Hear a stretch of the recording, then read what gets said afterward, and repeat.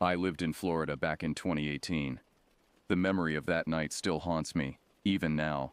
I was 16 then, full of the kind of bravado that only comes with youth and ignorance.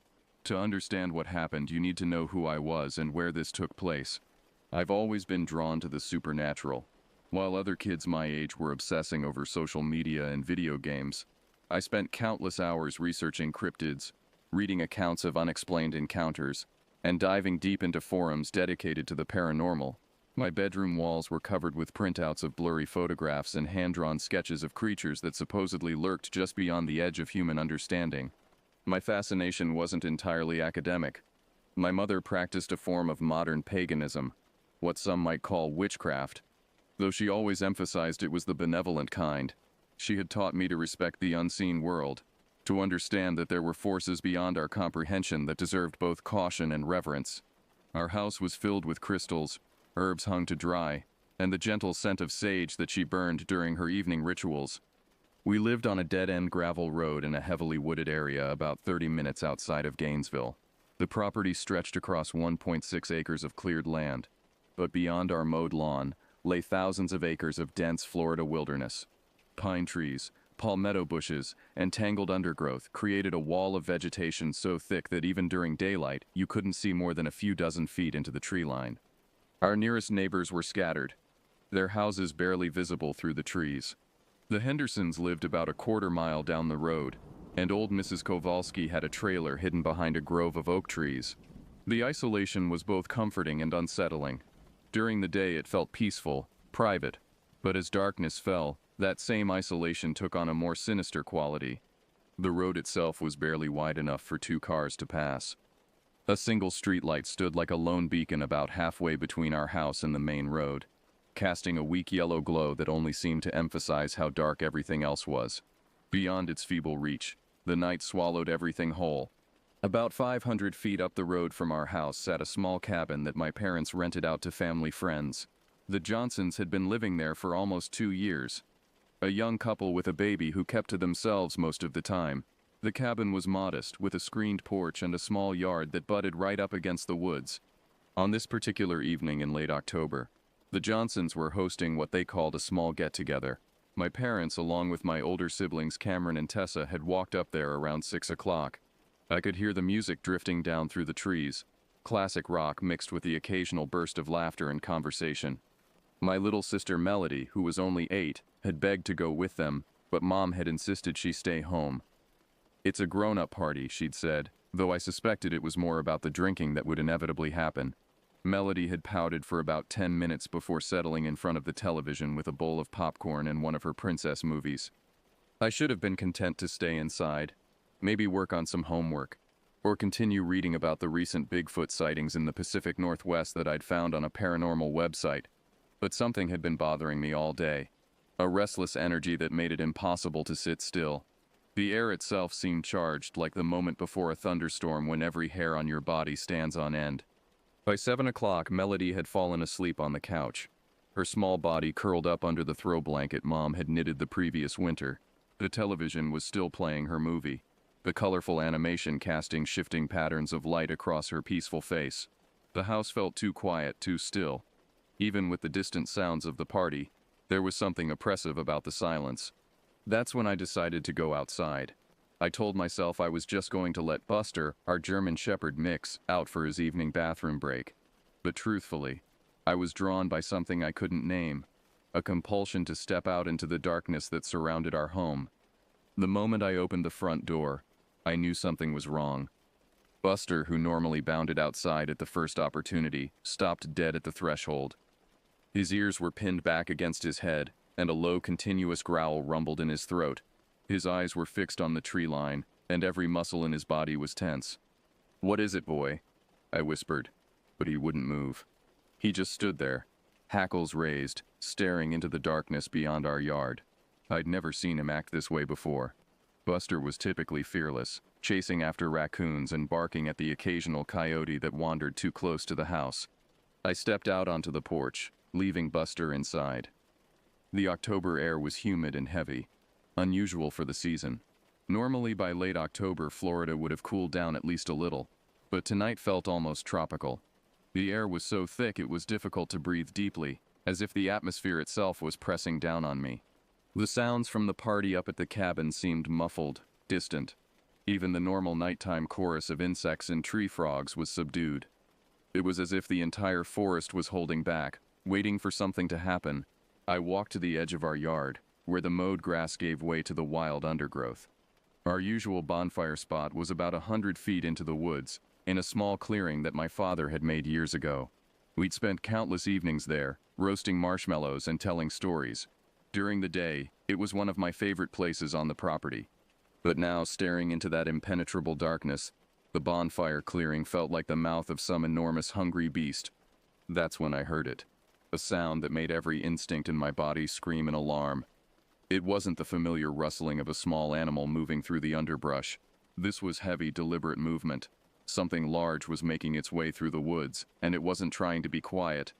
The sound came again, closer this time. Branches snapped under weight. Not the quick crack of a twig beneath a rabbit's foot, but the prolonged groan and snap of substantial limbs being crushed. Whatever was moving out there was big, much bigger than any native Florida wildlife had a right to be.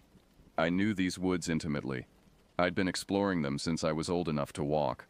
I knew the difference between a raccoon's scrambling movement and a deer's careful steps. I'd heard black bears passing through on rare occasions, their heavy shuffling gait unmistakable. This was none of those things. The movement was too purposeful, too controlled. It reminded me of a person walking through the woods, but the weight behind each step suggested something much larger and heavier than any human. The spacing of the footfalls was wrong too far apart, as if whatever was walking had an unnaturally long stride. My heart began to pound, but I couldn't bring myself to go back inside. Part of it was teenage stubbornness. I'd spent so many years reading about encounters with unknown creatures that I felt prepared for something like this. But there was something else keeping me rooted to the spot, a horrible fascination that overrode my growing fear. The movement stopped. In the sudden silence, I became acutely aware of every sound. My own labored breathing, the distant music from the cabin, the barely perceptible hum of the streetlight up the road.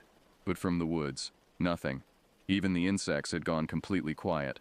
I strained my eyes, trying to penetrate the darkness between the trees.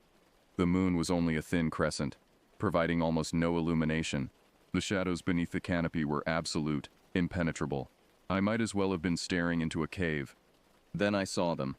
Two pale, luminous discs appeared in the darkness, roughly where a person's eyes would be if they were standing among the trees at the edge of our property. But they were too high off the ground, at least 7 feet up, maybe more, and they glowed with a sickly phosphorescent light that reminded me of the foxfire fungus that sometimes grew on rotting logs. The eyes, for that's what they had to be, didn't blink. They simply stared, fixed and unmoving, directly at me. Every rational part of my mind was screaming at me to run, to get inside the house and lock the door, but I couldn't move. The eyes held me transfixed, and beneath my terror, a strange realization was dawning. The thing, whatever it was, hadn't moved past the tree line. I thought about my mother's protective rituals, the salt she sometimes scattered around our property, the small cloth bags filled with herbs that she hung from fence posts. She'd never explicitly told me she was creating a barrier, but now I wondered if that's exactly what she'd been doing all these years. The eyes continued to stare, unblinking and patient. There was an intelligence behind them, a calculating awareness that was more terrifying than any mindless beast would have been. This thing was thinking, evaluating, planning. Minutes passed. The standoff continued. Then, cutting through the oppressive silence, came a voice. It was unlike anything I'd ever heard. The sound seemed to emerge from the very trees themselves, low and rasping, as if vocal cords designed for human speech were being used by something that had never been human. The words came slowly, deliberately, each syllable forced out with obvious effort. Jordan. The sound of my own name spoken in that terrible voice made my knees buckle. How could it possibly know who I was? I'd never seen this thing before, never encountered anything like it. Yet it knew me, had somehow learned my name. Come here, Jordan. The words carried an awful weight, a compulsion that pressed against my mind like physical pressure. Part of me wanted to obey, to walk forward into those woods, to approach whatever was waiting there among the trees. It would be so easy to just take a few steps forward, to cross that invisible line and find out what this creature wanted. I don't want to hurt you. The voice was becoming clearer, more defined, as if the thing was learning how to use human speech even as it spoke. But there was something fundamentally wrong with the intonation, the rhythm. It sounded like someone reading words from a script without understanding their meaning. I tried to speak, to respond, but no sound came out. My throat had closed up completely, and my tongue felt thick and useless in my mouth. Standing there in my own yard, frozen with terror, but somehow still safe behind whatever protection my mother had established, I felt a flicker of my usual 16-year-old arrogance beginning to surface. I'd spent years studying creatures like this, reading accounts of encounters and analyzing behaviors. I thought I understood what I was dealing with. The glowing eyes remained fixed on me, and the voice came again, more insistent this time. Come here. A pause. Come here, Jordan. Come here. Come here. Come here. The repetition was hypnotic, almost mechanical. It reminded me of the descriptions I'd read of certain Native American legends, creatures that could mimic human speech but didn't truly understand language, things that stole voices and used them like tools. My fear was gradually being replaced by anger. How dare this thing come to my home, to my family's property, and try to lure me into the woods? How dare it use my name, speak to me with that horrible borrowed voice? I looked around and spotted a rock near the edge of our flower bed, about the size of a baseball. Before I could think about what I was doing, I bent down and picked it up. The weight of it in my hand was comforting, solid and real in a night that had become increasingly surreal. Get out of here, I shouted, surprised by the strength of my own voice. Get away from my home. I drew back my arm and hurled the rock as hard as I could toward those glowing eyes. The stone disappeared into the darkness, and for a moment I wasn't sure if I'd hit anything. The eyes didn't move, didn't react. Then came the scream. It wasn't a sound that any earthly creature could make. It started low, almost subsonic, a vibration that I felt in my bones before I heard it. Then it rose in pitch, becoming a piercing shriek that seemed to drill directly into my brain. The sound was so intense, so overwhelming, that I clapped my hands over my ears and fell to my knees. The scream went on and on, rising and falling like an air raid siren. Windows rattled in their frames. Car alarms began going off in the distance. Dogs throughout the neighborhood began howling in response, their voices adding to the hellish chorus. Then, as suddenly as it had begun, the screaming stopped. In the ringing silence that followed, I heard a sound that made my heart stop, the whistle of something moving through the air at tremendous speed. The rock I had thrown, or something very much like it, whizzed past my head so close that I felt the wind of its passage. It struck the side of our house with a tremendous crash, leaving what I would later discover was a crater in the wooden siding. The force behind that throw was impossible. No human being, no matter how strong, could have hurled a stone with that kind of velocity. The thing in the woods had caught my rock and returned it with the power of a major league pitcher. Or maybe a cannon. I scrambled to my feet and ran for the front door, my legs shaking so badly I could barely stay upright. Behind me I could hear movement in the woods again, but this time it was different. The careful stalking movements had been replaced by something frantic, violent. Trees were crashing down. The sound of splintering wood filled the air. I burst through the front door and slammed it behind me, throwing the deadbolt and sliding the chain lock into place. Melody was sitting up on the couch now, rubbing her eyes and looking confused. Jordan, what was that noise? It woke me up. I forced myself to take deep breaths, to appear calm, even though every nerve in my body was screaming. Melody didn't need to see me like this. She didn't need to know what was out there in the woods. Just some animals fighting, I managed to say, surprised at how normal my voice sounded. Go back to sleep. But sleep was the last thing on my mind. I went to every window in the house, checking that they were locked, pulling the curtains closed. The sounds from outside continued for several more minutes, crashing, splintering, what might have been howling in the distance. Then gradually everything went quiet again. I retreated to my bedroom and sat on the edge of my bed, staring at the closed curtains and trying to process what had just happened. The rational part of my mind was already beginning to doubt what I'd seen and heard. Maybe it had been a bear after all, or a large boar. Maybe the phosphorescent eyes had been a trick of light and shadow. Maybe the voice had been my imagination, fueled by too many late nights reading about cryptids and monsters. But I knew better. I'd seen what I'd seen, heard what I'd heard. Something had been out there. Something that knew my name and wanted me to come into the woods. Something with the strength to throw a rock hard enough to crater the side of a house. I stayed awake until I heard the sounds of my family returning from the party. Car doors slamming. Voices calling goodnight to the Johnsons. The familiar sound of my parents' footsteps on the gravel driveway. Only then did I begin to relax, to feel truly safe again. When everyone had settled in for the night, I found my mother in the kitchen, cleaning up the few dishes that had been left in the sink. She looked tired but content, the way she always did after spending an evening with friends. Without really knowing why, I walked over and hugged her tightly, squeezing her as if I hadn't seen her in months. Instead of just a few hours. "Thank you," I whispered into her shoulder. She hugged me back, but I could feel her confusion. "Thank you for what, sweetie?" "For protecting us. For protecting the family." She pulled back to look at me, her eyes searching my face. "Jordan, what happened tonight?" But I couldn't tell her. Not then. Not while the terror was still so fresh. Not while I could still hear that awful voice calling my name. Instead, I just hugged her again and said, "I don't want to talk about it right now." She didn't push, didn't demand an explanation. She simply held me until I was ready to let go. It would be years before I finally told her the whole story. Years before I learned that she had indeed been maintaining protective barriers around our property. That the herbs and salt and carefully spoken words had been holding something at bay. She wasn't entirely surprised by my account, though the details clearly disturbed her. "I always felt like there was something in those woods," she admitted. "Something that didn't belong there. I hoped the protections would be enough to keep it away from the house." They had been enough. Whatever that thing was, it couldn't cross the invisible line my mother had drawn around our home. But it had been out there, waiting, watching, learning our names and our routines. And if I had been foolish enough to step beyond that protective boundary, I still live in Florida, though I've moved far from those woods. I've never encountered anything like that creature again, and I hope I never will. But sometimes, on particularly dark nights when the air is thick and heavy, I find myself remembering those glowing eyes and that terrible voice.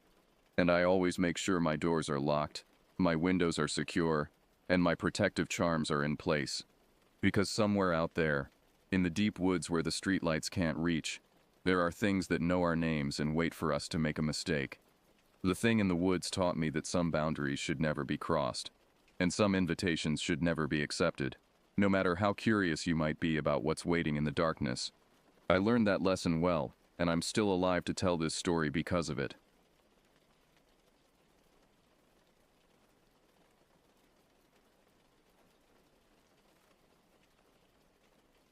I'd never been comfortable sleeping outdoors, but my partner Jordan had been persistent about this trip.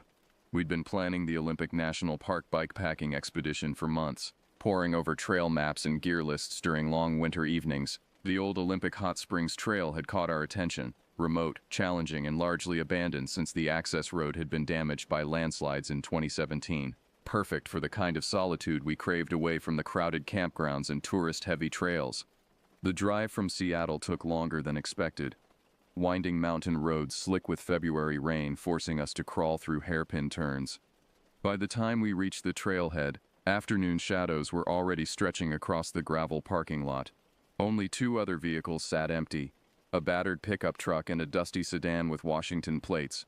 The absence of crowds felt both liberating and somehow ominous.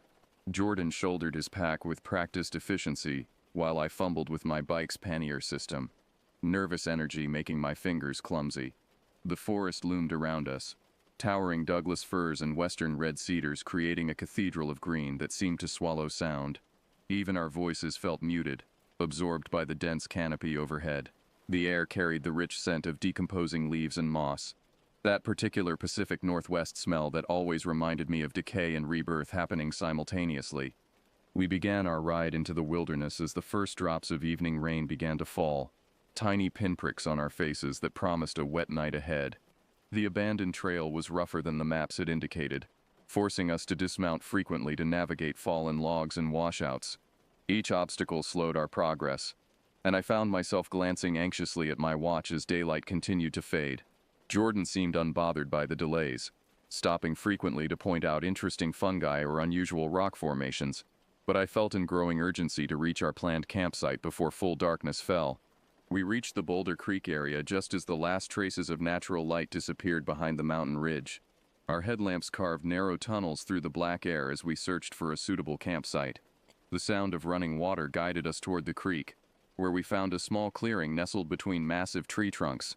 The spot felt protected, surrounded by ancient cedars whose branches formed a natural canopy overhead. Jordan immediately began the familiar ritual of setting up camp, clearing rocks and debris, laying out our tent footprint, assembling poles with methodical precision. I busied myself with unpacking our gear, but my hands shook slightly as I organized our supplies. Something about this place felt different from other backcountry sites we'd used. The darkness seemed thicker here, more oppressive, as if the trees were pressing closer than they should. The creek babbled nearby, a constant white noise that should have been comforting but instead masked other sounds I couldn't identify. Occasional rustling came from the underbrush, probably mice or squirrels, but each noise made me freeze momentarily, listening intently for threats that never materialized. Jordan noticed my jumpiness and gently ribbed me about my city nerves, but even his usual confidence seemed slightly forced tonight. We cooked a simple dinner over our camp stove, the blue flame casting dancing shadows on the surrounding trees. The warm food helped settle my nerves somewhat, and Jordan's steady presence reminded me why I'd agreed to this adventure in the first place. He had a way of making the wilderness feel manageable, his years of outdoor experience lending authority to his calm demeanor. But even he seemed to eat quickly, eager to retreat to the safety of our tent. As we cleaned up and stored our food in the bear canister, I noticed how complete the darkness had become. Our headlamps revealed only small circles of detail, a fern here, a moss-covered log there, while everything beyond remained utterly black. The forest felt vast and unknowable around us, stretching endlessly in all directions. When Jordan announced he was ready for bed, I felt a wave of relief wash over me. Inside our tent zipped securely against the night, I felt marginally safer. The familiar routine of arranging our sleeping bags and organizing our gear for the morning provided welcome distraction from the oppressive darkness outside. Jordan fell asleep quickly, his breathing settling into the deep, regular rhythm I'd grown accustomed to over years of camping together. I lay awake longer, hyper-aware of every sound penetrating the thin nylon walls. The creek's constant murmur should have been soothing, but instead it seemed to amplify every other noise, the drip of condensation from branches, the distant crack of settling timber, the occasional rustle that might have been wind or might have been something moving through the underbrush. Each sound sent a jolt of alertness through my system, making sleep feel impossible. Around midnight, I finally began to drift off, lulled by Jordan's steady breathing and the rhythmic sound of light rain beginning to fall on the tent fly. But my rest was fitful, interrupted by dreams of being watched by invisible eyes, of voices calling from empty spaces between the trees. I woke several times, disoriented and anxious, reaching out to confirm Jordan's reassuring presence beside me. The rain intensified during the early morning hours, drumming harder against our shelter. The sound was oddly comforting, creating a cocoon of white noise that seemed to push back against the forest's oppressive silence. But even through the rain, I occasionally caught other sounds, distant snapping of branches, soft thuds that might have been falling debris, and once, what sounded distinctly like footsteps circling our campsite. Each time I fully awakened to investigate, Jordan slept on undisturbed, and the sounds would fade away, leaving me uncertain whether I'd actually heard anything, or simply imagined threats in the boundary between sleep and wakefulness. By the time genuine dawn began to approach, I had given up on meaningful rest entirely, lying tense and alert, waiting for enough light to justify leaving the tent. I emerged from the tent around 5 in the morning, the sky still dark, but showing the faint gray promise of approaching sunrise. The rain had stopped, leaving everything dripping and glistening in the beam of my headlamp. The air felt thick with moisture and the smell of wet earth, that distinctly northwestern scent of a forest after heavy rain. Jordan remained asleep, exhausted from the previous day's long ride and untroubled by the anxiety that had kept me awake. Moving quietly to avoid waking him, I stepped carefully around our campsite, noting how different everything looked in the pre-dawn gloom. The massive cedar trees that had seemed protective in daylight now loomed like dark giants, their trunks disappearing upward into impenetrable blackness. Every shadow seemed to hide potential threats. Every dark space between trees felt like it might conceal watching eyes. I needed to relieve myself, but hesitated at the thought of walking to the pit toilet, which sat roughly 100 feet away down a narrow trail. In the darkness, that distance felt enormous, fraught with possibilities for stumbling or encountering something unexpected. Instead, I decided to step just outside our immediate campsite, into a thick patch of undergrowth that would provide adequate privacy while keeping me close to the tent's safety.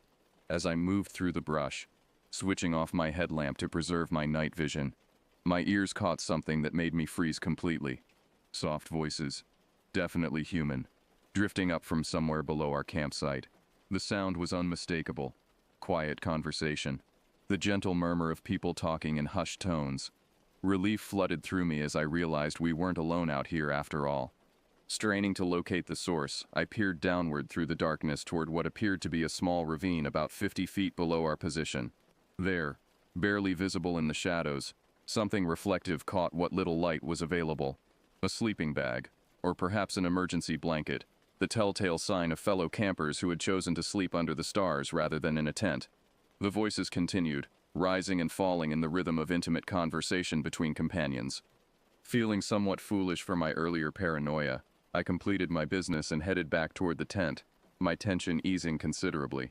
Jordan was beginning to stir as I quietly slipped back inside, and we exchanged sleepy good mornings as we began the familiar process of breaking camp. I mentioned the nearby campers in a whisper, and Jordan nodded drowsily, equally relieved to know we had neighbors in this remote location. We worked efficiently in the growing light, rolling sleeping bags and stuffing gear into panniers with the practiced movements of experienced cycle tourists. The sky gradually lightened from black to deep gray, though the thick canopy overhead meant our immediate surroundings remained shadowy and indistinct. Neither of us spoke loudly, respecting the apparent rest of our fellow campers somewhere below in the ravine.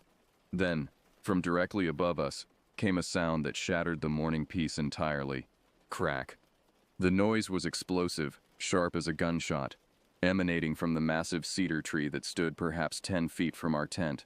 Both Jordan and I froze, heads snapping upward, expecting to see a large branch falling, or some obvious explanation for such a violent sound. But the tree stood perfectly still, its branches motionless in the windless air. No debris fell, nothing moved. A second crack followed immediately, even louder than the first. Then a third. The sounds were rhythmic now, deliberate, like something enormous moving through the upper branches with destructive force. Jordan grabbed his headlamp and aimed its beam upward into the canopy, the circle of light revealing only empty branches and darkness beyond. The cracking continued, growing in intensity and frequency. "What the hell?" Jordan whispered, his voice tight with concern. The sounds were impossible to ignore or rationalize. Deep, splintering cracks that suggested massive weight shifting among branches that remained completely stationary. I felt my heart rate accelerate, adrenaline surging as my mind raced to find explanations that simply didn't exist. The noise intensified suddenly, becoming a barrage of sharp reports interspersed with what sounded like heavy objects crashing through foliage. Yet nothing fell.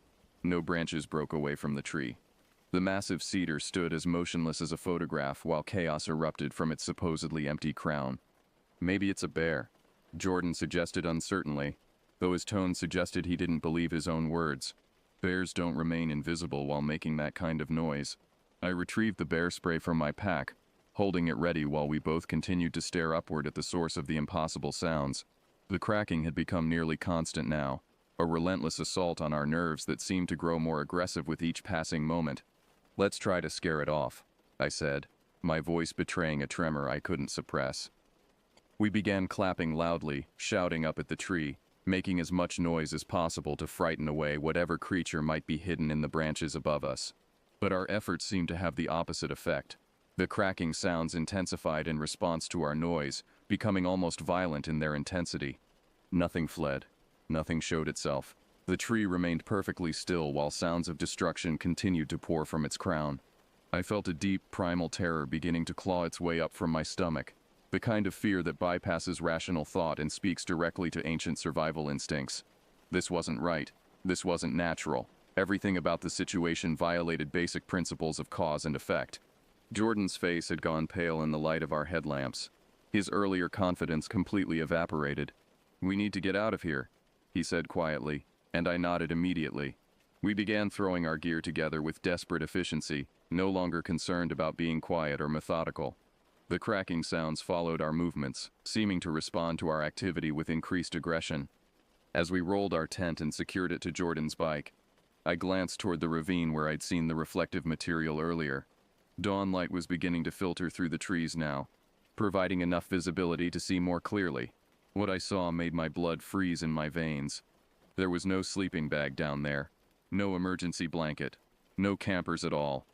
The reflective surface I'd mistaken for camping gear was nothing more than aluminum drainage pipes protruding from beneath an old trail marker, catching stray light from my headlamp. The voices I'd heard, the gentle conversation that had provided such comfort, had never existed. We had been completely alone in these woods all along. The realization hit me like a physical blow. If there were no other campers, then whose voices had I heard in the darkness?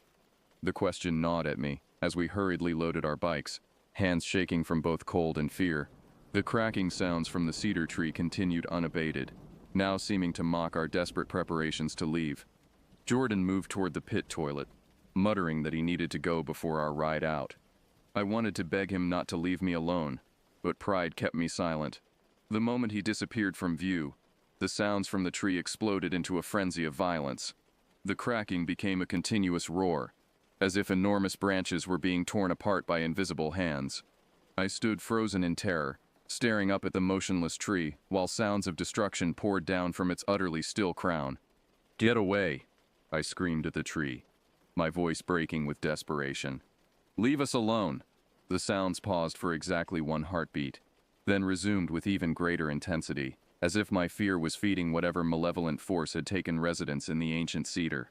I backed away from the tree, my hand gripping the bear spray so tightly my knuckles ached. The moment Jordan reappeared at my side, the sound stopped instantly. The silence was shocking after the prolonged assault, so complete that my ears rang in the sudden absence of noise. We stared at each other wordlessly, both recognizing the horrifying implication. Whatever was doing this was watching us, responding to our movements, our fear, our isolation. We mounted our bikes without another word and began pedaling as fast as the rough trail would allow. Behind us, a single deliberate crack echoed through the forest, a parting shot that followed us as we fled deeper into the woods. My legs pumped frantically, driven by pure terror, while branches whipped at my face and exposed roots threatened to send me sprawling. Every shadow seemed to conceal pursuing threats.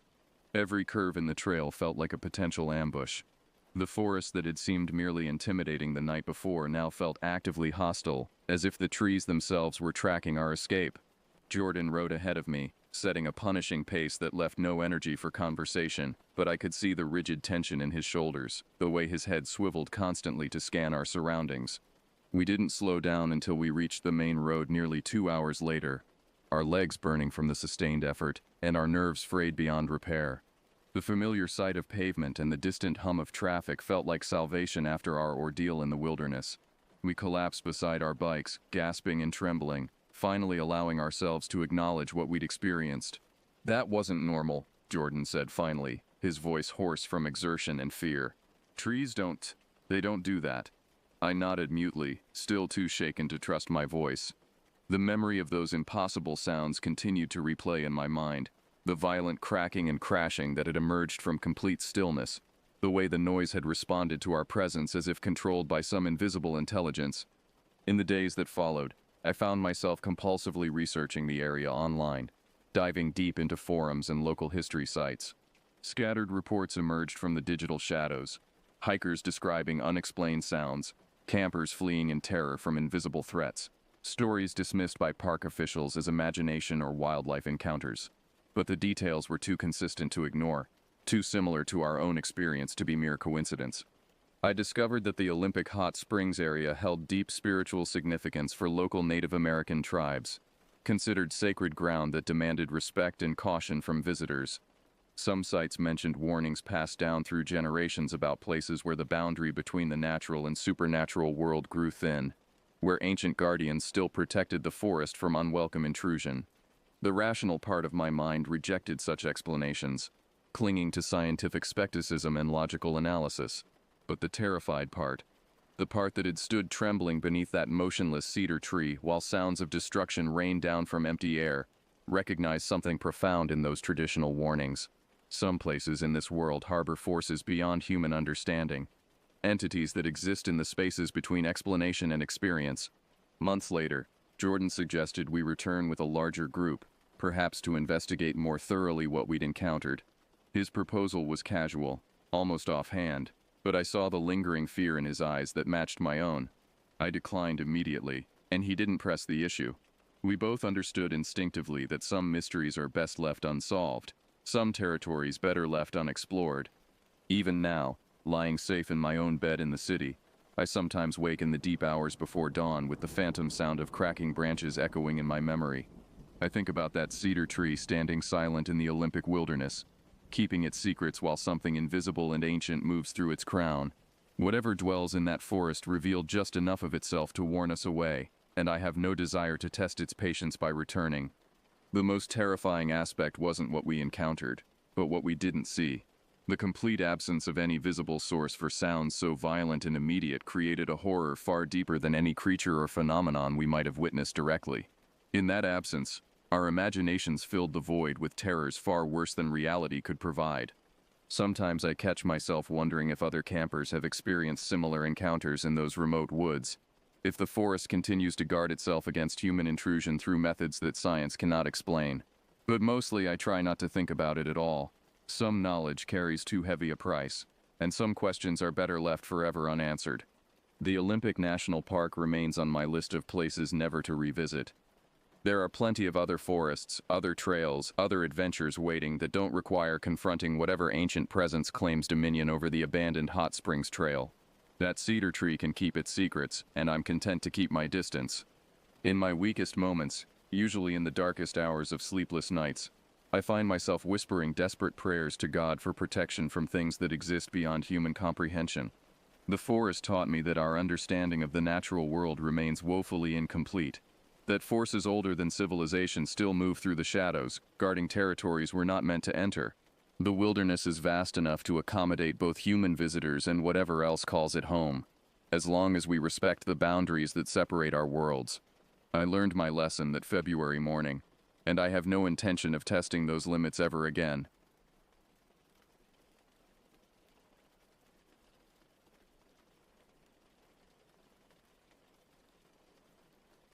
My job at Steelton Industries was mined.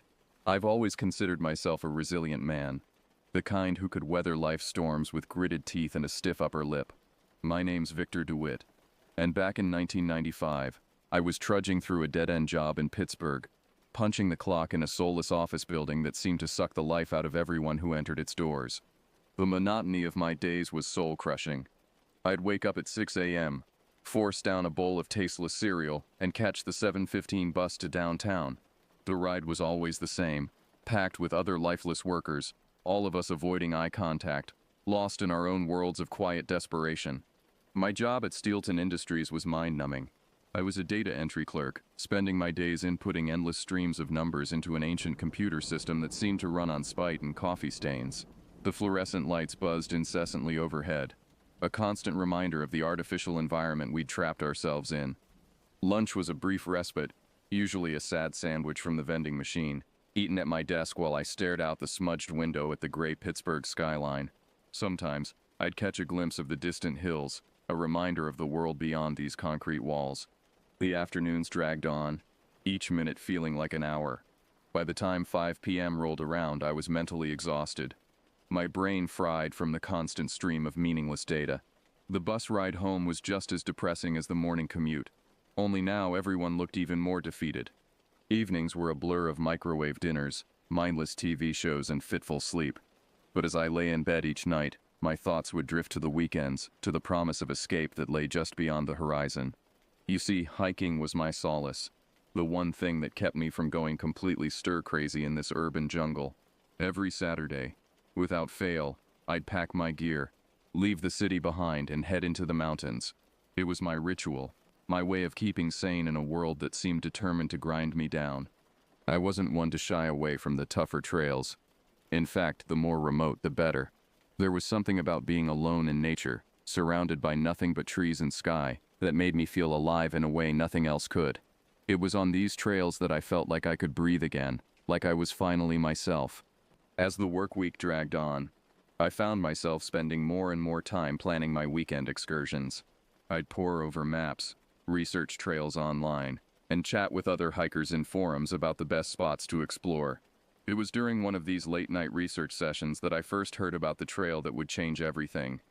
It was a Tuesday night, and I was deep into a hiking forum, scrolling through posts about various trails in the Allegheny National Forest.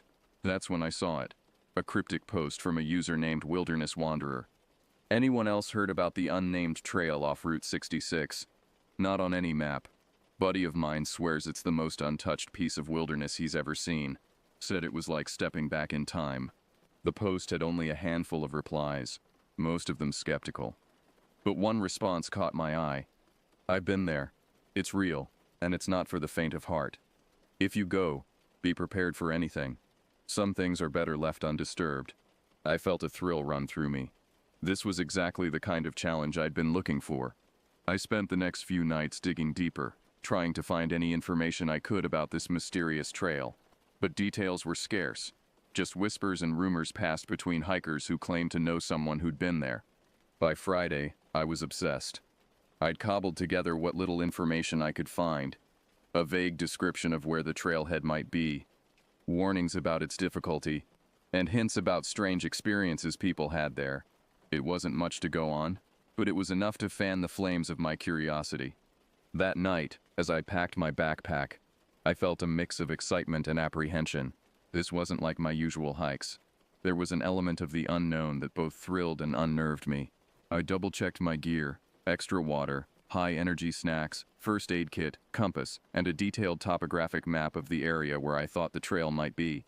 As I zipped up my pack, I caught a glimpse of myself in the mirror.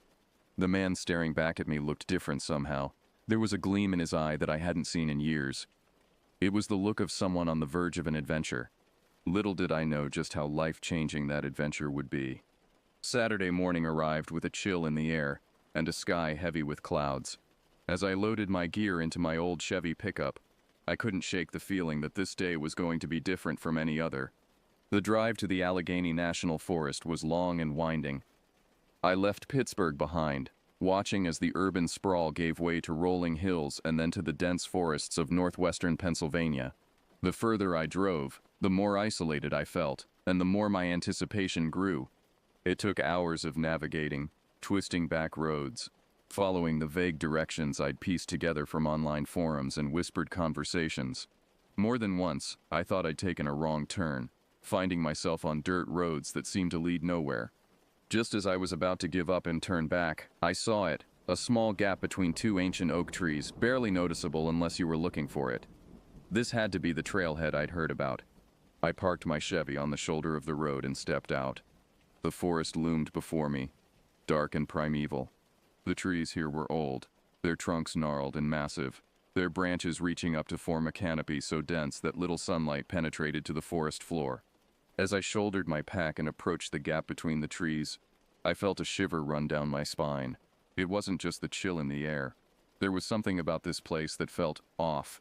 The usual sounds of the forest, birdsong, the rustle of small animals in the underbrush, were strangely absent.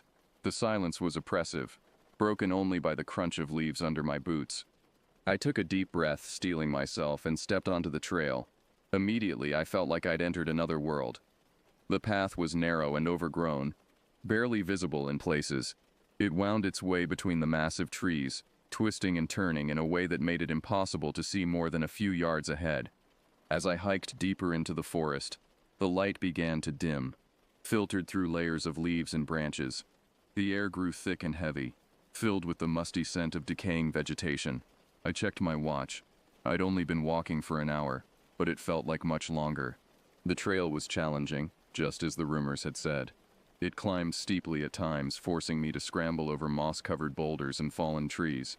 Other sections were boggy, my boots sinking into the soft earth with each step. But it wasn't just the physical difficulty that was getting to me. There was something else. A growing sense of unease that I couldn't shake. It started as a tickle at the back of my neck, a feeling of being watched. I kept glancing over my shoulder, expecting to see something, but there was never anything there, just the endless trees and shadows. As the day wore on, my unease grew stronger. The forest seemed to close in around me, the trees looming impossibly tall, their branches reaching out like gnarled fingers. More than once I could have sworn I saw movement out of the corner of my eye, but when I turned to look there was nothing. I tried to rationalize these feelings, telling myself it was just the isolation getting to me. After all, I was miles from civilization, in a part of the forest that few people had ever seen. It was natural to feel a bit on edge. But deep down, I knew it was more than that. There was something fundamentally wrong about this place. Something that went beyond mere isolation or unfamiliarity. It was as if the very air was charged with a malevolent energy, as if the forest itself was aware of my presence and was not happy about it. As the afternoon wore on and the light grew dimmer, I began to wonder if I should turn back. The trail was supposed to be a loop, but I had no idea how much further I had to go. The thought of being in this forest after dark filled me with a dread I couldn't explain. But just as I was about to give up and retrace my steps, I saw something through the trees ahead, a structure of some kind. My heart leaped. Maybe it was a ranger station or an old hunter's cabin. Either way, it meant shelter and possibly a way to orient myself.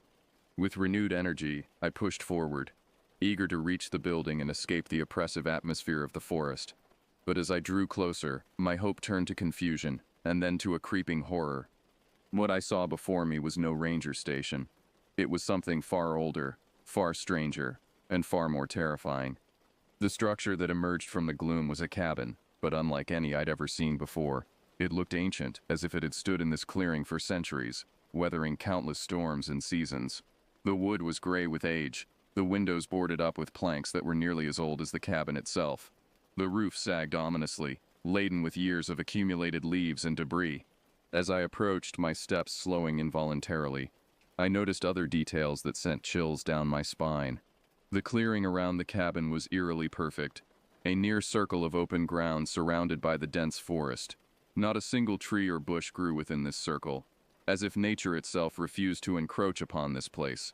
The porch creaked under my weight as I stepped onto it, the rotten wood threatening to give way.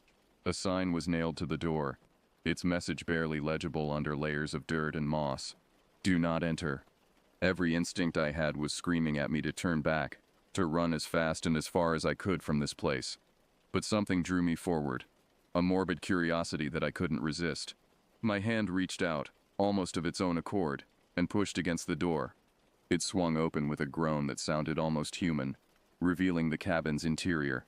The smell hit me first, a thick, musty odor of decay, and something else. Something I couldn't quite identify. It was sickly sweet, reminiscent of rotting meat but with an underlying scent that was alien and deeply unsettling. I fumbled for my flashlight, its beam cutting through the gloom to reveal the cabin's contents. Dust motes danced in the light, swirling in patterns that seemed almost deliberate. The furniture was old and broken, a table with one leg missing, chairs with their seats rotted away, shelves sagging under the weight of moldy books and rusted tools. But it was what lay in the center of the room that truly caught my attention. A trapdoor set into the floor, slightly ajar, and from beneath it that smell grew stronger, wafting up in almost visible waves. I stood there, frozen, my heart pounding in my chest. Every fiber of my being was telling me to leave, to forget I'd ever seen this place. But my feet moved of their own accord, carrying me closer to that trapdoor. I can't explain why I did what I did next. Maybe it was the same morbid curiosity that gets us all into trouble at some point in our lives. Or maybe it was something more sinister, some external force compelling me forward. Whatever the reason, I found myself reaching down, grasping the iron ring set into the trapdoor, and pulling it open. The hinges screamed in protest, the sound echoing in the empty cabin like a cry of pain. A set of stairs led down into darkness. A darkness so complete it seemed to swallow the beam of my flashlight. The smell that rose from that opening was overwhelming now. I gagged, fighting the urge to vomit. But still, I didn't turn back. I couldn't. Something was calling to me from that darkness. Something ancient and terrible and undeniably real. Taking a deep breath, I began to descend the stairs. Each step creaked ominously, threatening to give way under my weight. The air grew colder as I went deeper, and I could have sworn I felt something brush against my skin, like cobwebs or ghostly fingers. When I reached the bottom, I found myself in a small chamber. My flashlight revealed walls that at first glance looked like they were covered in some kind of plaster. But as I looked closer, I realized with growing horror that the texture was all wrong. It was organic, almost alive, like the inside of some giant shell or the lining of a stomach. In the center of the chamber stood a table, and on that table, I'm still not sure how to describe what I saw. At first glance, it looked like a pile of bones, bleached white with age. But as I drew closer, I realized that the bones were arranged in a pattern, an intricate and deliberate design that hurt my eyes to look at directly. And beneath the bones there was something else. A shape, a mass of flesh. It pulsated slightly, with a texture like raw meat. I backed away, my heart pounding so hard I thought it might burst from my chest. Whatever this thing was, it was wrong. It didn't belong in this world. It was an abomination, a violation of every natural law I knew. I turned to leave, my only thought to get as far away from this place as possible. But then I heard it, a low, wet sound, like something being dragged across the floor. I whipped around, my flashlight beam dancing wildly across the chamber, and that's when I saw it. The thing on the table moved. Slowly, agonizingly, it began to rise. The bones clattered as they fell away, revealing more of the pulsating flesh beneath. And then I saw the eyes. They weren't human eyes. They weren't the eyes of any animal I'd ever seen. They were something in between, something that shouldn't exist. And they were looking directly at me. In that moment, as those alien eyes locked onto mine, I knew I had made a terrible, possibly fatal mistake. Whatever this thing was, it was aware. It was alive, and now, it knew I was here. I ran. I didn't look back, didn't pause to think. I just ran, taking the stairs 2 at a time, my feet barely touching the ground. The darkness seemed thicker now, more alive, as if it was trying to pull me back down. I burst out of the cabin, gasping for air, and sprinted into the woods. The sun was lower in the sky now, casting long shadows that seemed to reach for me as I ran, but I didn't stop. I couldn't. I'm not sure how long I ran, or even in what direction. All I knew was that I had to get away, had to put as much distance between myself and that cabin as possible. It wasn't until I finally reached my truck, out of breath and trembling, that I dared to look back. The cabin was barely visible through the trees, just a dark shape in the distance. But I could have sworn I saw movement, a shadow darker than the rest, watching me from the tree line. I threw my gear into the truck, jumped in, and tore out of there. The tires kicked up gravel as I sped down the road, not slowing down until I hit the main highway. Even then I kept driving, putting mile after mile between me and that forsaken place. I didn't sleep that night. How could I? With the image of those eyes burned into my mind. Every time I closed my eyes, I saw them staring back at me, alien and hungry. In the days that followed, I tried to rationalize what I had seen. Maybe it was just my imagination playing tricks on me. Maybe the isolation and the unfamiliar surroundings had caused me to hallucinate. Or maybe it was some elaborate hoax, a prank set up by locals to scare off city folk like me. But deep down, I knew none of those explanations were true. What I had seen in that cabin was real. It was dangerous. And somehow I knew it wasn't finished with me yet. I couldn't bring myself to go back to work. The thought of sitting in that office, inputting meaningless data while pretending everything was normal, was more than I could bear. I called in sick, using up vacation days I'd been saving for years. I spent days holed up in my apartment, jumping at every sound, convinced that somehow that thing from the cabin had followed me home. I couldn't shake the feeling of being watched, even in the heart of the city. As the days turned into weeks, I tried to return to some semblance of normalcy. I went back to work, but everything felt different now. The mundane problems of office life seemed trivial compared to what I had experienced. My coworkers noticed the change in me. The dark circles under my eyes, the way I flinched at sudden movements, the haunted look that never quite left my face. I couldn't bring myself to go hiking anymore. The thought of stepping into the woods filled me with a primal dread. My hiking gear gathered dust in the corner of my apartment, a reminder of the life I had lost. Nights were the worst. In the quiet darkness of my bedroom, I could swear I heard that wet, dragging sound again. Sometimes, in the moments between sleeping and waking, I thought I saw those eyes, glowing in the shadows. I became obsessed with researching the area where I had found the cabin. I spent hours online, digging through old newspaper archives and local history books. What I found only deepened the mystery. There were stories dating back centuries of strange disappearances in that part of the Allegheny National Forest. Native American legends spoke of an evil spirit that lived in the woods, luring travelers to their doom. Settlers in the 18th and 19th centuries reported encounters with something they couldn't explain, something that left them changed. But it was a series of more recent incidents that truly chilled me to the bone. Over the past few decades, there had been multiple cases of hikers going missing in that area. Some were never found. Others turned up weeks or months later, alive but profoundly altered. They spoke of lost time, of experiences they couldn't or wouldn't describe. Many never set foot in the woods again. As I delved deeper into these stories, I began to see connections, patterns that had been overlooked, and I realized with growing horror that what I had encountered in that cabin was part of something much larger and much older than I had initially thought. I knew I couldn't keep this to myself. I had to warn others, to prevent anyone else from stumbling upon that cursed place. But who would believe me? I could barely believe it myself, and I had seen it with my own eyes. I started posting anonymously on hiking forums, warning people away from that area. I contacted the park rangers, spinning a story about dangerous terrain and unstable structures. I did everything I could to keep others away, all while knowing that it might not be enough.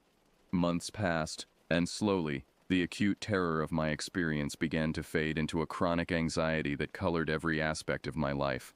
I quit my job, unable to bear the confinement of the office any longer. I sold most of my possessions and moved to a small apartment on the outskirts of the city, as far from the forests as I could get, while still maintaining some connection to my old life. But no matter how far I ran, I couldn't escape the feeling that it wasn't over, that somehow, someday, I would have to confront what I had seen in that cabin. That day came sooner than I expected. It was a crisp morning in late March, nearly 6 months after my encounter in the woods. I was sitting at my kitchen table, nursing a cup of coffee and scanning the local news on my laptop, when I saw the headline that made my blood run cold. Group of hikers missing in Allegheny National Forest. With shaking hands, I clicked on the article. 5 hikers, all experienced outdoorsmen, had vanished without a trace. The last known coordinates of their GPS trackers placed them in the exact area where I had found the cabin. I felt the weight of responsibility settle on my shoulders. I had tried to warn people, but it hadn't been enough. And now, more lives were at stake. I knew what I had to do, even though every instinct screamed against it. I had to go back. I had to find those hikers, or at least discover what had happened to them. And maybe, just maybe, I could find a way to end this once and for all. As I packed my bag, pulling my long-neglected hiking gear out of storage, I felt a mix of terror and determination. I didn't know what I would find when I returned to that forest, but I knew it would change me forever. I left a note in my apartment, detailing everything I had experienced and learned over the past months. If I didn't return, at least someone would know the truth. The drive back to the Allegheny National Forest was a journey into my own personal hell. Every mile brought back memories of that fateful day. Every turn in the road increased the dread building in my gut. But I pressed on, driven by a need to face what I had run from for so long. As I parked my truck at the now familiar spot and stepped out into the forest, I felt a shift in the air. The woods were silent, as they had been before, but there was a tension now, a feeling of anticipation. It was as if the forest itself was holding its breath, waiting to see what would happen next. I found the trail easily this time, my feet remembering the way, even after all these months. As I hiked deeper into the woods, I remained alert, watching for any sign of the missing hikers or anything else. Hours passed, and the forest grew darker around me. And then, just as before, I saw it through the trees, the cabin. It looked exactly as I remembered, a twisted parody of shelter in this wild place. But something was different this time. The door of the cabin stood open, swaying slightly in a breeze I couldn't feel, and from inside I heard sounds, movement, and something that might have been voices. Steeling myself, I approached the cabin. As I drew closer, I could make out words, spoken in a language I didn't recognize. The voices were strange, neither fully human nor completely alien. I stood at the threshold, my heart pounding in my chest. I knew that stepping through that door might mean my death, or something far worse, but I also knew that I couldn't turn back now. Whatever was in there, whatever had taken those hikers, had to be stopped. Taking a deep breath, I stepped into the cabin. The familiar musty smell hit me, along with that sickly sweet odor I remembered all too well. But now there was something else. The metallic tang of blood. My flashlight beam cut through the gloom, revealing a scene of horror. The missing hikers were there, or what was left of them. Their bodies were arranged in a grotesque tableau, limbs twisted at impossible angles, flesh melded with the strange organic substance that coated the walls. And in the center of it all, rising from the open trapdoor, was the thing I had seen before. But it was larger now, more defined. I could make out limbs of a sort, and what might have been a head, and those eyes, those terrible knowing eyes, were fixed directly on me. I wanted to run. Every fiber of my being screamed at me to flee. But I stood my ground. I had come here for a reason, and I wouldn't leave until I had seen it through. The thing moved towards me, its form shifting and changing with each step. I could hear whispers in my mind, promises of power and knowledge beyond human comprehension. For a moment, I felt myself drawn to it, tempted by what it offered. But then I remembered the hikers, their broken bodies a stark reminder of the true nature of this entity. With a supreme effort of will, I shook off its influence. I don't know where I found the strength to do what I did next. Maybe it was desperation, or maybe some long-dormant instinct kicking in. But as the creature reached for me, I ducked under its grasp and lunged for the far wall of the cabin. My hands found what I was looking for, an old oil lamp, left behind by some long-ago inhabitant. In one fluid motion, I smashed the lamp against the wall and fumbled with my lighter. The flame caught immediately, feeding on the decades-old oil and the dry, rotted wood of the cabin. The fire spread with unnatural speed, as if the cabin itself was eager to burn. The creature let out a sound, not a scream, but a psychic howl that threatened to shatter my sanity. It recoiled from the flames, its form wavering and dissolving. I didn't wait to see what would happen next. I ran, bursting out of the cabin and into the woods. Behind me, I could hear the roar of the fire and that unearthly howling. The forest itself seemed to be screaming, the trees groaning and snapping in the heat. I ran until my lungs burned, and my legs gave out. When I finally stopped and looked back, I saw a column of smoke rising above the trees, black and thick and somehow wrong. I made my way back to my truck in a daze, my mind struggling to process what had happened. As I drove away from the forest, I felt a weight lift from my shoulders. I knew somehow that it was over. Whatever that thing had been, whatever ancient evil had taken root in those woods, it was gone now.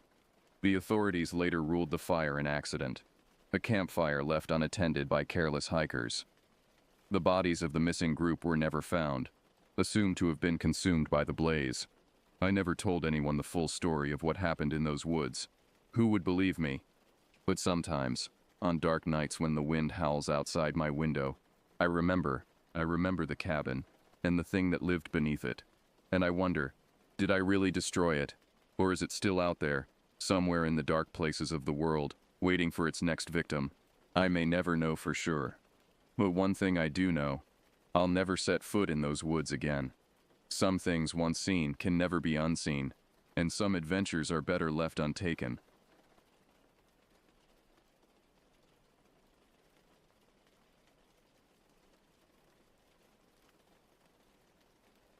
It was July 15th, 2023, when we set out on what was supposed to be a thrilling adventure into the heart of the Appalachian wilderness. I'm Hal, short for Halton, and at 28 years old, I thought I'd seen it all. Boy, was I wrong. The sun was just starting to peek over the tree line when we loaded up my old Ford F-150 for the trip. I'd been planning this hike for months, just me and 3 of my closest buddies, heading way out into the woods where no one could find us unless they had a map and the will to follow it. And it wasn't just any forest either. We were headed to a place deep in the Appalachians, where people whispered about disappearances and weird stories that no one could ever explain. None of us really believed that crap, of course. We were just 4 guys looking for a thrill, a break from the monotony of our 9-to-5 lives.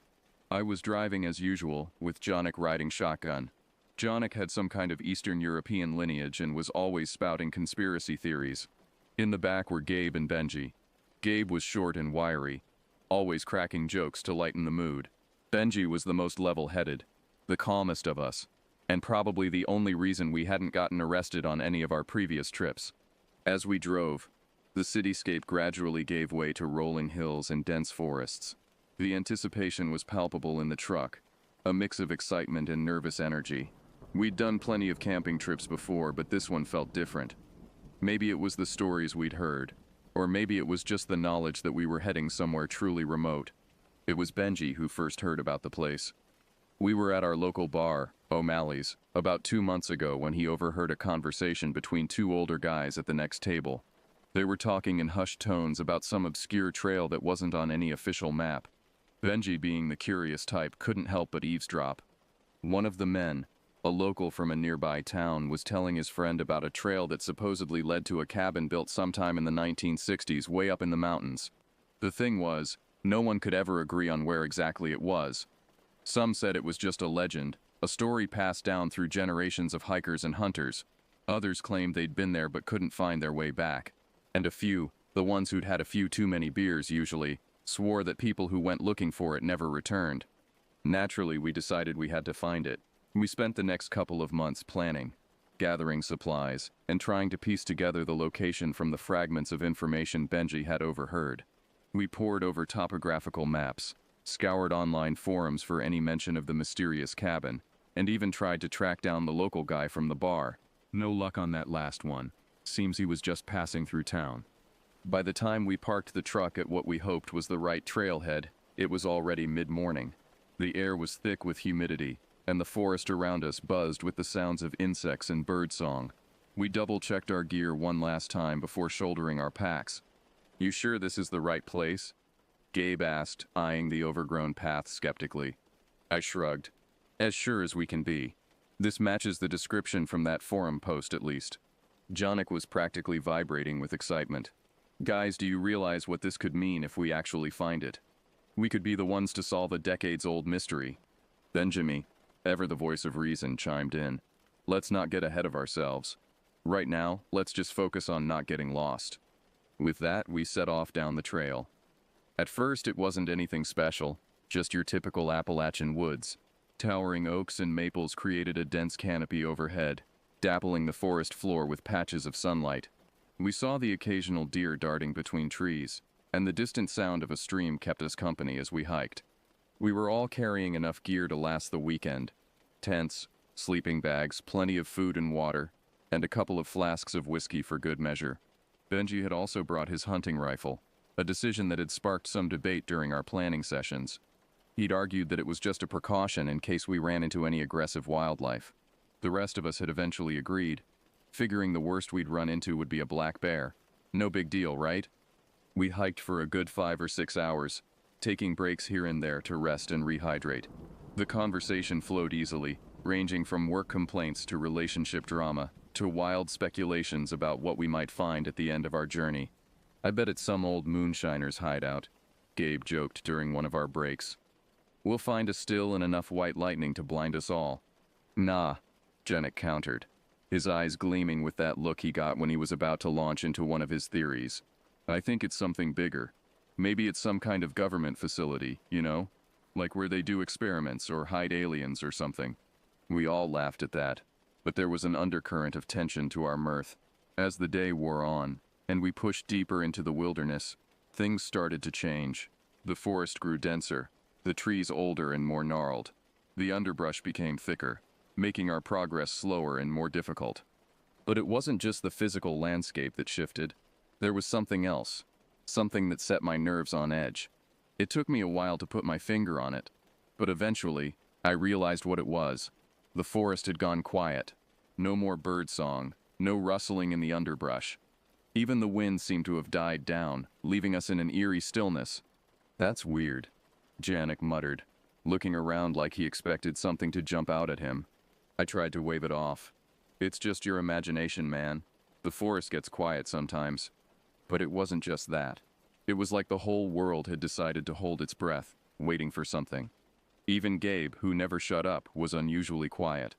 "Hal," Benji said after a while, his voice low, "we should set up camp soon. We're running out of daylight." He was right. The sun was already dipping behind the ridge, casting long, creepy shadows between the trees. We found a decent spot by a small clearing, and set about setting up camp. By the time we had the tents pitched and a fire going, it was nearly dark. That's when things really started to feel off. It wasn't just the quiet anymore. There was this feeling that settled over us, like we weren't alone, like something was watching us. Not in the typical forest creature's way either. No, this was different. Unnerving. Anyone else feel that?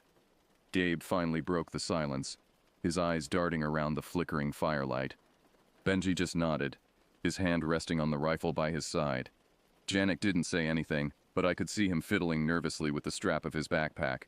I wasn't going to admit it, but yeah, something felt wrong. The shadows beyond our campfire seemed deeper, more menacing. Every snap of a twig in the darkness made us all jump. Well, I said, trying to keep things light. Maybe we've just been out here too long. Forest does weird stuff to your head when it gets dark. Or maybe, Janek said quietly, it's the cabin. None of us laughed. We ate our dinner in relative silence, the crackling fire the only thing breaking it up. Then, after a while, Janek stood up. I gotta take a piss, he muttered and wandered off into the trees. We waited for him to come back. 10 minutes passed, then 15. Think he got lost? Gabe asked, half joking but clearly nervous. He wouldn't go far, I said, standing up. I'll go check. I grabbed my flashlight and headed into the trees, calling his name. Janek, you good, man? Nothing. Just more of that damn silence. I walked further, the beam of my light cutting through the thick underbrush. But there was no sign of him. Just as I was about to turn back, I saw something. A faint glow in the distance, like the reflection of moonlight on something metal. Curious, I moved closer. That's when I saw it. A truck. An old rusted-out truck, half covered in moss and leaves, parked in the middle of nowhere. What the hell? I called out for Janek again, but my voice just echoed back at me, swallowed by the trees. I backed up, ready to head back to camp, when I saw it, a flash of movement from behind the truck. I froze, staring into the darkness, but there was nothing. That's when I heard the scream. Janek's scream. I bolted back toward the camp, my heart pounding in my chest. By the time I got there, Gabe and Benji were already on their feet, wide-eyed. What the hell happened? Gabe shouted. I don't know, I stammered. I heard him scream, but I didn't see anything. Benji grabbed his rifle and started toward the trees. We're not leaving him out there, let's go. We moved together, our flashlights cutting through the night. It wasn't long before we found something that made my stomach churn. It was Janek's hat, lying on the ground, torn. Shit, Benji muttered, looking around, his grip tight on the rifle. We need to get out of here, Gabe whispered, panic edging into his voice. We're not alone out here. Not without Janek, Benji growled. We're not leaving him. We pressed on, calling his name. That's when I saw it. A figure standing in the trees. At first I thought it was Janek, but as we got closer I realized it wasn't him at all. It was a man. An old man, with wild tangled hair and dirty clothes, staring at us with wide unblinking eyes. He didn't move, just stood there, watching. Who the hell are you? I called out, my voice trembling. He didn't answer, didn't move, just kept staring. Benji raised his rifle. Stay where you are, old man. That's when the man grinned. A wide, twisted grin that sent a chill down my spine. Suddenly, he bolted into the trees, disappearing into the darkness. What the... Gabe started, but he was cut off by another scream. This time, it was closer. Too close. We ran, crashing through the underbrush, desperate to find Janek. But when we reached the source of the scream, all we found was blood. A lot of it. It was smeared across the ground, leading deeper into the forest. Benji cursed under his breath, gripping his rifle like a lifeline. We need to get out of here, I said, my voice shaking. Now. But Benji wasn't listening. He was staring at the blood, his face pale. Benji, come on, I shouted, grabbing his arm. Reluctantly, he nodded, and we turned to leave, only to find the old man standing right behind us, that same twisted grin on his face. He didn't say a word, didn't move, just grinned. And then, without warning, he lunged. Benji fired the rifle, the sound deafening in the stillness of the forest. The old man went down, but it didn't stop him. He kept crawling toward us, his fingers clawing at the dirt, that damn grin never leaving his face. Run, Benji shouted, firing again. We didn't need to be told twice. We bolted, leaving the old man behind, his eerie laughter echoing through the trees. We ran blindly through the forest, branches whipping at our faces, roots threatening to trip us at every step. I could hear Gabe's panicked breathing behind me, and Benji's occasional curses as he brought up the rear. I don't know how long we ran. It could have been minutes or hours. Time seemed to lose all meaning in that dark, twisted forest. Every tree looked the same. Every shadow held the potential for danger. More than once I thought I saw movement out of the corner of my eye, darting figures just beyond the reach of our flashlights, always staying just out of sight. Finally, we burst out of the tree line and found ourselves back at the clearing where we'd set up camp. Our tents were still there, looking eerily undisturbed in the pale moonlight. We paused for a moment, all of us bent over, gasping for breath. What the hell was that thing? Gabe panted, his eyes wide with fear. Benji shook his head, still gripping his rifle tightly. I don't know, but we need to get out of here, now. But what about Janek? I asked, even though I already knew the answer. The amount of blood we'd seen, there was no way. We can't help him now, Benji said grimly. We need to save ourselves. We quickly gathered what we could from the campsite, leaving the tents behind in our haste. As we were about to leave, I heard something that made my blood run cold, the sound of twigs snapping, coming from the direction we'd just fled. Go, go, go, I hissed, and we took off running again, this time heading in what we hoped was the direction of the truck. The forest seemed to be actively working against us now. Branches reached out to snag our clothes, roots rose up to trip us, and the darkness pressed in from all sides, threatening to swallow us whole. And all the while I could swear I heard that eerie laughter echoing through the trees, sometimes close, sometimes far away, but always there.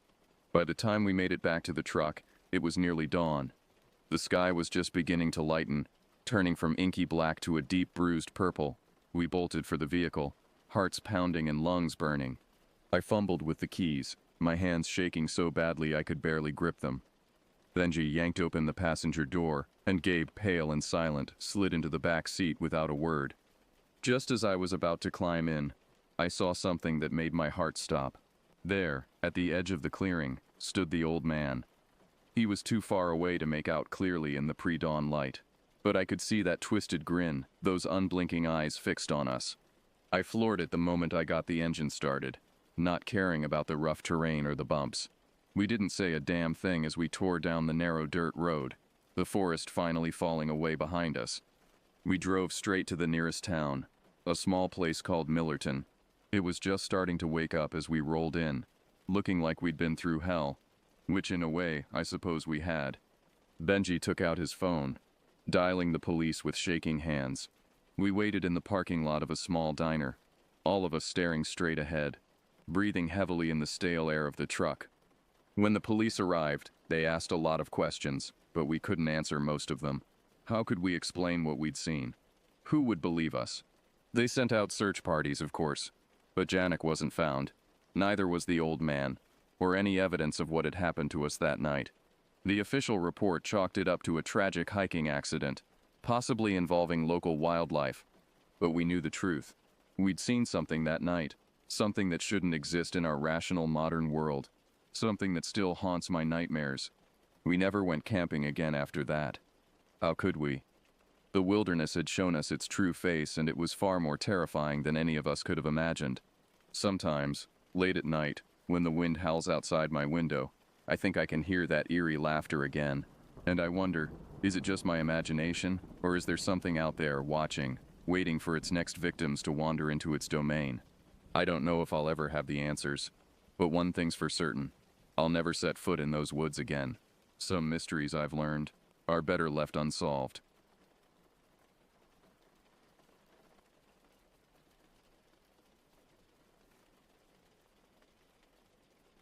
It was a crisp October evening in 1992 when I, Gerald Martin, decided to take a week off from my job as a mechanic in Pittsburgh. At 43 years old, I was feeling the wear and tear of city life and yearned for some peace and quiet. I chose a small, lesser-known campground near the Allegheny National Forest called Whispering Pines. It seemed perfect for a solitary retreat in my old RV. My friend Leon Haggerty was supposed to join me, but he canceled at the last minute due to work commitments. So I set off alone, my trusty RV loaded with supplies for a week of camping. As I drove along the winding roads leading to Whispering Pines, the urban landscape gradually gave way to rolling hills and dense forests. The autumn colors were in full swing, painting the scenery in vibrant shades of red, orange, and gold. It was a stark contrast to the gray streets of Pittsburgh I'd left behind. I arrived at the campground late in the afternoon. The sun was already dipping below the tree line, casting long shadows across the nearly empty grounds. Only a couple of other campers were scattered about, their RVs and tents barely visible through the trees. I found a secluded spot to park my RV, about 50 yards from the shoreline of a small lake. It was perfect, close enough to the water for easy access, but far enough back to give me some privacy.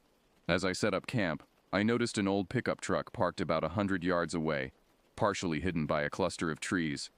The truck looked like it had seen better days.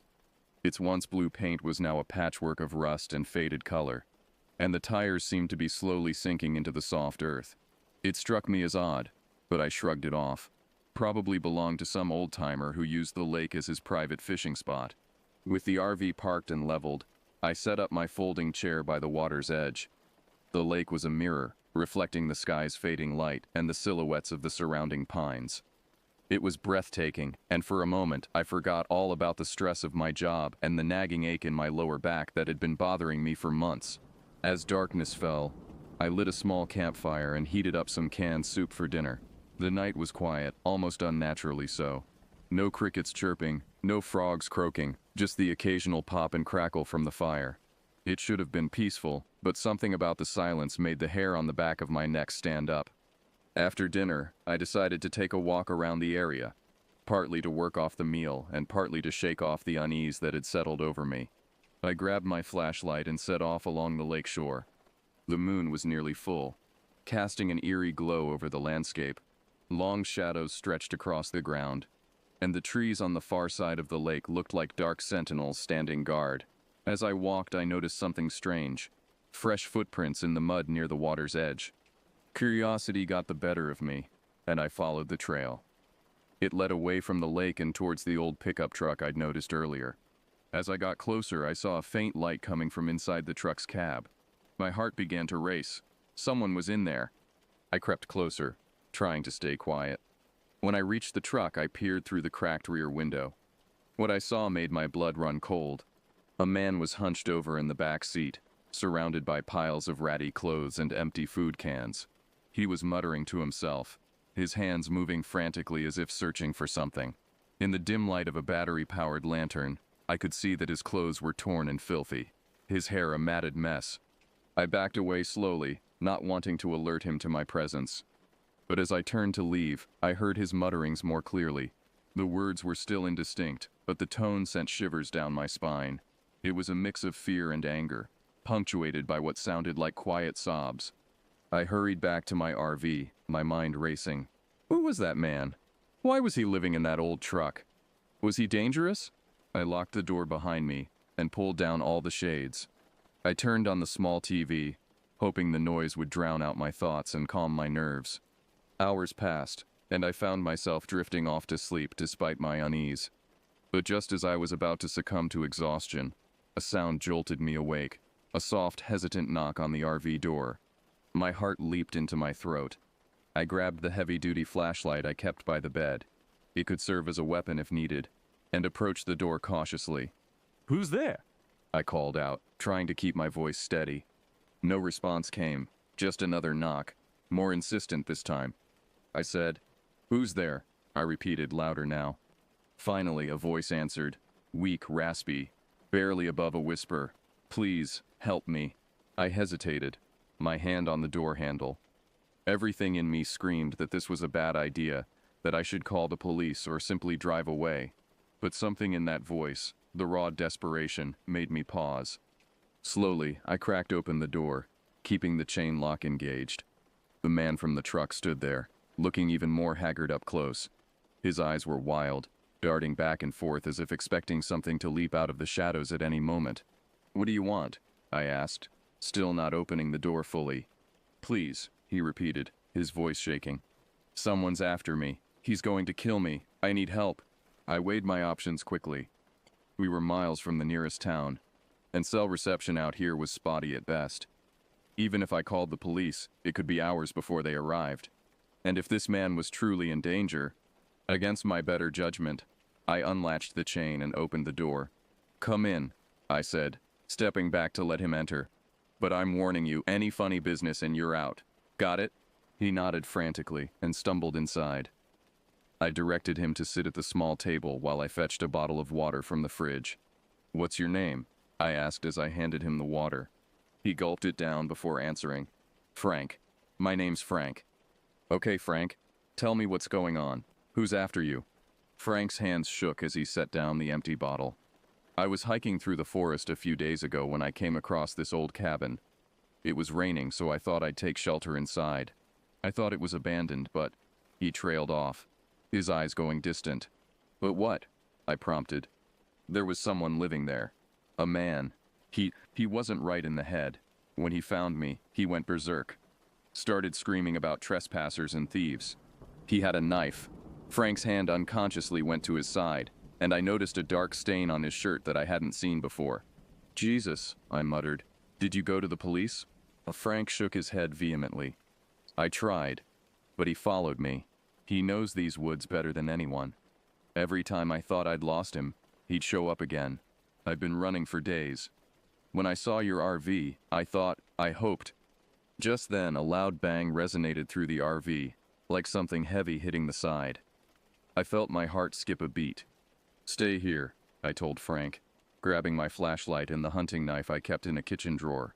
With shaking hands, I unlocked the door and stepped outside. The night air was cold, raising goosebumps on my skin. The campfire had died down to glowing embers, casting just enough light to create moving shadows at the edge of my vision. I swept the flashlight beam across the clearing, seeing nothing out of place. I was about to head back inside when a low, menacing voice spoke from the darkness. "Where is he?" I spun around, my heart pounding so hard I could hear it in my ears. A figure stood at the edge of the clearing, a man, tall and powerfully built. His face was hidden in the shadow of a hood, but I could see the glint of moonlight on the blade of a knife in his hand. "Get out of here!" I shouted, trying to sound braver than I felt. "Leave us alone!" The man took a step forward. "Give me the little rat, and I'll go. Otherwise..." He left the threat hanging in the air. I knew in that moment that there was no reasoning with this man. Whatever had happened between him and Frank, it had pushed him beyond the limits of sanity. I had to protect myself and the terrified man in my RV. I backed towards the door, keeping the flashlight trained on the intruder. Just as my hand found the handle, the man lunged forward with surprising speed. His knife slashed through the air where I had been standing a second before. Instinct took over. I swung the heavy flashlight with all my might, connecting with the side of his head. He staggered back, momentarily stunned. I used that precious moment to dive into the RV, slamming and locking the door behind me. "We need to get out of here now," I yelled to Frank, who was cowering in the corner. I jumped into the driver's seat and turned the key. The engine roared to life just as the man outside began pounding on the door, trying to force his way in. I threw the RV into drive and stomped on the gas. We lurched forward, tires spinning in the soft earth before finding purchase. The attackers' enraged shouts faded as we sped away from the campsite, deeper into the forest on the narrow access road. For what felt like hours, we drove through the night. Every shadow seemed to hide a threat, every bend in the road a potential ambush. Frank sat silently in the passenger seat, jumping at every noise. Finally, we emerged from the forest and found ourselves on a main road. I didn't slow down until I saw the lights of a small town in the distance. I pulled into the parking lot of a 24-hour diner, the bright fluorescent lights a stark contrast to the darkness we'd just escaped. "Wait here," I told Frank. I went inside, explained the situation to the startled waitress, and used the phone to call 911. Within minutes, 2 police cruisers pulled into the parking lot, lights flashing. I recounted the whole story to the officers. The footprints by the lake, the man in the truck, the attack at the RV. They took Frank into custody, assuring me they would get him the medical and psychological help he clearly needed. As I watched them drive away, I felt a mixture of relief and lingering fear. The ordeal was over, but I couldn't shake the feeling that it wasn't truly finished. The attacker's face, hidden by that hood, haunted my thoughts. He was still out there somewhere, in those dark woods, waiting. I spent the rest of the night in the RV, parked under the bright lights of the diner. Sleep was impossible. Every sound made me jump. Every shadow seemed to move. As the first light of dawn broke through the darkness, I made a decision. I couldn't go back to my normal life, not yet. The shadow of that night loomed too large. I needed time to process, to heal. I packed up the RV, made sure I had enough supplies, and set off down the highway. I had no destination in mind, just a need to keep moving, to put distance between myself and Whispering Pines. The road stretched out before me, a ribbon of possibility. Maybe, just maybe, I could find peace again. But for now, all I could do was keep driving, keep fighting the memories, and hope that somewhere down this long road, I would find the solace I so desperately sought. As the days turned into weeks, I found myself wandering from town to town, never staying in one place for too long. The fear of the hooded man finding me kept me moving, even though rationally I knew he couldn't possibly know where I was. I picked up odd jobs here and there, fixing cars in small garages, doing handyman work for cash. It wasn't much, but it kept gas in the RV and food on the table.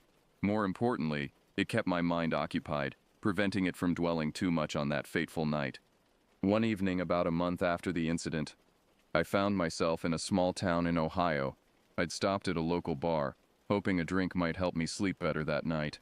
As I nursed my beer, I overheard a conversation at the next table that made my blood run cold. "I'm telling you, Jim, something weird is going on in those woods," a gruff voice was saying. "My cousin works for the Forestry Service up there, and he says they've been finding these strange markings on trees, like claw marks, but bigger than any bear he's ever seen." "Aw, come on, Bill," his companion replied. "You know your cousin likes to exaggerate. Probably just some kids messing around."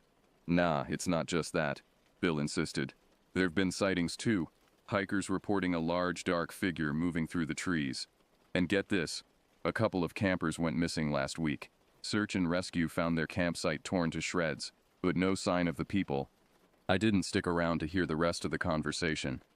I left some money on the bar and hurried back to my RV, my heart pounding. Could it be related to what I'd experienced? Or was I just being paranoid, seeing connections where there were none? That night, I dreamt of the hooded man. In my dream, he stood at the edge of a dark forest, his face still hidden, but as I watched, he began to change. His body elongated, his fingers stretching into claws. The hood fell back, revealing not a human face, but something other. I woke up in a cold sweat, the image seared into my mind. The next morning, I made a decision. I couldn't keep running forever. I needed answers, even if getting them meant facing my fears. I pointed the RV back towards Pennsylvania, towards the Allegheny National Forest. As I drove, I tried to piece together a plan. I couldn't go back to Whispering Pines. The memories were too raw, and I didn't want to risk running into the hooded man again. But maybe I could find that old cabin Frank had mentioned. If it really existed, it might hold some clues about what was going on. I arrived at the outskirts of the forest late in the afternoon. I found a small motel to stay the night, not wanting to camp in the RV so close to where everything had happened. That evening, I went to a local diner, hoping to gather some information. The waitress, a friendly middle-aged woman named Donna, seemed happy to chat as she refilled my coffee. When I casually mentioned I was thinking of doing some hiking in the area, her smile faltered. "Be careful out there," she said, lowering her voice. "There's been some strange goings-on in those woods lately." I feigned innocence. "Oh? What kind of strange goings-on?" Donna glanced around, as if making sure no one else was listening. "Well, I probably shouldn't be telling you this, but there's been talk of some kind of creature out there. People have been seeing things, hearing things. A couple of hikers even went missing last month." My heart raced, but I kept my voice steady. "A creature? What? Like a bear?" She shook her head. "No, something bigger. And smarter from what I hear. Look, I'm not saying I believe all the stories, but just be careful, okay? Stick to the main trails, and don't go wandering off alone." I thanked her for the advice and left the diner, my mind whirling. The stories matched what I'd overheard in Ohio. Whatever was happening here, it was bigger than just one incident in a campground. The next morning I set out early, my backpack loaded with supplies. I'd studied maps of the area, trying to pinpoint where the cabin Frank had mentioned might be. It was a long shot, but it was all I had to go on. The forest was beautiful in the early morning light, mist curling between the trees. But I couldn't shake the feeling of being watched. Every rustle in the undergrowth, every snapping twig made me jump. I'd been hiking for a couple of hours when I came across an overgrown path branching off from the main trail. It looked rarely used, almost hidden by the dense foliage. My instincts told me this could be what I was looking for.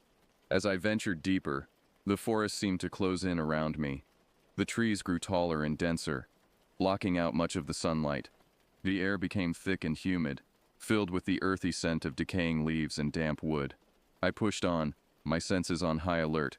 After about an hour of difficult hiking, the path opened up into a small clearing, and there, partially hidden by overgrown vegetation, stood an old, dilapidated cabin. My heart raced as I approached it cautiously. This had to be the place Frank had mentioned. The cabin was in even worse shape than I had imagined. The roof had partially caved in, and one wall was leaning dangerously. Nature was reclaiming it, with vines and moss covering much of the exterior. As I got closer, I noticed deep gouges in the wood of the door frame, claw marks, far larger than any animal I'd ever encountered. I hesitated at the threshold, my hand hovering over the rusted doorknob. Did I really want to go inside?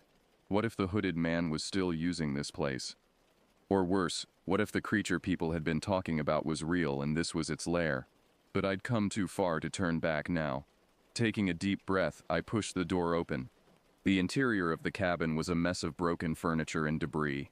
Dust motes danced in the beams of light filtering through the holes in the roof. I stepped carefully, mindful of the rotting floorboards. In one corner, I saw what looked like a makeshift bed, a pile of old blankets and clothes. Nearby was a stack of canned food, some opened recently. As I explored further, something caught my eye. Pinned to one wall was a large map of the forest, covered in markings and notes. I moved closer to examine it, my flashlight illuminating the faded paper. Red X's marked various locations throughout the forest, with dates scribbled next to them. Some of the dates corresponded with the missing hikers I'd heard about. A chill ran down my spine as I realized what I might be looking at. A record of attacks or abductions. But why? What was the purpose behind all this? Suddenly, a noise outside made me freeze. It sounded like heavy footsteps, moving slowly around the cabin. My heart pounded in my chest as I quickly switched off my flashlight and pressed myself against the wall next to the window. The footsteps stopped right outside. Through a crack in the boarded-up window, I could make out a large, dark shape. It was hunched over, much taller and broader than any man I'd ever seen. As it turned its head, I caught a glimpse of glowing eyes and a muzzle full of sharp teeth. I held my breath, terrified that even the slightest sound would give me away. The creature sniffed the air, its nostrils flaring. For a moment I was sure it had detected my presence. But then, to my immense relief, it moved away, its heavy footsteps fading into the forest. I waited several minutes before daring to move, my legs shaky from the adrenaline. What I had just seen defied explanation. It wasn't human, but it wasn't any animal I recognized either. Was this the creature people had been talking about? And if so, what was its connection to the hooded man? I knew I needed to get out of there, fast. But I couldn't leave empty-handed. Quickly, I used my phone to take pictures of the map and the rest of the cabin's interior. Then, moving as quietly as I could, I made my way back outside. The forest seemed different now, more menacing. Every shadow could be hiding that creature waiting to pounce. I moved as quickly as I dared back towards the main trail, constantly looking over my shoulder. It was late afternoon by the time I made it back to my RV. I locked the doors and sat there for a long time, trying to process what I had seen. The creature in the woods, the map in the cabin, the missing hikers, it all pointed to something sinister happening in these forests. But what could I do about it? Who would believe me if I told them? As night fell, I made a decision. I couldn't just walk away from this. Not when people's lives might be in danger. I needed to gather more evidence, to understand what was really going on, but I also knew I couldn't do this alone. I needed help. The next morning, I drove to the nearest town with a reliable internet connection. I spent hours researching, looking for any information about similar sightings or incidents in other forests. To my surprise, I found several accounts from across the country. stories of hikers encountering large unknown creatures, of strange disappearances in national parks. One name kept coming up in my research: Dr. Laura Chen, a cryptozoologist who specialized in investigating reports of unknown animals. She had written several papers on the possibility of undiscovered large primates in North American forests. If anyone would take my story seriously, it would be her. It took some doing, but I managed to get in touch with Dr. Chen. At first, she was skeptical of my story, but when I sent her the photos I'd taken in the cabin, her tone changed. She agreed to meet me in person to discuss what I'd seen. 2 days later, I found myself sitting across from Dr. Chen in a small cafe in Pittsburgh. She was younger than I expected, probably in her early 40s, with a sharp, intelligent gaze that seemed to take in every detail. "Mr. Martin," she said after I'd recounted my experiences, "what you're describing is fascinating. If what you saw is real, it could be the discovery of the century." "If it's real?" I echoed, a bit offended. "I know what I saw, Dr. Chen." She held up a hand placatingly. "I believe that you believe what you saw, but in my line of work, I've learned to be cautious. Eyewitness accounts can be unreliable, especially in high-stress situations. That said, the evidence you've gathered, the photos, the map, those are compelling. I'd like to investigate further." I felt a mix of relief and apprehension. On one hand, I was glad to have someone take me seriously. On the other, the thought of going back into those woods terrified me. But I knew I had to see this through. "What's our next step?" I asked. Dr. Chen leaned forward, her eyes bright with excitement. "We go back to the forest. We set up cameras, gather physical evidence. If this creature is real, we need to document it properly. But we need to be careful. Whatever this is, it's dangerous. We can't risk alerting it to our presence." Over the next few weeks, Dr. Chen and I made several trips into the Allegheny National Forest. We set up motion-activated cameras near the old cabin and in other areas where sightings had been reported. We collected hair samples, made plaster casts of strange footprints we found. All the while, I couldn't shake the feeling that we were being watched. Our breakthrough came on a cold, misty morning, about a month into our investigation. We were checking the cameras when we heard a loud crash in the distance, followed by an inhuman roar that made the hair on the back of my neck stand up. Dr. Chen and I exchanged a look of excitement and fear. Without a word, we began moving towards the sound, our cameras at the ready. As we crept through the underbrush, the mist seemed to thicken, reducing visibility to just a few yards. Suddenly, a massive shape burst out of the mist right in front of us. It was the creature I had seen at the cabin, but in the daylight I could see it more clearly. It stood at least 8 feet tall, covered in dark matted fur. Its face was a nightmarish blend of ape and something almost human, with intelligent eyes that seemed to glow with an inner light. For a moment, time seemed to stand still as the three of us, Dr. Chen, myself, and this impossible creature, stared at each other. Then, with another ear-splitting roar, it turned and vanished back into the mist. Dr. Chen and I stood there, stunned into silence. Finally, she turned to me, her face pale but her eyes shining. "Did you get that on camera?" she asked breathlessly. I nodded, my hands shaking as I checked the camera. The encounter had lasted only seconds, but it was there, captured in high definition, proof that the creature was real. But our elation was short-lived. As we turned to head back to our camp, we found our path blocked by a familiar figure, the hooded man. He stood there silently, his face still hidden in shadow, a hunting rifle cradled in his arms. "You shouldn't have come back," he said, his voice low and menacing. "This doesn't concern you." "Who are you?" I demanded. "What's going on here?" The man was silent for a long moment. Then slowly, he reached up and pushed back his hood. I gasped as I recognized his face. It was Frank, the man I had helped escape that night at the campground. But he looked different now, older, harder, with a wild look in his eyes. "My name isn't Frank," he said. "It's William Blackwood. My family has been protecting these forests and its secrets for generations. That creature you saw? It's ancient, powerful. Some call it a guardian spirit, others a monster. But it's part of these woods, part of the balance of nature here. And now, because of your meddling, that balance is threatened." Dr. Chen stepped forward, her scientific curiosity overcoming her fear. "But don't you see? This is an incredible discovery. We could learn so much." William cut her off with a harsh laugh. "Learn. You think you can study it like some animal in a zoo? This creature has been here since before humans walked these lands. It's not meant to be understood by our limited minds. It's meant to be respected, feared, left alone. I could see the fanaticism in his eyes, the absolute conviction in his words. This man truly believed he was protecting something greater than himself. But at what cost? The missing hikers, I said, realization dawning. Was that you?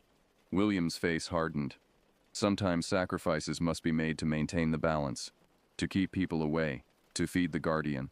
It's not pretty, but it's necessary. I felt sick to my stomach. This man had been luring innocent people to their deaths, all in service of some misguided belief in a forest spirit. You're insane, I said. We have to tell the authorities. William raised his rifle. I can't let you do that. I'm sorry, but you've seen too much. The secret must be protected at any cost. Time seemed to slow down. I saw William's finger tightening on the trigger. I heard Dr. Chen's sharp intake of breath beside me. And then, from behind William, came a deafening roar. The creature burst out of the mist, moving faster than something that size had any right to. Before William could react, it was upon him. There was a sickening crunch, a cut-off scream, and then silence. Dr. Chen and I stood frozen in horror as the creature turned towards us. Its muzzle was stained with blood, its eyes glowing with an otherworldly intelligence. For a long moment, it regarded us silently. Then, to my amazement, it spoke. Its voice was deep, resonant, like the rumble of distant thunder. You have seen. You have learned. Now you must choose. Speak of this, and the balance will be forever broken. Keep our secret, and the forest will thrive. With that, it turned and loped off into the mist, leaving us alone with the broken body of William Blackwood. Dr. Chen and I looked at each other, shocked beyond words. We had come seeking answers, but now we were left with an impossible choice. Reveal the truth and risk destroying something ancient and powerful, or keep the secret and live with the knowledge of what was happening in these woods. In the end, we chose silence. We buried William's body deep in the forest and destroyed all the evidence we had gathered. The world wasn't ready for this truth, we decided. Maybe it never would be. I still think about that day often. Even now, years later. Sometimes when the wind blows just right, I think I can hear a distant roar echoing through the trees, and I wonder if we made the right choice. But one thing I know for certain, there are secrets in this world, ancient and powerful, that are better left undiscovered. And the next time you find yourself in a dark, quiet forest, remember this: you are not alone, and you are not at the top of the food chain. The woods are watching, always watching.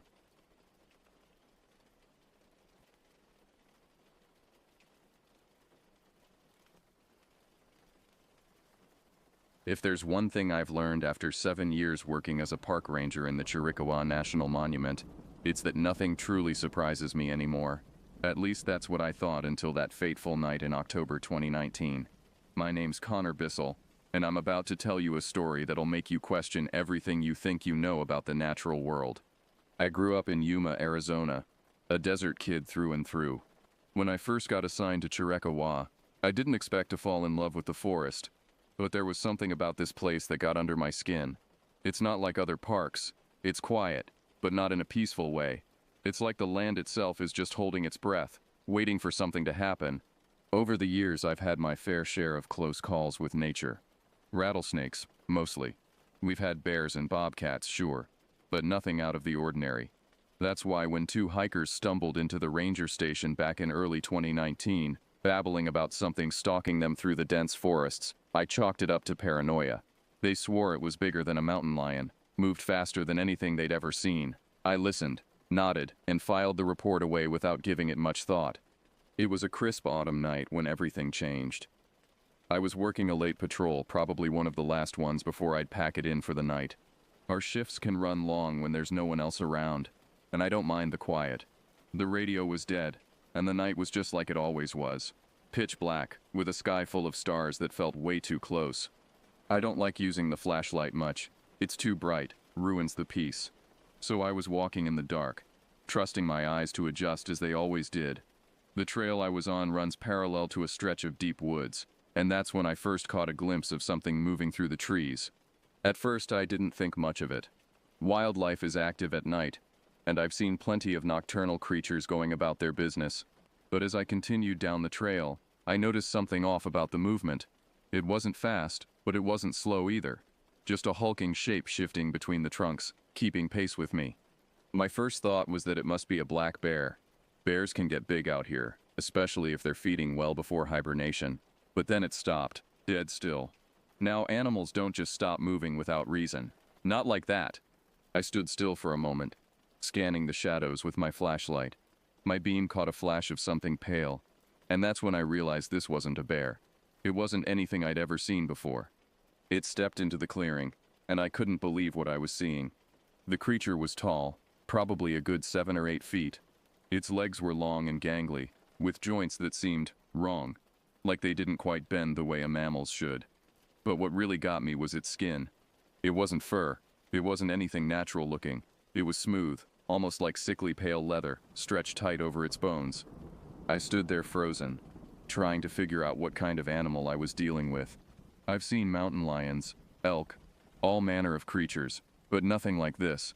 Its face had a snout, long and narrow, but not like a dog or a wolf, more like a crocodile, but without the scales. Its mouth was open, hanging slightly as if it was smelling the air, and inside there were rows of jagged, uneven teeth. Teeth that didn't belong in any animal I'd ever read about. I reached for my radio, but then the thing moved. It didn't charge, didn't make a sound, it just walked, slow and deliberate toward the trees again, disappearing into the darkness as silently as it had come. I stood there staring at the spot where it vanished, my heart hammering. That thing had been close enough to me that I could hear its labored breathing, almost like it was struggling to stay alive. I wasn't about to chase it into the woods. I mean, come on, I may be a park ranger, but I'm not suicidal. Instead, I kept walking down the trail, eyes darting left and right, trying to make sense of what I saw. The forest was dead silent after that. No wind, no rustling leaves, not even a single chirp from a cricket. That's when I knew something was wrong. Animals don't just vanish like that. They scatter. They hide. But this was something else. A good hour went by before I saw anything unusual again. By that point, I had almost convinced myself that I'd been seeing things. Maybe a trick of the light, I thought. Maybe a weird shadow. But deep down, I knew better. I've spent years in these woods. I know every rock, every tree, every sound that comes with the night. As I continued my patrol, I couldn't shake the feeling of being watched. The silence was oppressive, pressing in on me from all sides. I found myself jumping at every snapped twig, every rustle of leaves. The forest, which had always been my home away from home, suddenly felt alien and hostile. I tried to rationalize what I'd seen. Maybe it was some kind of escaped exotic pet, I thought, or a bear with mange. But even as I considered these possibilities, I knew they didn't fit. What I'd seen was something entirely different, something that shouldn't exist in our world. As the hours ticked by, I found myself circling back to the area where I'd first spotted the creature.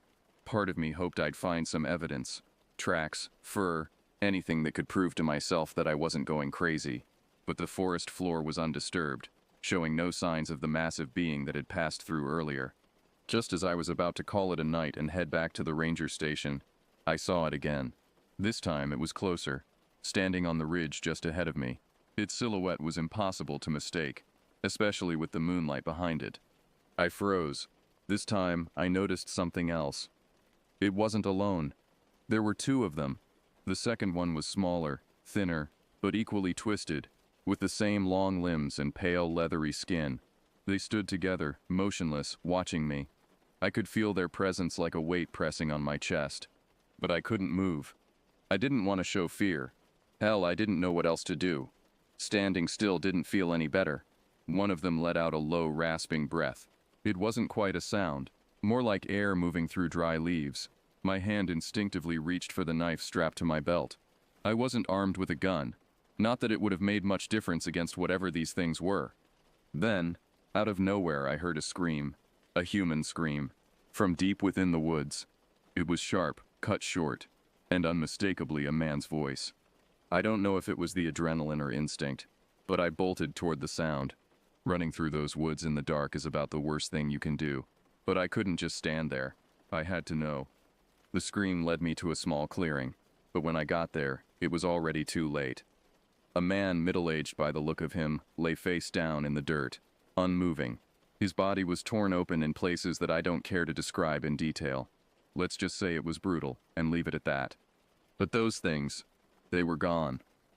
I radioed it in, calling for backup. Of course, it took forever for anyone to get there. By the time they did, I had already searched the area, but there was no sign of the creatures. Not a trace. When my colleagues arrived, I tried to explain what I'd seen, but you can imagine how that went. Blank stares, questions that danced around the fact that they didn't believe a word I was saying, but the man's body was there, lying in a pool of his own blood. That part was real enough. They chalked it up to an animal attack. A mountain lion, maybe. The local authorities took over, said they'd handle the investigation. I wasn't going to argue. What was I supposed to say? That two gangly crocodile-faced creatures from some nightmare had been stalking me through the woods and killed a man? No one would believe that. The official report said it was a big cat, but I know what I saw. I didn't go back to that section of the park for a while. Couldn't bring myself to, but curiosity has a way of pulling you back in. About a month later, I ventured into the same area. Not because I wanted to see those things again, but because part of me needed closure. Closure I didn't think I'd get. That's when I found it. A bone half buried in the dirt near where the man had died. It wasn't human. Too long, too thin, and the end was snapped like it had been chewed on. I stood there for a long while, staring at it, not sure what to make of it. But I didn't touch it, didn't want to. I left it where it lay, turned and walked back down the trail. Whatever those things were, they were still out there. I couldn't prove it, not in a way anyone else would believe.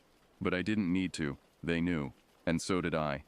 In the weeks that followed, I found myself questioning everything. Every shadow in the forest seemed to hide one of those creatures. Every unexpected sound made me jump. I began to wonder if I was losing my mind. Maybe the stress of the job had finally gotten to me. Maybe I'd imagined the whole thing. But then the reports started coming in. Hikers claiming to have seen strange, pale figures moving through the trees at dusk. Campers waking up to find their sites ransacked, with no signs of bears or other wildlife. And always that eerie silence that seemed to follow in the wake of these sightings. I started keeping a log, documenting every incident, every detail I could gather. I knew I was onto something, but I couldn't shake the feeling that I was in way over my head. Despite my better judgment, I began spending more time in the area where I'd first encountered the creatures. I set up trail cameras, hoping to catch a glimpse of them on film. Night after night I'd return to check the footage, only to find nothing but the usual forest animals. But then, one evening I hit pay dirt. The camera had captured something moving through the frame, just at the edge of its range. The image was blurry, indistinct, but there was no mistaking that elongated silhouette, those unnaturally long limbs. I took the footage to my supervisor, hoping that this would be the evidence I needed to prove I wasn't crazy. But as we reviewed the video together, I could see the skepticism in his eyes. He suggested it might be a bear standing on its hind legs, or maybe just a trick of the light. I knew then that I was on my own. If I wanted answers, I'd have to find them myself. It was a cold November night when everything came to a head. I was on my usual patrol, skirting the edge of the area where I'd had my encounters. The air was thick with fog, limiting visibility to just a few feet in front of me. That's when I heard it. That same rasping breath I'd heard before. But this time, it was coming from behind me. I spun around, flashlight in hand, and found myself face to face with one of the creatures. It was even more terrifying up close. Its eyes were milky white, with no pupils that I could see. Its skin seemed to pulse and shift in the beam of my flashlight, as if it couldn't quite hold its shape. I stumbled backward, fumbling for my radio. But before I could call for help, the creature spoke.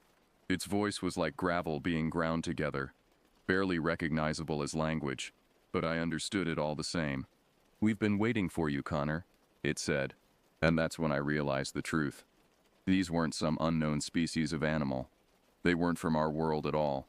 They were something else entirely, something that had been watching us, studying us, for who knows how long. As more of them emerged from the fog surrounding me, I knew that my life as I knew it was over. The Chiricahua National Monument wasn't just a park. It was a gateway, and I had just stumbled through it. I'm writing this down now, in the hopes that someone will find it and understand what's happening here. The creatures, they call themselves the Whispers. They've shown me things that I can't unsee, realities beyond our own, existing alongside ours, separated by the thinnest of veils. They say they need me, that I'm important somehow, but I don't know if I can trust them. All I know is that the forest isn't what we thought it was. It's alive in ways we never imagined, and it's hungry. If you're reading this, be careful out there. The shadows are deeper than you think, and what's lurking in them, well, let's just say it's not something you'll find in any guidebook. Remember, the silence is your first warning.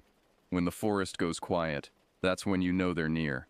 And if you hear that rasping breath, run. Run. Because in the end, that's all any of us can do.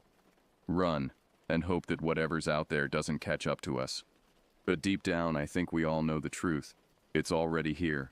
It's been here all along, and it's only a matter of time before it decides to step out of the shadows and show itself to the rest of the world. God help us all when it does.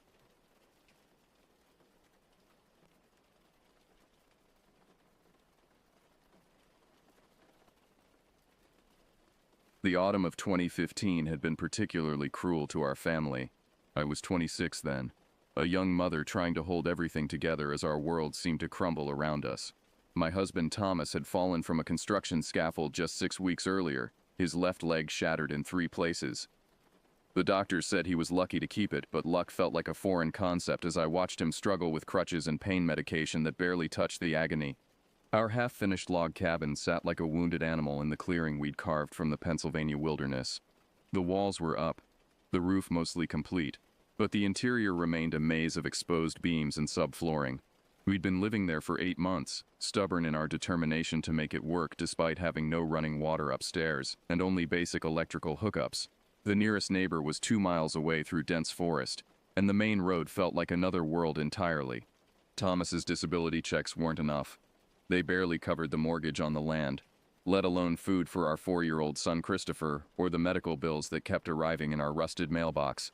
I'd spent 3 weeks calling every business within 20 miles, desperate for work that would accommodate my complete lack of experience and my need to be home during the day while Thomas couldn't properly watch our son. The answer came from Hartwell Manufacturing, a furniture factory on the outskirts of town that ran 3 shifts to keep up with orders. The night shift paid an extra $1 per hour, money we desperately needed, but it meant leaving Thomas and Christopher alone in our isolated home from 11 at night until 7 in the morning. The thought terrified me, but the alternative was losing everything we'd worked for. Our property sat at the base of Copper Ridge, accessible only by a winding gravel driveway that snaked through a 1/4 mile of thick woods before opening into our clearing. To reach civilization, you had to navigate back through those trees, turn left onto Pine Creek Road, a narrow country lane that connected several remote properties, then merge onto Route 47, the 2-lane highway that eventually led to town. It was a lonely drive even in daylight. At night, with only my headlights cutting through the darkness, it felt like traveling through a void. The trees pressed in from both sides, their branches creating a canopy so thick that even on clear nights you couldn't see stars. I'd made the drive dozens of times since starting the job 3 weeks ago, but I never got used to the isolation, the way the darkness seemed to swallow my car whole once I left the faint glow of our porch light behind. That Friday night felt different from the moment I started my car. October had brought an unseasonable cold snap, and frost was already forming on my windshield, despite it being only mid-month.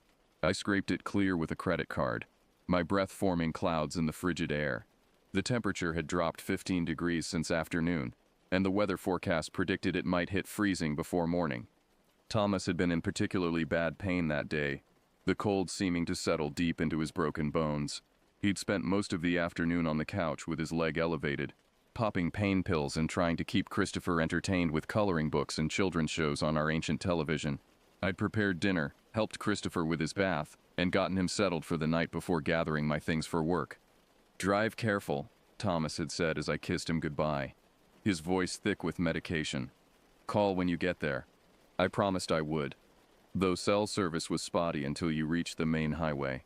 Our phone was a landline in the kitchen, and Thomas would often fall asleep on the couch, so I'd taken to calling my supervisor instead to confirm I'd arrived safely.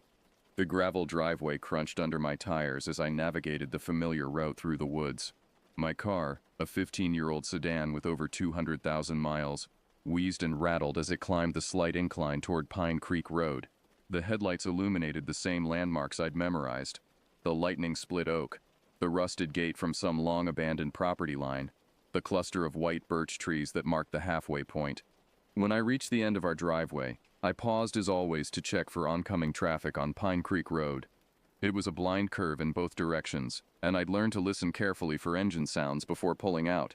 Tonight, the silence was absolute. No distant hum of traffic, no night birds, not even the rustle of small animals in the underbrush.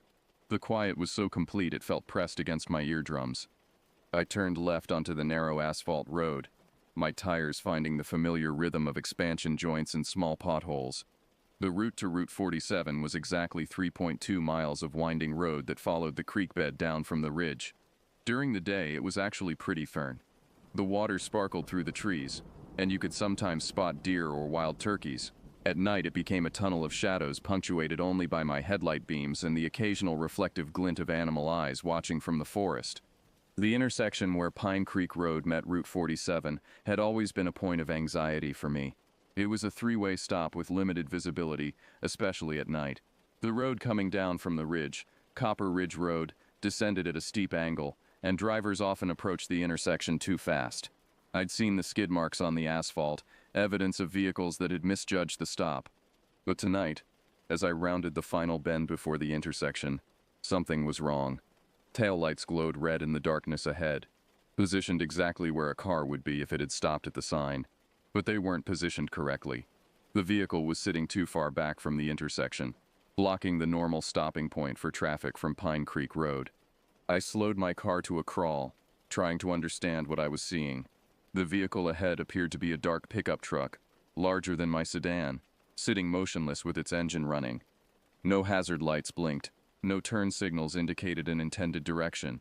It simply sat there, occupying the road in a way that prevented me from reaching the stop sign.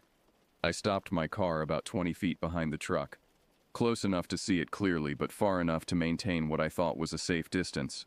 The exhaust from the truck's tailpipe created small clouds in the cold air, and I could hear the rumble of its engine even through my closed windows. Minutes passed. The truck didn't move. I considered backing up and turning around, but Pine Creek Road was narrow with no shoulder, and dense trees pressed right up to the asphalt.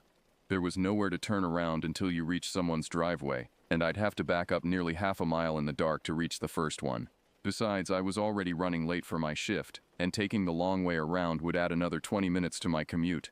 I waited, assuming the driver was having some mechanical difficulty, or perhaps dealing with a medical emergency. I considered honking my horn but worried that might seem rude if they were genuinely in distress. Small-town courtesy ran deep, and you didn't want to alienate neighbors when you lived so far from anyone else. Then the driver's door opened, and my stomach tightened with the first real stab of fear. The man who emerged was tall and broad-shouldered, wearing dark clothing that made him blend with the shadows.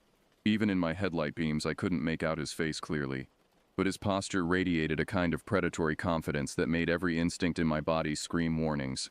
He moved with purpose, not the hesitant shuffle of someone genuinely in need of help. As he approached my car, I noticed he kept glancing around, checking the road in both directions, looking into the woods as if watching for something. His steps were measured, deliberate. This wasn't random behavior. This was calculated. My hands gripped the steering wheel as the stranger approached my driver's side window. Every nerve in my body was firing warnings, but years of small-town politeness fought against my instincts. You helped people in rural areas. You stopped for someone with car trouble. You didn't assume the worst of folks, even strangers.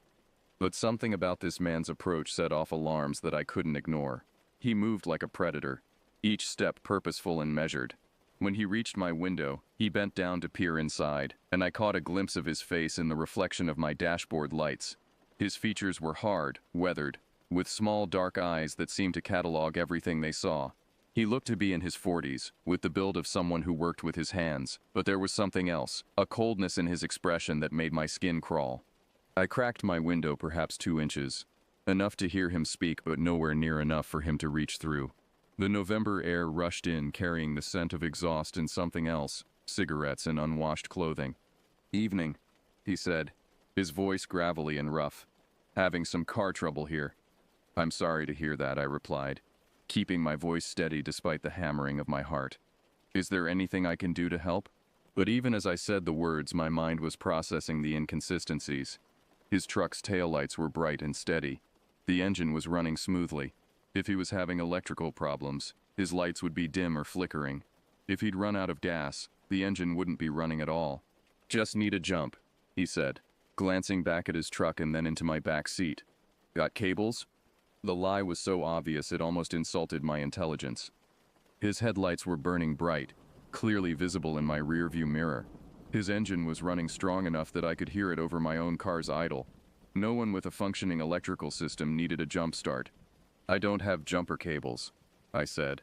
Which was true. But more importantly, I wasn't about to get out of my car to look even if I had them. You sure? He pressed, moving slightly closer to my window. Could you just pop the trunk and check? Sometimes people got 'em and don't know it. The suggestion sent ice through my veins. He wanted me out of the car. He wanted me vulnerable and exposed in the darkness of this isolated intersection. Every survival instinct I possessed was screaming at me to get away, to put distance between myself and this situation. I'm certain I don't have any, I said firmly. I'm sorry, but I'm late for work. I need to get going. His demeanor shifted then, the thin veneer of politeness falling away like a shed skin. His voice dropped to something harder, more commanding. Come on, lady. Just get out and look. Won't take but a minute. The transformation was terrifying. This wasn't a request anymore. It was a demand. The tone was one of barely controlled anger, as if my refusal to comply was a personal insult. I could feel my heart rate spiking, adrenaline beginning to flood my system. I can't help you, I said, my voice rising slightly. I need to go. That's when I saw the shadow move past my passenger window. My blood went cold as I turned to see a second man attempting to open my passenger door, his hand already on the handle. He was smaller than the first man, but younger, maybe in his 20s, with the lean build of someone accustomed to violence. The interior light didn't come on when he tried the handle. I disabled it months ago to preserve my night vision during these late drives, but I could see his silhouette clearly against the darkness of the woods beyond. The trap was fully revealed now. This had never been about car trouble. The positioning of the truck, blocking my access to the intersection, the request to get out of my car, the second man waiting in the shadows. It was all carefully orchestrated. They had probably done this before, maybe many times, targeting lone drivers on isolated roads. Terror crashed over me like a physical force. I was alone on a dark country road with two men who clearly intended me harm. The nearest house was miles away. No one expected me at work for another 40 minutes. Thomas was home with Christopher, probably asleep from his pain medication, and wouldn't know anything was wrong until I failed to call at my usual time. My hands shook as I slammed the car into drive, my foot already moving toward the accelerator. The first man, realizing his plan was falling apart, became more aggressive. Hey, he shouted, grabbing at my partially open window with both hands. You can't just leave. His fingers clawed at the glass, trying to force the window down further. I could smell his breath now. Stale beer and something rotten, like meat that had gone bad. Up close, his face was even more terrifying, twisted with rage at being denied his prey. The second man abandoned any pretense of stealth and began yanking on my passenger door handle with increasing violence. The car rocked slightly with his efforts, and I could hear him cursing under his breath. The sound of his voice, younger but filled with the same predatory hunger as his companion, made my stomach turn.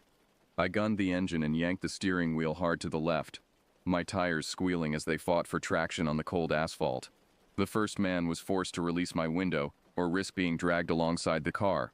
I caught a glimpse of his face in my headlights as I swerved around the truck, eyes wide with fury, mouth open in a shout I couldn't hear over the roar of my engine.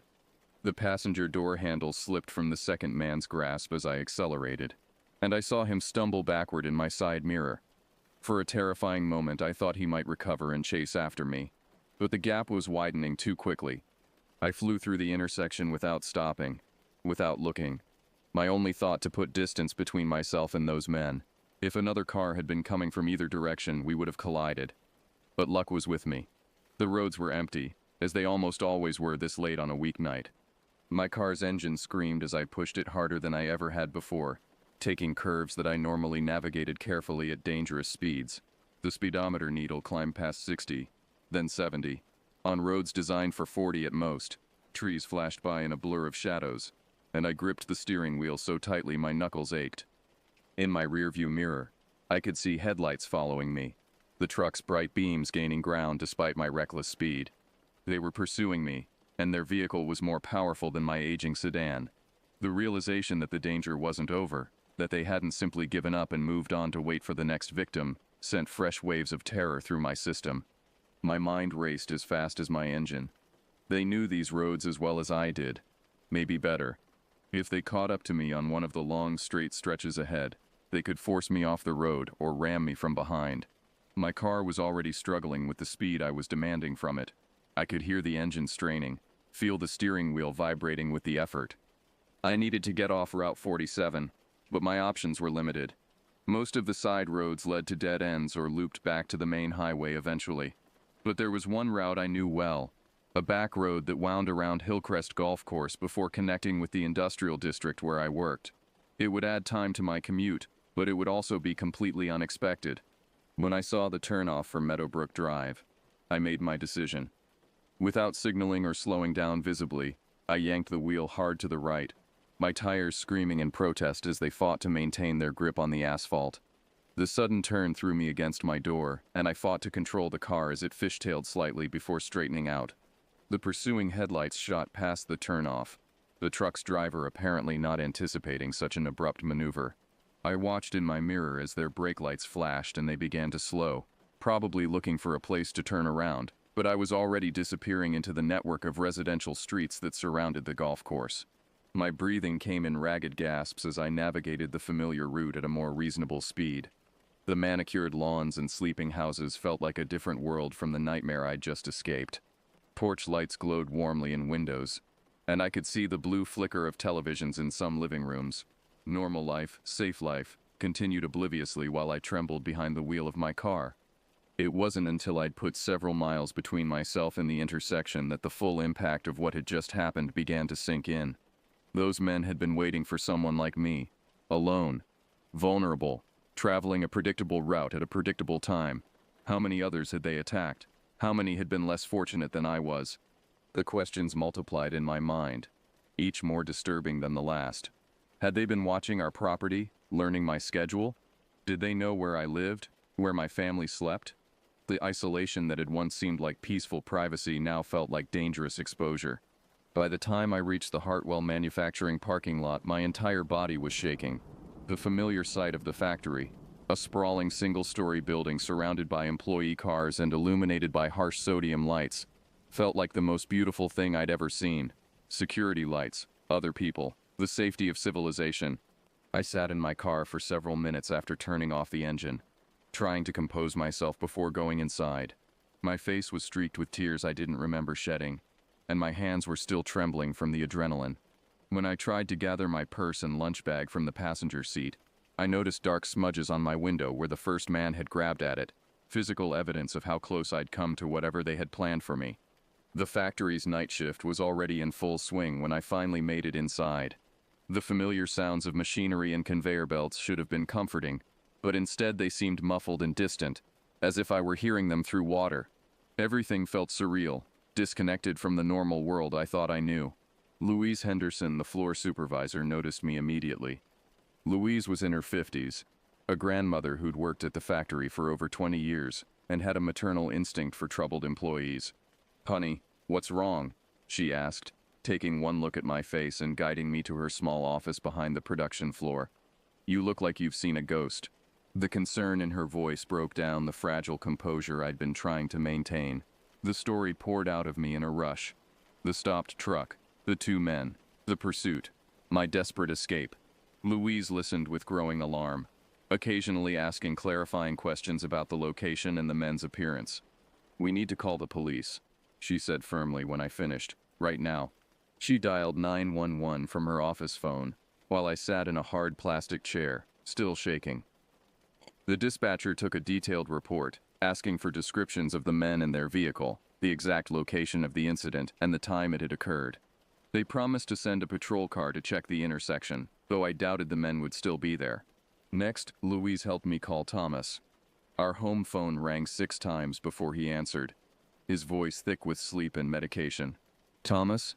It's me, I said, trying to keep my voice steady. I'm at work, but something happened on the way here. I gave him a shortened version of events, not wanting to terrify him more than necessary. He was immediately alert, the sleep vanishing from his voice as he processed what I was telling him. "Oh God," he whispered. "Are you hurt? Are you safe?" "I'm fine," I assured him. "I'm at the factory. Louise is here with me. The police are checking it out." "You're not driving home alone," he said firmly. "I'll figure something out. Maybe I can get Jerry to follow you partway, or we'll figure it out in the morning." I interrupted. "Right now I just need to work and try to process this." But even as I said it, I knew sleep would be impossible when I got home. The images kept replaying in my mind. The predatory way the first man had moved. The desperation in the second man attempts to get into my car. The pursuing headlights in my rearview mirror. The 8-hour shift stretched endlessly ahead of me. Louise had offered to let me go home. But the thought of making that drive again so soon was unbearable. At least here I was surrounded by people, by light, by the ordinary noise of productivity. The factory floor became my refuge, the repetitive work a meditation that helped keep the fear at bay. But my mind wouldn't quiet completely. Every time the production line paused or the machinery cycled down, the silence brought back memories of that absolute quiet on Pine Creek Road before I'd encountered the truck. Every time someone approached me from behind or spoke unexpectedly, I jumped like a startled animal. My coworkers were kind. Word spread quickly through the small night crew about what had happened, and people I barely knew stopped by to check on me, to share their own stories of close calls on country roads, to offer rides home or phone numbers I could call if I needed anything. Their concern was touching, but it also reinforced how real the danger had been. Around 3 in the morning, one of the security guards found me during my break and told me a police officer had stopped by to follow up on my report. They'd found no sign of the truck or the men at the intersection, but they were increasing patrols in the area and had alerted nearby departments to watch for similar incidents. "You did the right thing, getting out of there," the guard said. "These things, they don't usually end well when people don't trust their instincts." His words should have been reassuring, but instead they highlighted how close I'd come to becoming a statistic, another case file in some detective's cabinet. The factory's fluorescent lights suddenly seemed too bright, too harsh, and I found myself looking toward the windows, wondering if those men were out there somewhere in the darkness, waiting for their next opportunity. The rest of the night passed in a haze of exhaustion and hypervigilance. Every sound made me jump. Every time I glanced toward the parking lot through the windows, I half expected to see a dark truck prowling between the cars. When my shift finally ended at 7 in the morning, the sunrise had never looked more beautiful. Thomas was waiting for me in the parking lot, his leg propped awkwardly in our neighbor's pickup truck. He'd convinced Jerry Muller, who lived about a mile from us, to give him a ride to the factory so he could follow me home. Seeing his familiar face creased with worry and love finally broke through the numbness I'd been carrying all night. The drive home felt different with Jerry's headlights in my rearview mirror instead of hostile pursuers. Pine Creek Road, which had become a tunnel of terror just 8 hours earlier, was transformed by daylight into something almost normal again. Almost. I still found myself checking the intersection carefully, looking for any sign of the truck or its occupants. Our driveway had never felt more welcoming.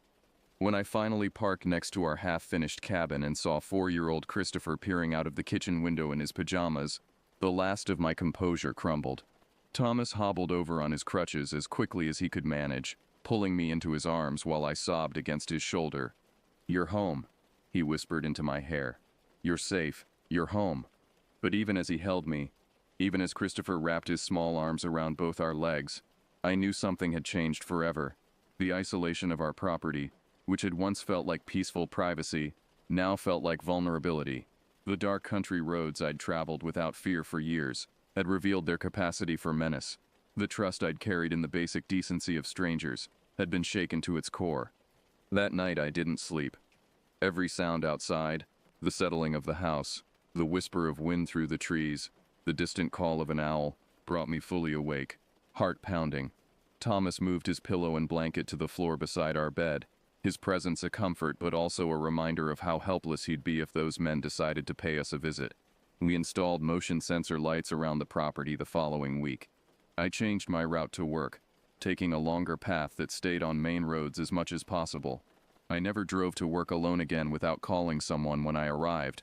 And I made sure Christopher understood that if a stranger ever approached our house when I wasn't home, he should lock the doors and call 911. 30 years have passed since that night, but I still tell this story.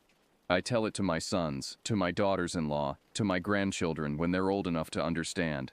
Because somewhere out there, on dark country roads just like mine, predators still wait for the perfect victim, someone alone, someone trusting, someone who hasn't yet learned that evil can wear an ordinary face and speak with a voice that asks for help.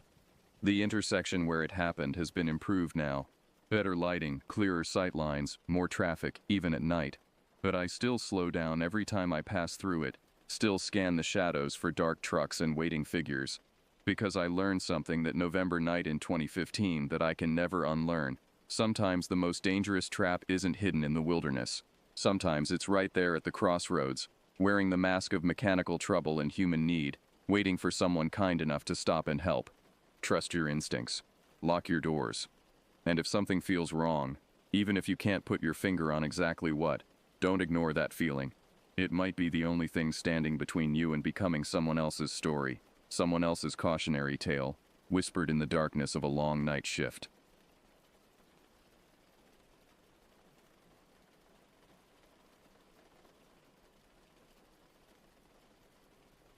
I was 7 years old when my parents took me along on what they called their second honeymoon to Tennessee. It was the summer of 2005, and the heat hung thick and oppressive over the Smoky Mountains like a wool blanket soaked in humidity. My mother had insisted on bringing me despite my father's protests that a romantic getaway wasn't meant for children. But Mom had won, as she always did, with her gentle smile and the way she'd tilt her head when she wanted something. The cabin we rented sat perched on a hillside overlooking Norris Lake, its weathered wood siding dark with age and moisture. It belonged to a local man named Byron Hutchins, a grizzled old-timer with tobacco-stained teeth who'd given us the keys with hands that trembled slightly. He'd warned us about the area being old land that had belonged to Cherokee tribes long before white settlers arrived. His watery blue eyes had lingered on me when he said it, and something in his expression made my stomach feel funny. The cabin itself felt wrong from the moment we stepped inside. The floorboards groaned under our feet with sounds that seemed too loud, too deliberate, as if the house was announcing our presence to something waiting in the shadows. The walls were lined with old photographs of previous guests, their faces faded and indistinct in the dim light that filtered through dirty windows. Some of the photos seemed to watch us as we moved through the rooms, and I found myself avoiding their gaze. My parents busied themselves unpacking and planning their romantic dinners and lake activities, but I felt drawn to the windows that faced the dense forest beyond the cabin's small clearing. The trees pressed close to the structure, their branches scraping against the roof when the wind picked up. Pine, oak, and maple created such a thick canopy that even in the middle of the day the forest floor remained shrouded in perpetual twilight. That first night I lay awake in the small loft bedroom listening to sounds I couldn't identify. There were the normal night sounds. Owls, crickets, the distant splash of fish jumping in the lake. But underneath those familiar noises was something else. A rhythmic scratching that seemed to come from just outside my window, followed by what sounded like footsteps circling the cabin. When I finally worked up the courage to peer out through the thin curtains, I saw nothing but darkness so complete it seemed solid. The next morning brought no relief. The oppressive atmosphere seemed to have settled into my bones, making me jumpy and irritable. Mom attributed it to excitement and new surroundings, but I knew it was something more. The forest called to me with an intensity that felt almost physical, like invisible hands tugging at my shirt, urging me to explore its depths. Dad announced over breakfast that he planned to spend the day preparing his fishing boat down at the dock. It was an old aluminum vessel that came with the cabin rental, and he was eager to test the lake's bass population. Mom decided to stay behind and read on the deck, leaving me with explicit instructions not to wander off alone. But even as she spoke the words, I felt my eyes drifting toward the tree line, where shadows seemed to shift and move independently of the wind. The dock sat at the end of a narrow dirt path that wound down from the cabin through a grove of ancient oaks.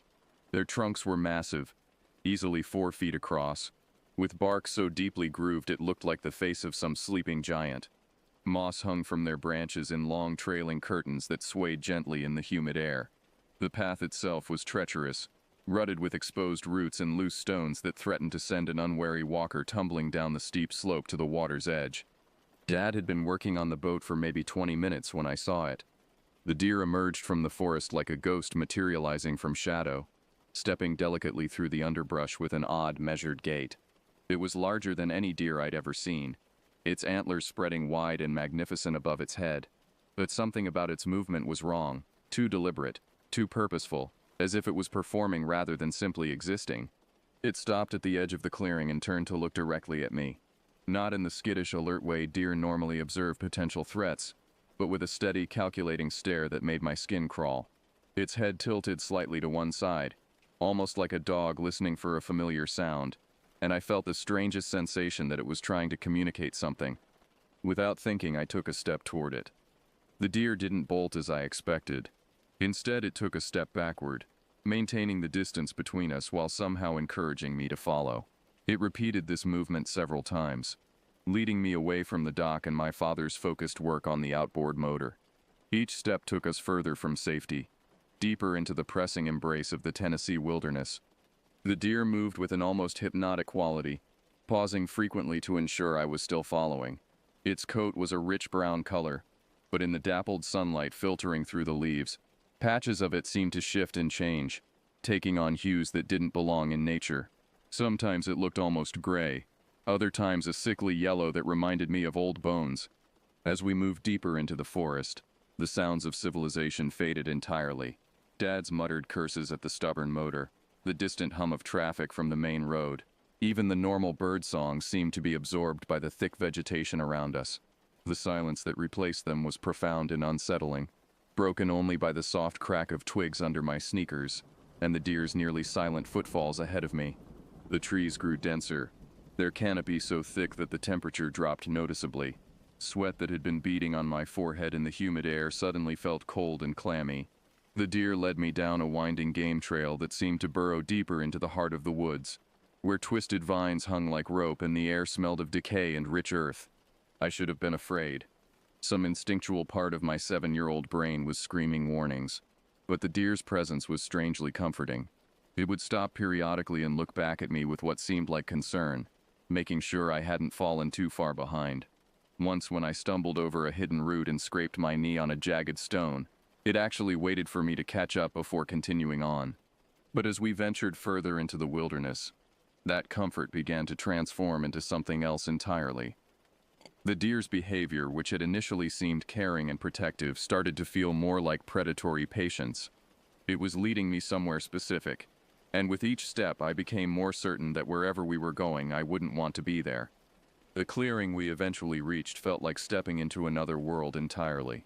It was perfectly circular, perhaps 30 feet across, ringed by towering pine trees whose branches intertwined overhead to form a natural cathedral.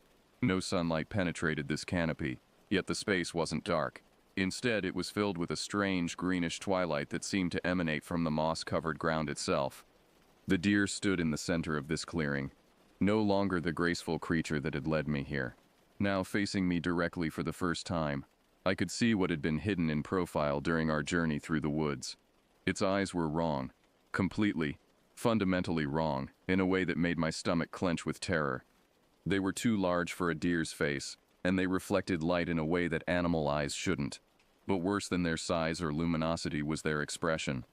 These weren't the dark, liquid eyes of a wild animal.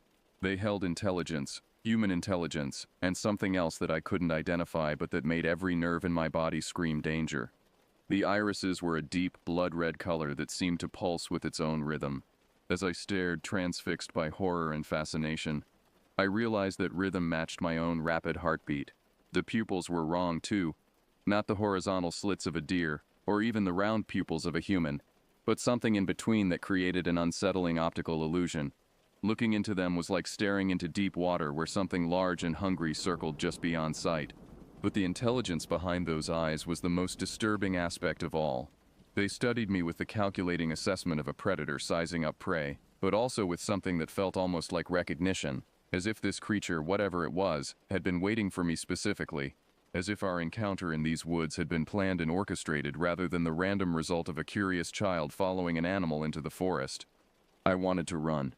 Every instinct screamed at me to turn and flee back down the path we'd followed, to crash through the underbrush and vines until I reached the safety of the lake and my father's presence. but those eyes held me frozen in place as surely as if I'd been bound with rope. They promised terrible things would happen if I tried to leave, and somehow I believed that promise completely. The deer took a step closer, its movement now clearly different from the natural gait I'd observed earlier. There was something almost human in the way it placed its hooves, a deliberate precision that no wild animal possessed. Each step was calculated and purposeful, designed to close the distance between us while giving me time to fully appreciate what was happening. Its head tilted again, that same dog-like gesture I'd noticed at the edge of the clearing near the dock.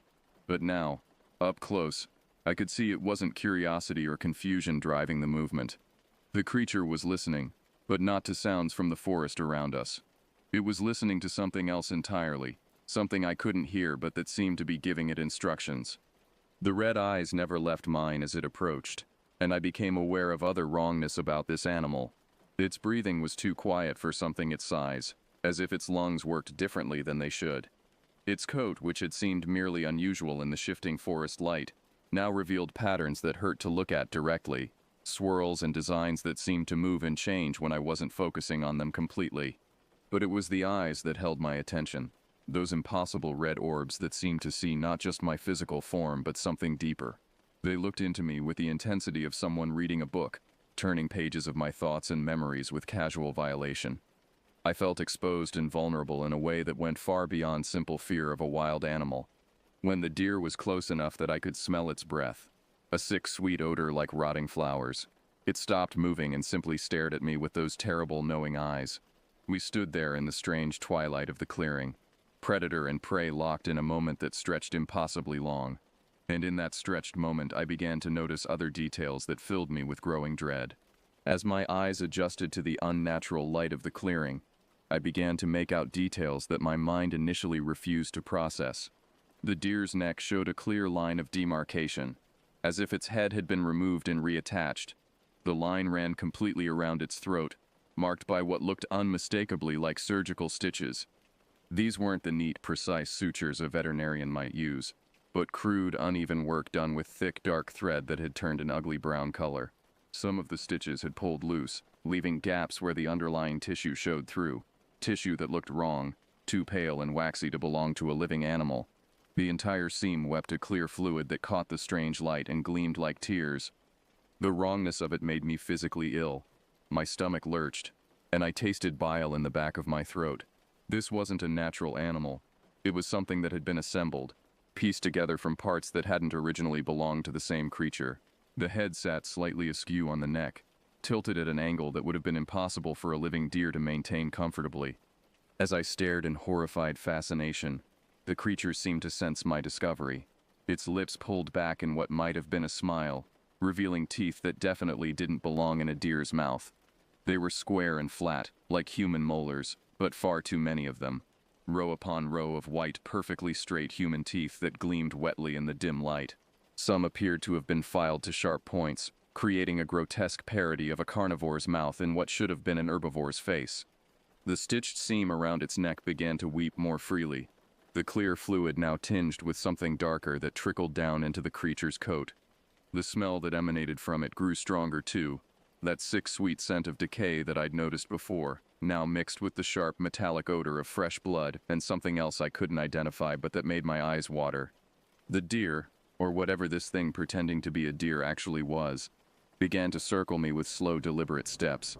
Its hooves made soft clicking sounds against the moss-covered ground, but underneath those sounds I could hear something else, a wet, sliding noise that seemed to come from the loosely attached head as it swayed with each step.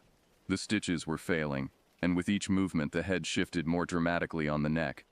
I wanted to close my eyes, to shut out the impossible sight in front of me, but I was terrified of what might happen if I couldn't see what it was doing.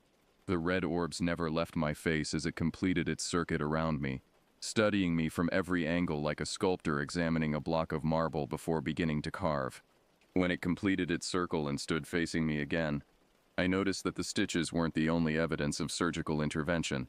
Its legs showed similar marks, faint lines where different pieces had been joined together. The coat pattern didn't match at these junction points, as if parts from multiple animals had been combined to create this single horrifying whole. The creature's breathing became more pronounced, each inhalation and exhalation accompanied by a wet, bubbling sound that seemed to come from the damaged throat beneath those crude stitches. Foam appeared at the corners of its mouth, mixed with strands of that dark fluid that continued to leak from the neck wound. The sight was so disturbing that my legs began to shake and I worried I might collapse from sheer terror. But the worst part was the intelligence behind those red eyes. This wasn't some mindless monster or animal driven by instinct. Whatever was looking out at me from behind that deer's face was calculating, patient, and utterly malevolent. It was enjoying my fear, feeding on my horror like a connoisseur savoring a fine wine. The head tilted again, more dramatically this time, and I heard the wet sound of tissue tearing as some of the remaining stitches gave way under the strain. A wider gap opened in the seam, revealing darkness underneath that seemed to go far deeper than any animal's throat should. From that darkness came a new smell, something ancient and putrid that made the previous odors seem pleasant by comparison. The silence of the clearing was broken by something far worse than any animal sound I'd ever heard. It started as a low rumbling that seemed to come from deep within the creature's chest, then rose to become something that might have been an attempt at human speech. But the voice that emerged was wrong in every possible way, too deep, too wet, formed by vocal cords that clearly weren't designed for making words. Why did you follow? Each word came out as a separate, labored effort, punctuated by that horrible bubbling sound from its damaged throat. The voice had an odd, echoing quality as if it was being produced by multiple sources simultaneously. Some words seemed to come from the mouth with its rows of human teeth, while others appeared to originate from deeper within the creature, from the dark spaces visible through the failing stitches. I couldn't answer. Terror had stolen my voice completely, leaving me standing there with my mouth open, producing only a thin, whimpering sound that I didn't recognize as coming from myself. My entire body was shaking now, violent tremors that I couldn't control. The rational part of my 7-year-old mind kept insisting that animals couldn't talk, that this had to be some kind of dream or hallucination, but the evidence of my senses was overwhelming. Answer me, child. The words came more easily now, as if the creature was remembering how human speech worked. But there was still that underlying wrongness, that sense that each syllable was being forced through anatomy that hadn't been designed for language. Wet, clicking sounds accompanied each consonant, and the vowels were distorted by what sounded like fluid in the throat. I tried to speak, tried to tell it I was sorry, that I hadn't meant to intrude, that I just wanted to go back to my father, but only strangled gasps emerged from my throat. The creature seemed to find my inability to respond amusing, and that horrible parody of a smile widened, revealing more of those perfectly human teeth arranged in utterly inhuman rows. Afraid? It asked, and this time there was something almost like laughter in its voice. Good? You should be. The head tilted so far to one side that I could hear more stitches popping, see the dark fluid flowing more freely from the widening gap.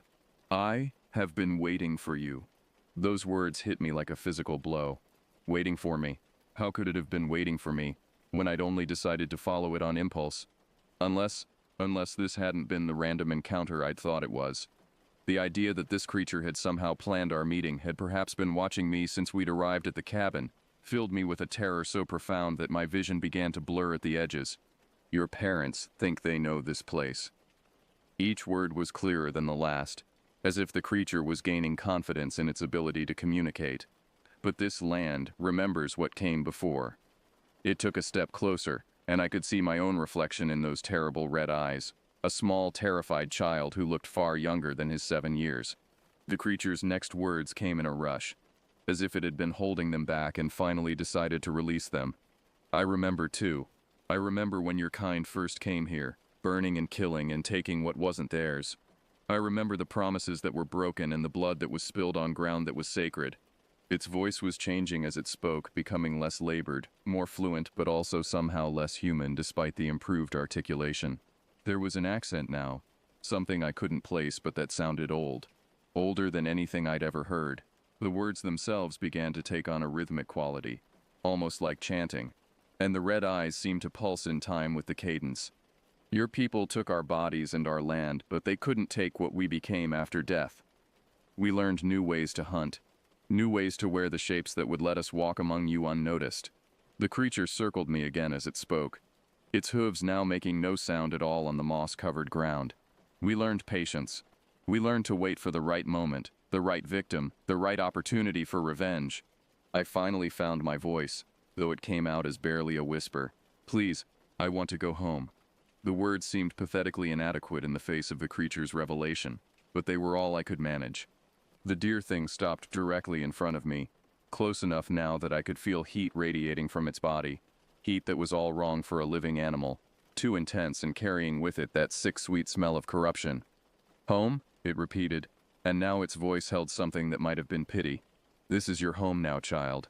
This clearing, this moment, this terror, this is where you belong.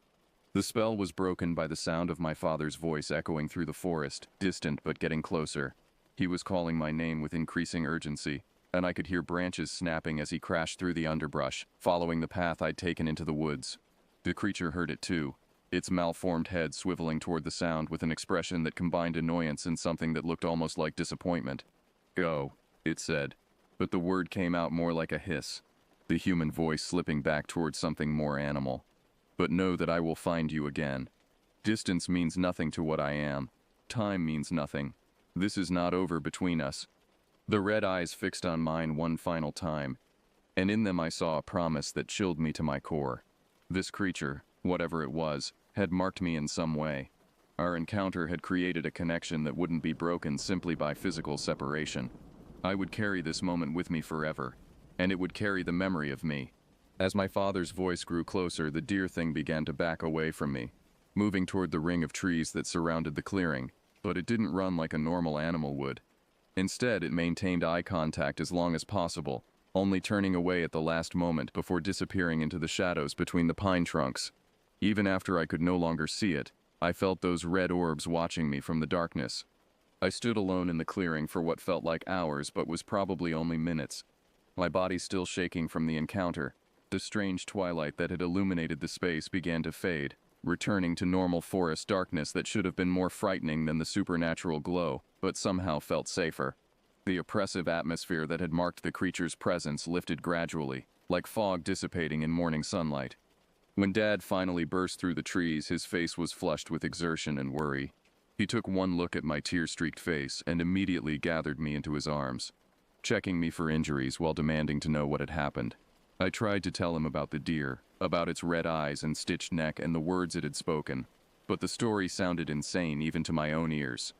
He listened with the patience of a parent dealing with a child's nightmare, nodding and making appropriate sounds while clearly not believing a word I said. When I described the human teeth and the creature's ability to speak, his expression shifted from concern to something that looked almost like relief. Obviously, his son had wandered off and gotten scared, then invented a fantastic story to explain his terror. It was normal childhood behavior, nothing more sinister than an overactive imagination. Let's get you back to the cabin, he said, lifting me easily and carrying me out of the clearing. Your mother is worried sick and you need some food and rest. This forest can play tricks on a person's mind, especially a young person who's not used to being in such wild places. As we left the clearing, I looked back over Dad's shoulder, hoping to see nothing but trees and shadows. Instead, I caught a glimpse of movement at the edge of the woods, something large and brown that seemed to be keeping pace with us as we made our way back toward the lake. When I pointed it out to my father, he looked but saw nothing, which only reinforced his belief that stress and imagination were responsible for my claims. The walk back to the cabin felt endless. Every shadow seemed to hide watching eyes. Every rustle of leaves suggested something large moving just out of sight. Dad kept up a steady stream of conversation, trying to distract me from my fear, but I could barely focus on his words. All my attention was fixed on the forest around us, searching for signs of the creature's presence. When we finally reached the safety of the dock, I felt some of the tension leave my body, but it was far from gone entirely. The encounter in the clearing had changed something fundamental in me. The world no longer felt like a safe place where parents could protect their children from harm. There were things in the darkness that meant us ill, things that had intelligence and patience and reasons for hatred that went back generations. Mom was waiting for us on the deck, her face drawn with worry that transformed into relief when she saw us emerging from the forest. She rushed down to meet us, enveloping me in a hug that smelled like sunscreen and the lavender soap she always used. Her familiar presence was comforting, but even in her arms I couldn't shake the feeling that we were still being watched from the trees. That evening passed in a blur of concerned parental attention and half-hearted attempts to return to vacation normalcy. Mom made my favorite dinner, grilled cheese sandwiches and tomato soup, while Dad regaled us with stories of the fish he'd almost caught while I'd been gone. But despite their efforts, the atmosphere in the cabin remained tense. I jumped at every sound, refused to go anywhere near the windows that faced the forest, and insisted on keeping all the lights on even after sunset. My parents attributed my behavior to the shock of getting lost in unfamiliar woods, and I let them believe it. The alternative, trying to convince them that I'd encountered some kind of shape-shifting creature that could speak and had threatened me, seemed hopeless.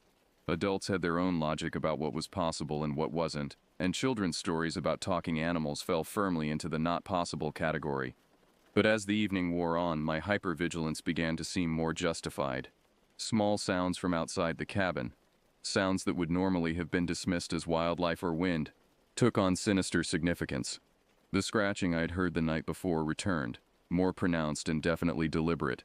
Something was circling the cabin, testing the windows and doors, looking for a way in. Around 10 o'clock, as my parents were settling down in the main room with glasses of wine and a deck of cards, I heard something that made my blood freeze in my veins. From somewhere outside came a sound that started as an animal's call, but shifted midway through into something that resembled a human voice calling my name. It was distorted and wrong, but unmistakably an attempt to mimic human speech. My parents didn't seem to hear it, or if they did, they showed no recognition that it was anything unusual. Dad continued shuffling the cards while Mom sorted through a magazine. Both of them relaxed in a way that seemed impossible given what was happening just outside their awareness. I wanted to point out the sound, to demand they listen more carefully, but something held me back. Some instinct warned me that drawing their attention to the creature's presence might provoke it into more direct action. The calling continued sporadically throughout the evening, always just barely audible enough that I could convince myself I might have imagined it. But I knew I hadn't. The thing from the clearing was out there in the darkness, letting me know it hadn't forgotten our encounter. It was patient, willing to wait for the right moment, but it was definitely still there. When my parents finally decided it was time for bed, I begged them to let me sleep in their room. They refused, gently but firmly, insisting that I needed to face my fears and that nothing in the Tennessee woods could hurt me as long as I was safe inside the cabin. They tucked me into the loft bed, kissed me goodnight, and turned off the lights with the casual confidence of adults who believed they understood the nature of danger. I lay in the darkness for what felt like hours, listening to the sounds of the forest outside, and trying to distinguish between normal night noises and the presence of something that definitely wasn't normal. Several times I heard that wet, bubbling breathing I'd noticed in the clearing, always from just outside my window, always accompanied by a soft scratching as if something was testing the strength of the glass. It was around midnight, when the most terrifying event of the entire ordeal occurred. I had finally started to drift off to sleep when a sound jolted me fully awake. The unmistakable creak of the cabin's front door opening. My parents were deep sleepers, especially after wine, and neither of them stirred as footsteps moved across the wooden floor below my loft. The steps were wrong. Too heavy for my mother, too irregular for my father. They had an odd limping quality that suggested the walker was having difficulty with balance or coordination. Worse still, they were wet, leaving what sounded like puddles with each footfall. The sick, sweet smell I'd noticed in the clearing began to fill the cabin, growing stronger as whatever was making those sounds moved through the rooms below. I pressed myself flat against the bed, trying to become invisible while simultaneously straining to hear what was happening downstairs. The footsteps paused at the base of the ladder that led to my loft, and I held my breath, certain that at any moment I would see that horrible deer head with its red eyes and stitched neck appearing at the top of the stairs. Instead, I heard a voice, the same wet, bubbling voice from the clearing, but clearer now, more practiced at human speech. It wasn't speaking to me, though. It seemed to be talking to itself, or perhaps to something else I couldn't see, in a language I didn't recognize, but that sounded ancient and full of pain.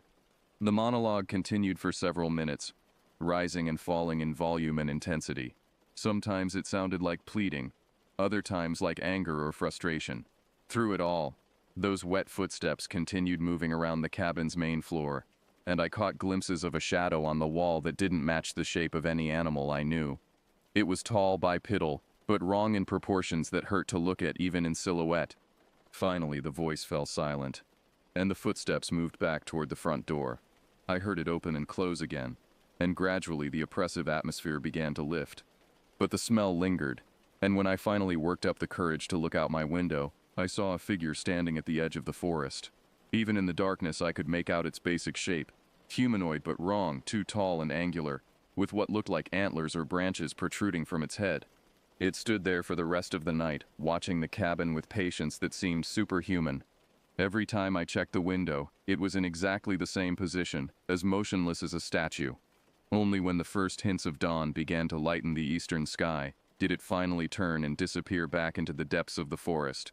I'm 25 now, and 18 years have passed since that nightmare in the Tennessee woods. The intervening years have been marked by therapy, medication for anxiety and panic attacks, and a carefully constructed life that keeps me as far from wilderness areas as possible. I live in downtown Chicago, surrounded by concrete and steel and the comforting presence of millions of other people.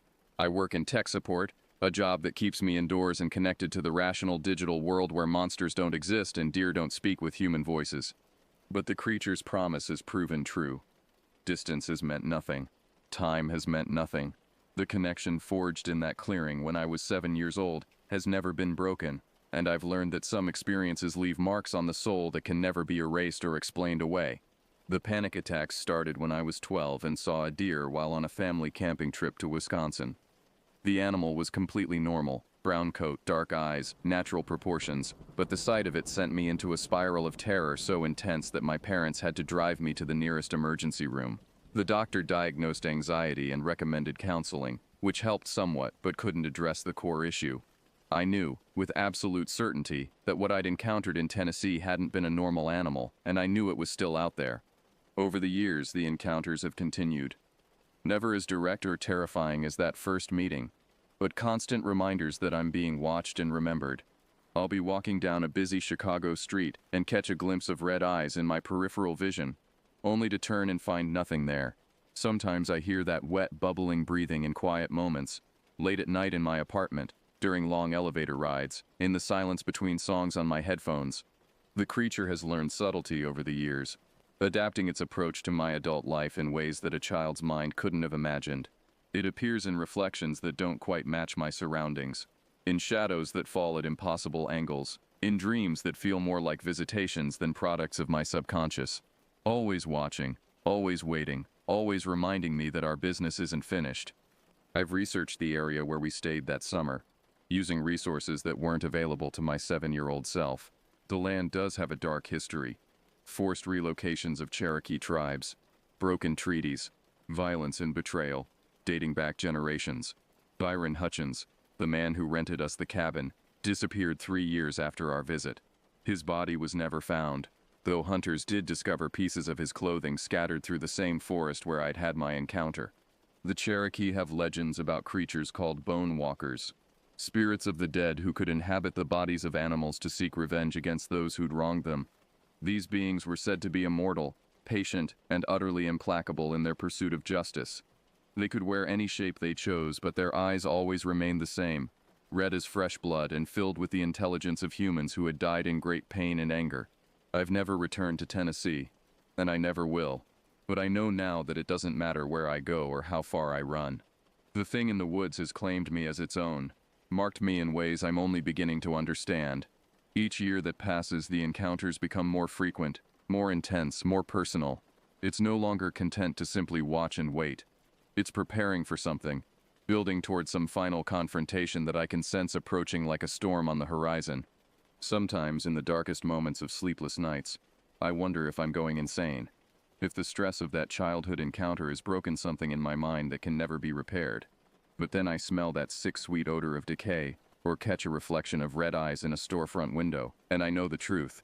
The creature is real, it's still hunting me, and eventually, probably sooner than I want to believe, it's going to finish what it started in that clearing all those years ago.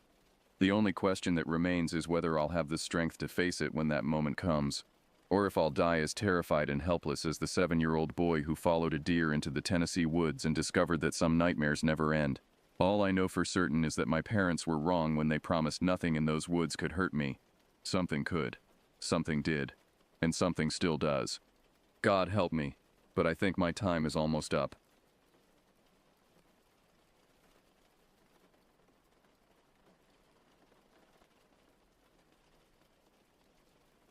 The warm glow of the setting sun painted the sky in hues of orange and pink. As I, Jake Thompson, sat on my porch scrolling through my phone, it was a Friday evening in early October, and the crisp autumn air carried the scent of fallen leaves and distant bonfires. I had just finished a long week at the local high school where I taught history, and I was looking forward to a relaxing weekend. As I mindlessly scrolled through my social media feed, a news article caught my eye. Experienced hiker vanishes without a trace in Huckleberry Swamp Nature Area. The headline sent a chill down my spine. Despite the lingering warmth of the day, Huckleberry Swamp was less than an hour's drive from my home in Hartford, Connecticut, and I had hiked there numerous times over the years. Curiosity piqued, I tapped on the article and began to read. The missing hiker, identified as 42-year-old Martin Greaves, had last been seen entering the nature area 2 weeks ago. Despite extensive search efforts by local authorities and volunteers, no trace of him had been found. The article mentioned that Greaves was an experienced outdoorsman who had hiked challenging trails all over the country. As I continued reading, my phone buzzed with an incoming text message. It was from my friend Marcella Quinn, a vivacious 28-year-old librarian I had met at a local book club a few years back. "Hey Jake, Tyrese and I were thinking about doing a night hike tomorrow. You in?" I hesitated for a moment, my eyes darting back to the article about the missing hiker. A part of me wanted to mention it to Marcella, but another part dismissed the thought. After all, people went missing in the wilderness all the time, right? It was probably just a coincidence that it happened so close to home. Before I could overthink it, I typed out a reply. "Sounds fun. Where were you thinking of going?" Marcella's response came quickly. "We were thinking Huckleberry Swamp. Tyrese says it's beautiful at night, and the forecast looks clear. Meet at my place around." I felt a twinge of unease as I read her message. Huckleberry Swamp. The very place where that hiker had disappeared. I contemplated backing out, but the rational part of my brain kicked in. The swamp was a large area, and the chances of anything happening to us were slim to none. Plus, we'd be in a group, not hiking alone like the missing man. "Count me in," I replied, pushing aside my lingering doubts. "See you tomorrow at 8. As I set my phone down and gazed out at the darkening sky, I couldn't shake the feeling that I had just made a decision that would change my life forever. Little did I know how right that premonition would turn out to be. The next day passed in a blur of mundane activities. I graded papers, did some laundry, and even managed to squeeze in a quick workout at the local gym. As evening approached, I began to pack my backpack for the night hike. Flashlight? Check. Extra batteries? Check. Water bottle? Check. I methodically went through my mental checklist, ensuring I had everything I might need for a few hours in the woods.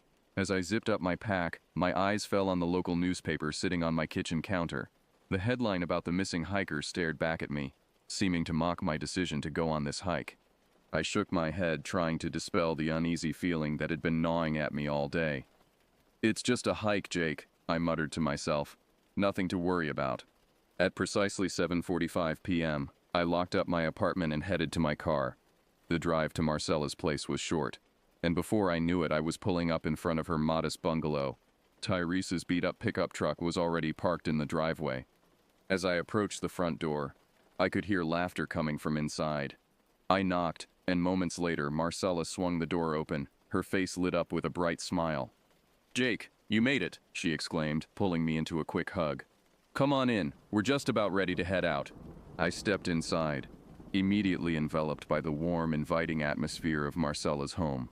Tyrese Hillman, our other hiking companion for the night, was lounging on the couch, his tall, athletic frame barely fitting on the small piece of furniture.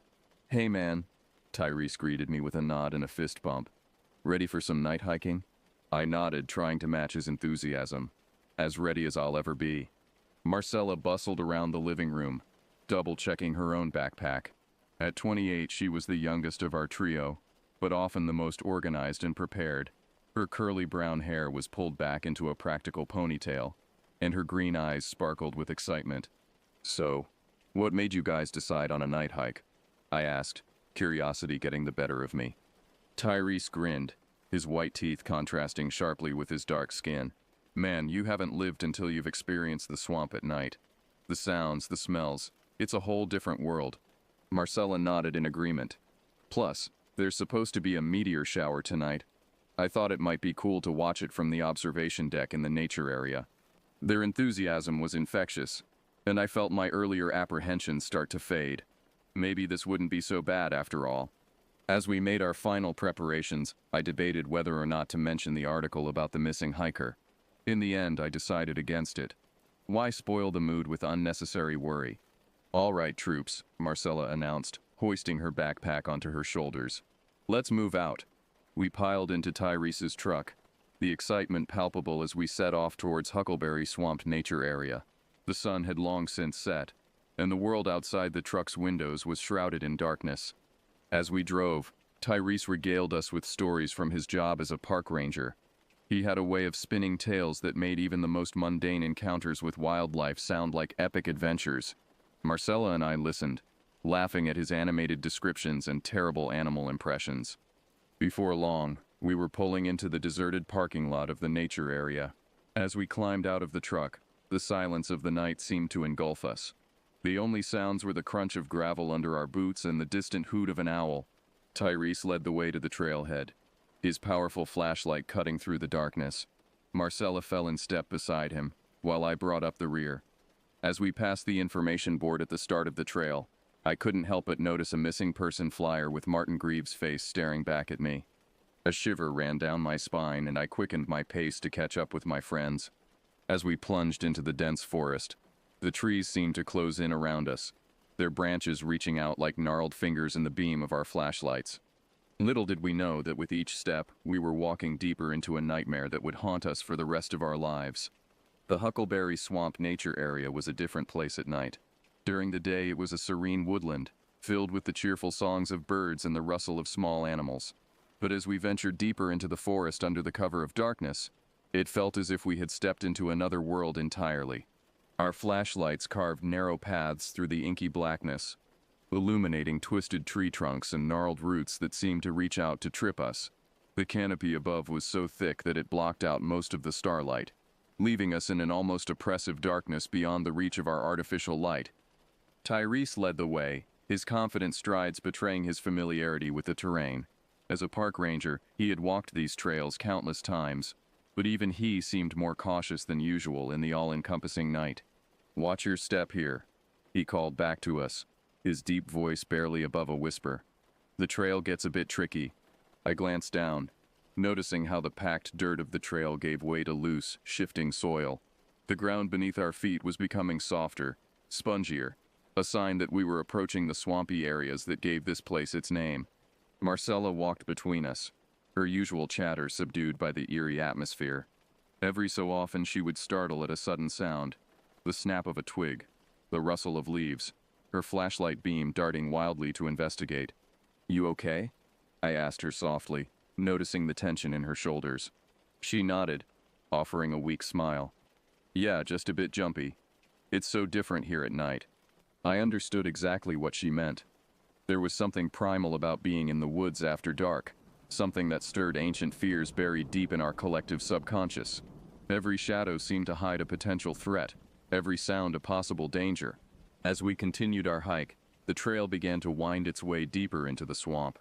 The air grew thick and heavy with moisture, carrying the pungent scent of decaying vegetation. Our boots sank slightly with each step, the soft ground threatening to swallow us whole if we lingered too long in one spot. Tyrese paused at a fork in the trail, consulting a map he'd pulled from his pocket. "If we take the left path, it'll lead us to the observation deck," he said. "Should be a good spot to watch for those meteors." We nodded in agreement and followed him down the left-hand trail. This path was narrower, less well-maintained than the main trail we'd been on. Branches reached out from the darkness, snagging our clothes and scratching at exposed skin. As we pushed forward, I couldn't shake the feeling that we were being watched. Every few steps I found myself glancing over my shoulder, searching the darkness for what? I wasn't sure. But the sensation of unseen eyes boring into me was impossible to ignore. Suddenly, Marcella let out a startled gasp. "Did you guys see that?" she whispered, her voice tight with fear.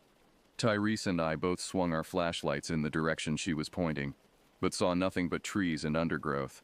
"See what?" Tyrese asked, his tone a mixture of concern and skepticism. Marcella shook her head, her eyes wide. I'm not sure."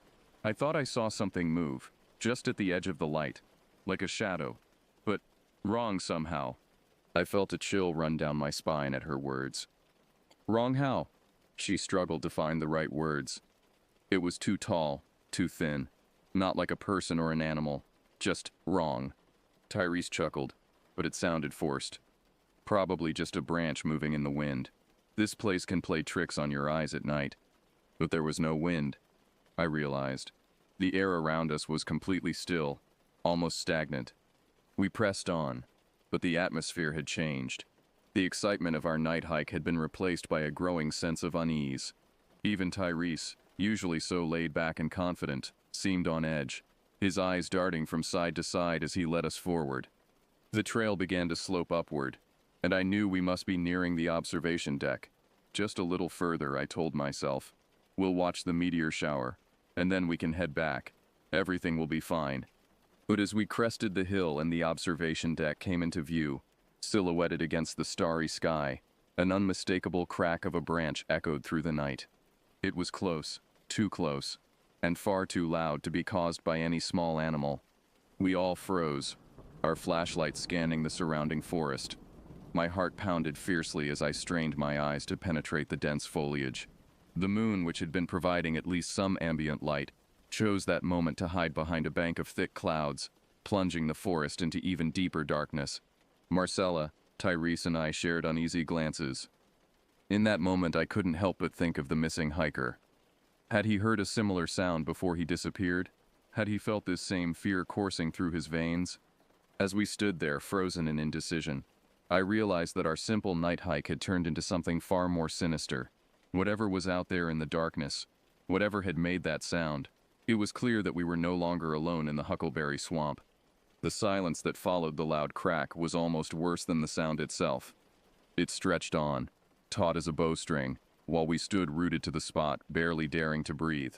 Our flashlight beams danced erratically across the trees, searching for any sign of movement, any clue as to what had made that noise. Tyrese was the first to break the silence. "Okay," he whispered, his usual bravado noticeably absent. "Let's not panic, it was probably just a deer or something." But the look in his eyes betrayed his words. Whatever had snapped that branch was no deer. We all knew it instinctively. "Maybe we should head back," Marcella suggested, her voice barely audible. Her face was pale in the harsh glare of the flashlights, eyes wide with fear. I nodded in agreement. "Yeah, I think that's a good idea. We can always come back another night for the meteor shower." Tyrese hesitated for a moment, clearly torn between his role as our guide and his own growing unease. Finally, he nodded. "All right, let's head back. Stay close together." We turned away from the observation deck, our earlier goal forgotten in the face of this new unseen threat. Tyrese took the lead again, but his pace was quicker now, more urgent.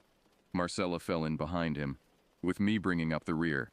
As we retraced our steps down the trail, I couldn't shake the feeling that we were being herded.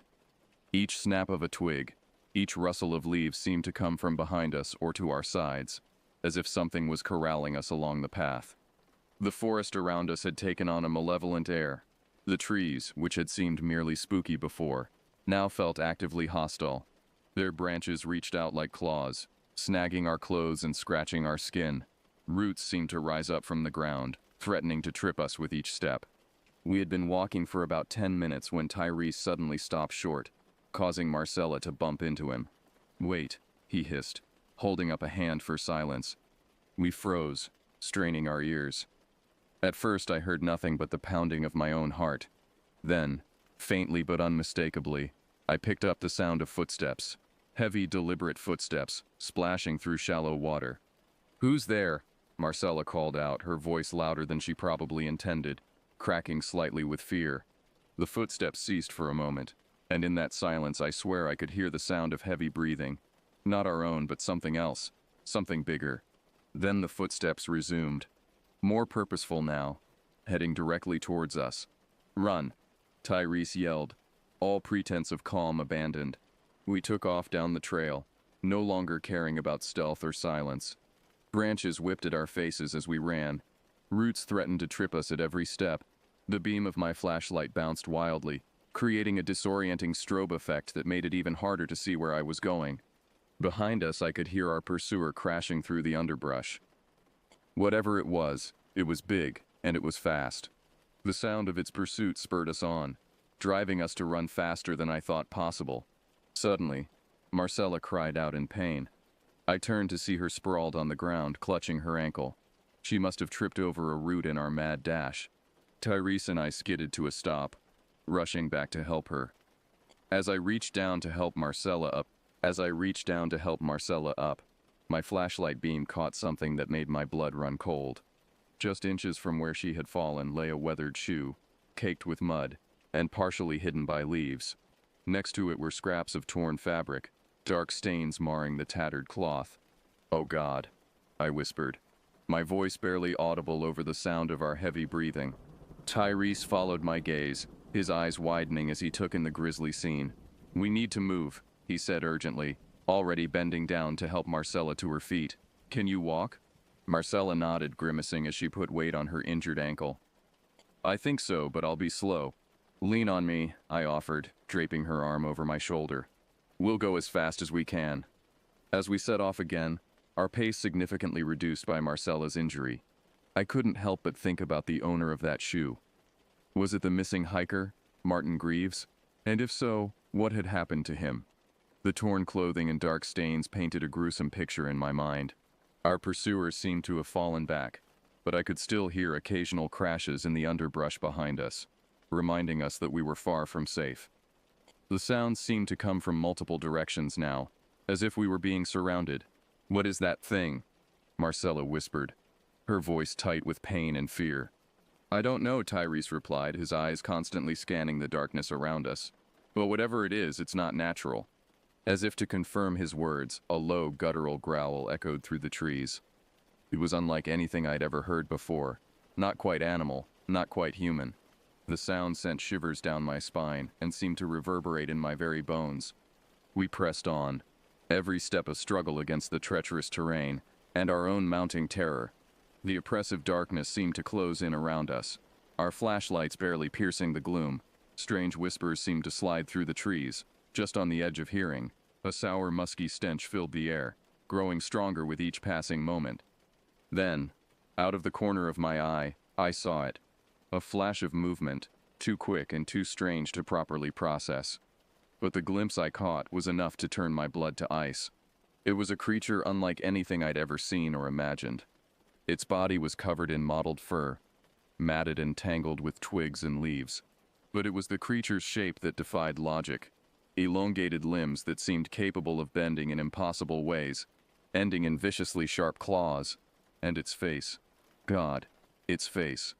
In the brief moment I saw it, I noticed eyes like swirling pools of darkness, filled with a malevolent intelligence that was unmistakably predatory. "Run," I yelled, my voice cracking with terror. "It's right there." We abandoned all pretense of stealth, crashing through the underbrush in a desperate bid for survival. Marcella whimpered in pain with each step, but adrenaline kept her moving. Tyrese took the lead, using his superior strength to forge a path through the dense vegetation. Behind us, the creature let out a bone-chilling screech and gave chase. I could hear it moving through the forest with unnatural speed and agility, far outpacing what should have been possible in such dense undergrowth. "We can't outrun it," Marcella gasped, her face pale with pain and fear. She was right.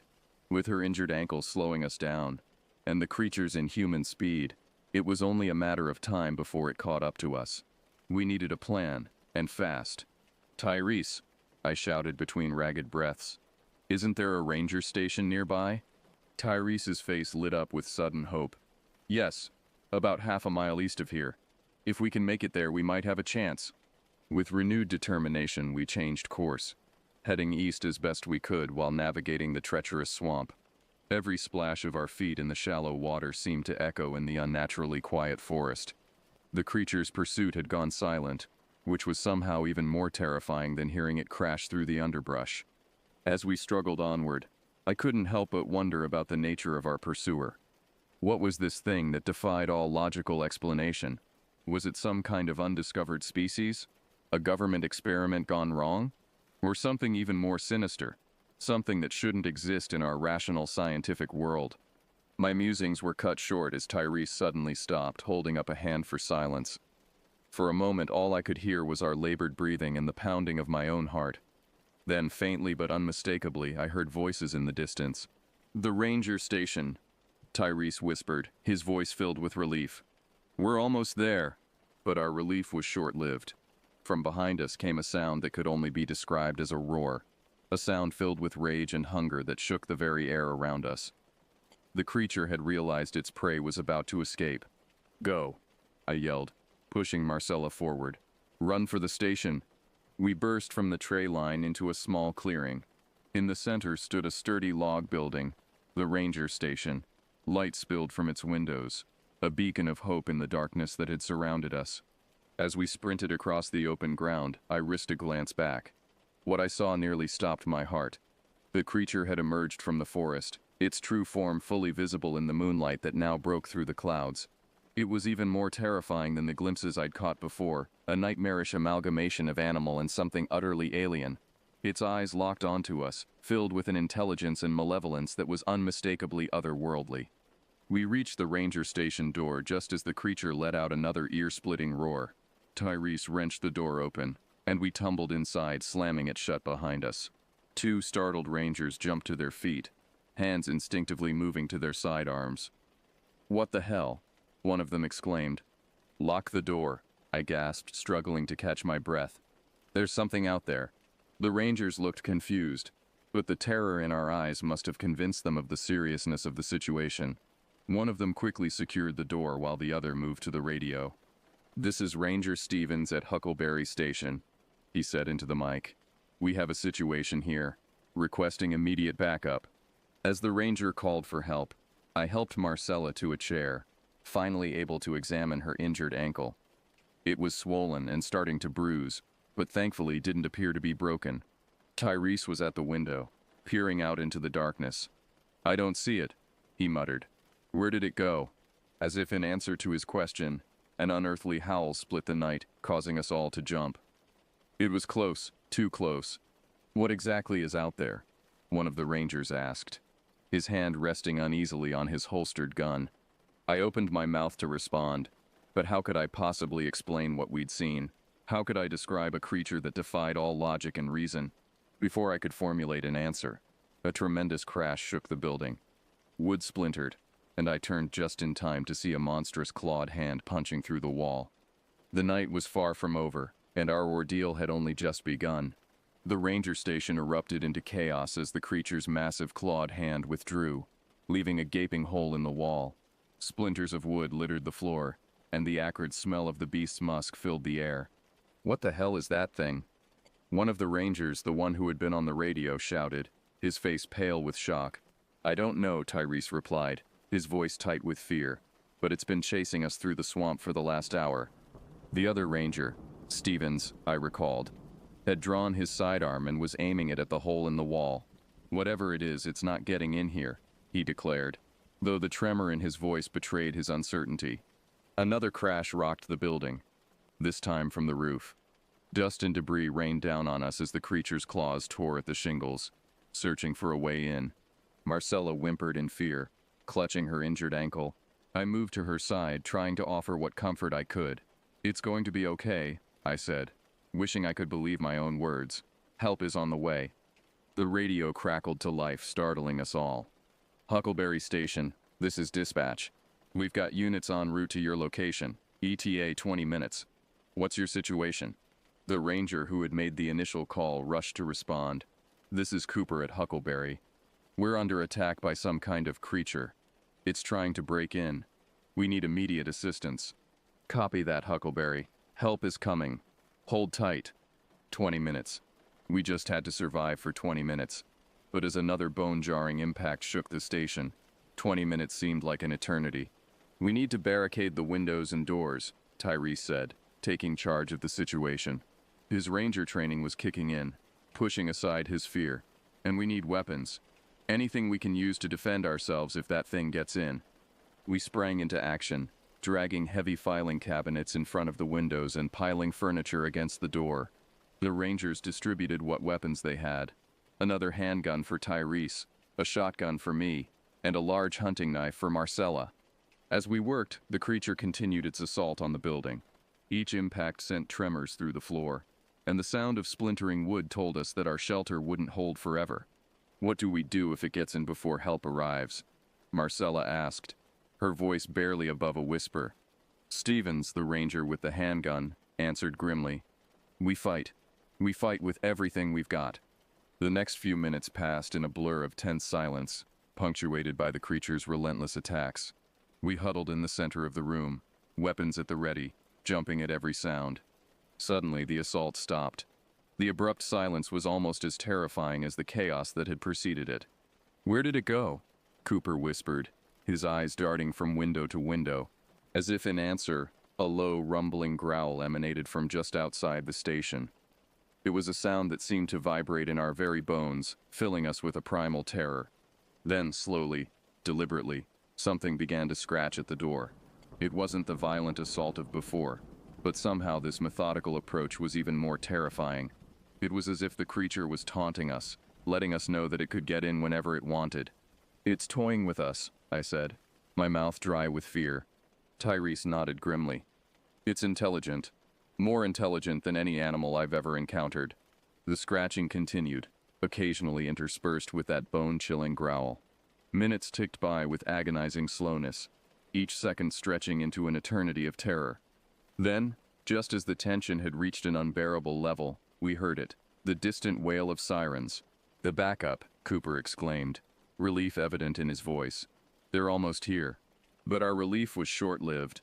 As soon as the sirens became audible, the creature let out a roar of frustration and renewed its assault on the station with even greater ferocity. "It knows it's running out of time," Stevens said, tightening his grip on his gun. The next few moments were a blur of splintering wood, shattering glass, and terrified screams. The creature, in its desperation, had redoubled its efforts to break in. And then, with a final thunderous crash, it succeeded. The barricaded door exploded inward, in a shower of splinters and twisted metal. And there, framed in the doorway, stood the stuff of nightmares. In the harsh glare of the station's fluorescent lights, we could finally see the creature in all its horrifying detail. It stood nearly 8 feet tall, its body a grotesque amalgamation of animal features. Matted fur covered most of its form, but in places I could see patches of scales or something that looked unsettlingly like human skin. Its limbs were long and jointed in impossible ways, ending in massive claws that looked capable of tearing through steel. But it was the creature's face that would haunt my nightmares for years to come. It was vaguely lupine in shape, with a protruding snout filled with razor-sharp teeth. But where there should have been eyes, there were only swirling voids of absolute darkness. Looking into those eyeless sockets, I felt as if I was staring into the abyss itself. For a moment, everything was still. We stood frozen in terror, and even the creature seemed to pause, as if savoring our fear. Then, several things happened at once. Stevens and Tyrese opened fire, their guns blazing in the confined space of the station.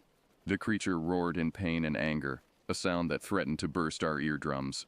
And from outside I heard the screech of tires as the backup finally arrived. What followed was a chaotic blur of gunfire, screams, and inhuman roars. The creature, wounded but far from defeated, lashed out with its massive claws. Cooper went down, a spray of blood marking where those terrible talons had caught him. I raised the shotgun, my hands shaking so badly I could barely aim. I fired, the recoil nearly knocking me off my feet. The creature staggered back, ichor spurting from multiple wounds, but it didn't fall. More gunshots rang out, this time from outside. The newly arrived officers had joined the fray, pouring fire into the station. The creature, realizing it was outmatched, let out one final, earth-shaking roar. Then, with a speed that defied its size, it turned and burst through one of the barricaded windows. In moments it had vanished into the darkness of the swamp, leaving behind a scene of utter devastation. As the adrenaline began to fade, I became aware of the ringing in my ears, the acrid smell of gunpowder, and the metallic tang of blood in the air. Marcella was sobbing quietly, and Tyrese stood with his gun still raised, staring at the shattered window where the creature had escaped. Officers swarmed into the station, securing the area and calling for medical assistance. But even as they took charge of the situation, I knew that our ordeal was far from over. The creature was still out there, somewhere in the dark depths of Huckleberry Swamp, and something told me that this was just the beginning of a mystery that would change our lives forever. The hours following our encounter at the ranger station passed in a surreal blur. Paramedics arrived to treat our injuries. Marcella's sprained ankle, cuts and bruises for Tyrese and me, and more serious wounds for the unfortunate Ranger Cooper, who had taken the brunt of the creature's attack. As we were patched up, a steady stream of law enforcement officials arrived on the scene. Local police, state troopers, and even a few men in dark suits who refused to identify themselves beyond vague mentions of a federal task force. We were separated and questioned extensively. I found myself in one of the remaining intact rooms of the ranger station, sitting across from a stern-faced detective who introduced himself as Richard Hawthorne. "Mr. Thompson," he began, his voice gruff and no nonsense. "I need you to tell me exactly what happened tonight, and please don't leave anything out, no matter how unusual it might seem." I took a deep breath and began recounting the events of the night. As I spoke, describing our terrifying chase through the swamp and the nightmarish creature that had pursued us, I could see the skepticism growing in Detective Hawthorne's eyes. When I finished, he sat back in his chair, regarding me with a mixture of disbelief and concern. "Mr. Thompson," he said slowly, "you do realize how this sounds, don't you?" I nodded wearily. "I know it sounds crazy. If I hadn't lived through it, I wouldn't believe it myself. But I swear to you, every word is true." Hawthorne sighed, rubbing his temples. As I reached down to help Marcella up, my flashlight beam caught something that made my blood run cold. Just inches from where she had fallen lay a weathered shoe, caked with mud and partially hidden by leaves. Next to it were scraps of torn fabric, dark stains marring the tattered cloth. "Oh God," I whispered, my voice barely audible over the sound of our heavy breathing. Tyrese followed my gaze, his eyes widening as he took in the grisly scene. "We need to move," he said urgently, already bending down to help Marcella to her feet. "Can you walk?" Marcella nodded, grimacing as she put weight on her injured ankle. "I think so, but I'll be slow." "Lean on me," I offered, draping her arm over my shoulder. "We'll go as fast as we can." As we set off again, our pace significantly reduced by Marcella's injury. I couldn't help but think about the owner of that shoe. Was it the missing hiker, Martin Greaves? And if so, what had happened to him? The torn clothing and dark stains painted a gruesome picture in my mind. Our pursuer seemed to have fallen back, but I could still hear occasional crashes in the underbrush behind us, reminding us that we were far from safe. The sound seemed to come from multiple directions now, as if we were being surrounded. "What is that thing?" Marcella whispered, her voice tight with pain and fear. "I don't know," Tyrese replied, his eyes constantly scanning the darkness around us. "But whatever it is, it's not natural." As if to confirm his words, a low, guttural growl echoed through the trees. It was unlike anything I'd ever heard before. Not quite animal, not quite human. The sound sent shivers down my spine and seemed to reverberate in my very bones. We pressed on, every step a struggle against the treacherous terrain and our own mounting terror. The oppressive darkness seemed to close in around us, our flashlights barely piercing the gloom. Strange whispers seemed to slide through the trees, just on the edge of hearing. A sour, musky stench filled the air, growing stronger with each passing moment.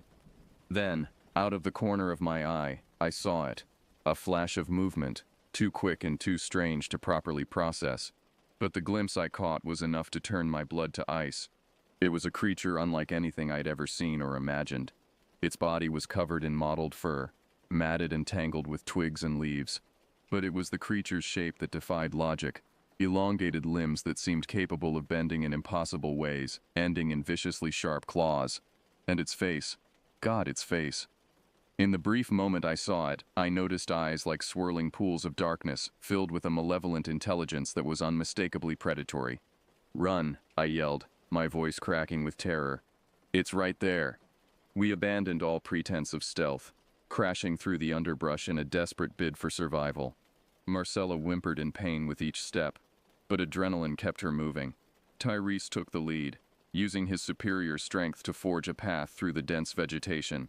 Behind us, the creature let out a bone-chilling screech and gave chase. I could hear it moving through the forest with unnatural speed and agility, far outpacing what should have been possible in such dense undergrowth. "We can't outrun it." Marcella gasped, her face pale with pain and fear. She was right. With her injured ankle slowing us down, and the creature's inhuman speed, it was only a matter of time before it caught up to us. We needed a plan, and fast. "Tyrese," I shouted between ragged breaths. "Isn't there a ranger station nearby?" Tyrese's face lit up with sudden hope. "Yes, about half a mile east of here. If we can make it there, we might have a chance." With renewed determination, we changed course, heading east as best we could while navigating the treacherous swamp. Every splash of our feet in the shallow water seemed to echo in the unnaturally quiet forest. The creature's pursuit had gone silent, which was somehow even more terrifying than hearing it crash through the underbrush. As we struggled onward, I couldn't help but wonder about the nature of our pursuer. What was this thing that defied all logical explanation? Was it some kind of undiscovered species? A government experiment gone wrong? Or something even more sinister? Something that shouldn't exist in our rational scientific world? My musings were cut short as Tyrese suddenly stopped, holding up a hand for silence. For a moment, all I could hear was our labored breathing and the pounding of my own heart. Then faintly but unmistakably, I heard voices in the distance. "The ranger station," Tyrese whispered, his voice filled with relief. "We're almost there." But our relief was short-lived. From behind us came a sound that could only be described as a roar, a sound filled with rage and hunger that shook the very air around us. The creature had realized its prey was about to escape. "Go," I yelled, pushing Marcella forward. "Run for the station." We burst from the tree line into a small clearing. In the center stood a sturdy log building, the ranger station. Light spilled from its windows, a beacon of hope in the darkness that had surrounded us. As we sprinted across the open ground, I risked a glance back. What I saw nearly stopped my heart. The creature had emerged from the forest, its true form fully visible in the moonlight that now broke through the clouds. It was even more terrifying than the glimpses I'd caught before. A nightmarish amalgamation of animal and something utterly alien. Its eyes locked onto us, filled with an intelligence and malevolence that was unmistakably otherworldly. We reached the ranger station door just as the creature let out another ear-splitting roar. Tyrese wrenched the door open, and we tumbled inside, slamming it shut behind us. Two startled rangers jumped to their feet, hands instinctively moving to their sidearms. "What the hell?" one of them exclaimed. "Lock the door," I gasped, struggling to catch my breath. "There's something out there." The rangers looked confused, but the terror in our eyes must have convinced them of the seriousness of the situation. One of them quickly secured the door while the other moved to the radio. "This is Ranger Stevens at Huckleberry Station," he said into the mic. "We have a situation here, requesting immediate backup." As the ranger called for help, I helped Marcella to a chair, finally able to examine her injured ankle. It was swollen and starting to bruise, but thankfully didn't appear to be broken. Tyrese was at the window, peering out into the darkness. "I don't see it," he muttered. "Where did it go?" As if in answer to his question, an unearthly howl split the night, causing us all to jump. It was close, too close. "What exactly is out there?" one of the rangers asked, his hand resting uneasily on his holstered gun. I opened my mouth to respond, but how could I possibly explain what we'd seen? How could I describe a creature that defied all logic and reason? Before I could formulate an answer, a tremendous crash shook the building. Wood splintered, and I turned just in time to see a monstrous clawed hand punching through the wall. The night was far from over, and our ordeal had only just begun. The ranger station erupted into chaos as the creature's massive clawed hand withdrew, leaving a gaping hole in the wall. Splinters of wood littered the floor, and the acrid smell of the beast's musk filled the air. "What the hell is that thing?" one of the rangers, the one who had been on the radio, shouted, his face pale with shock. "I don't know," Tyrese replied, his voice tight with fear. "But it's been chasing us through the swamp for the last hour." The other ranger, Stevens, I recalled, had drawn his sidearm and was aiming it at the hole in the wall. "Whatever it is, it's not getting in here," he declared, though the tremor in his voice betrayed his uncertainty.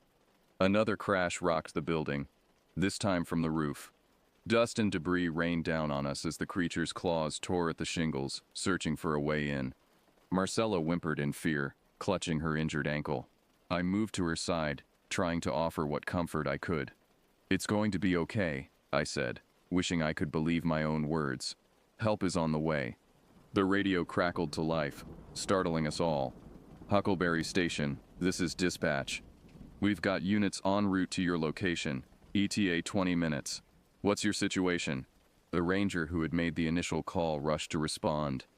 This is Cooper at Huckleberry. We're under attack by some kind of creature. It's trying to break in.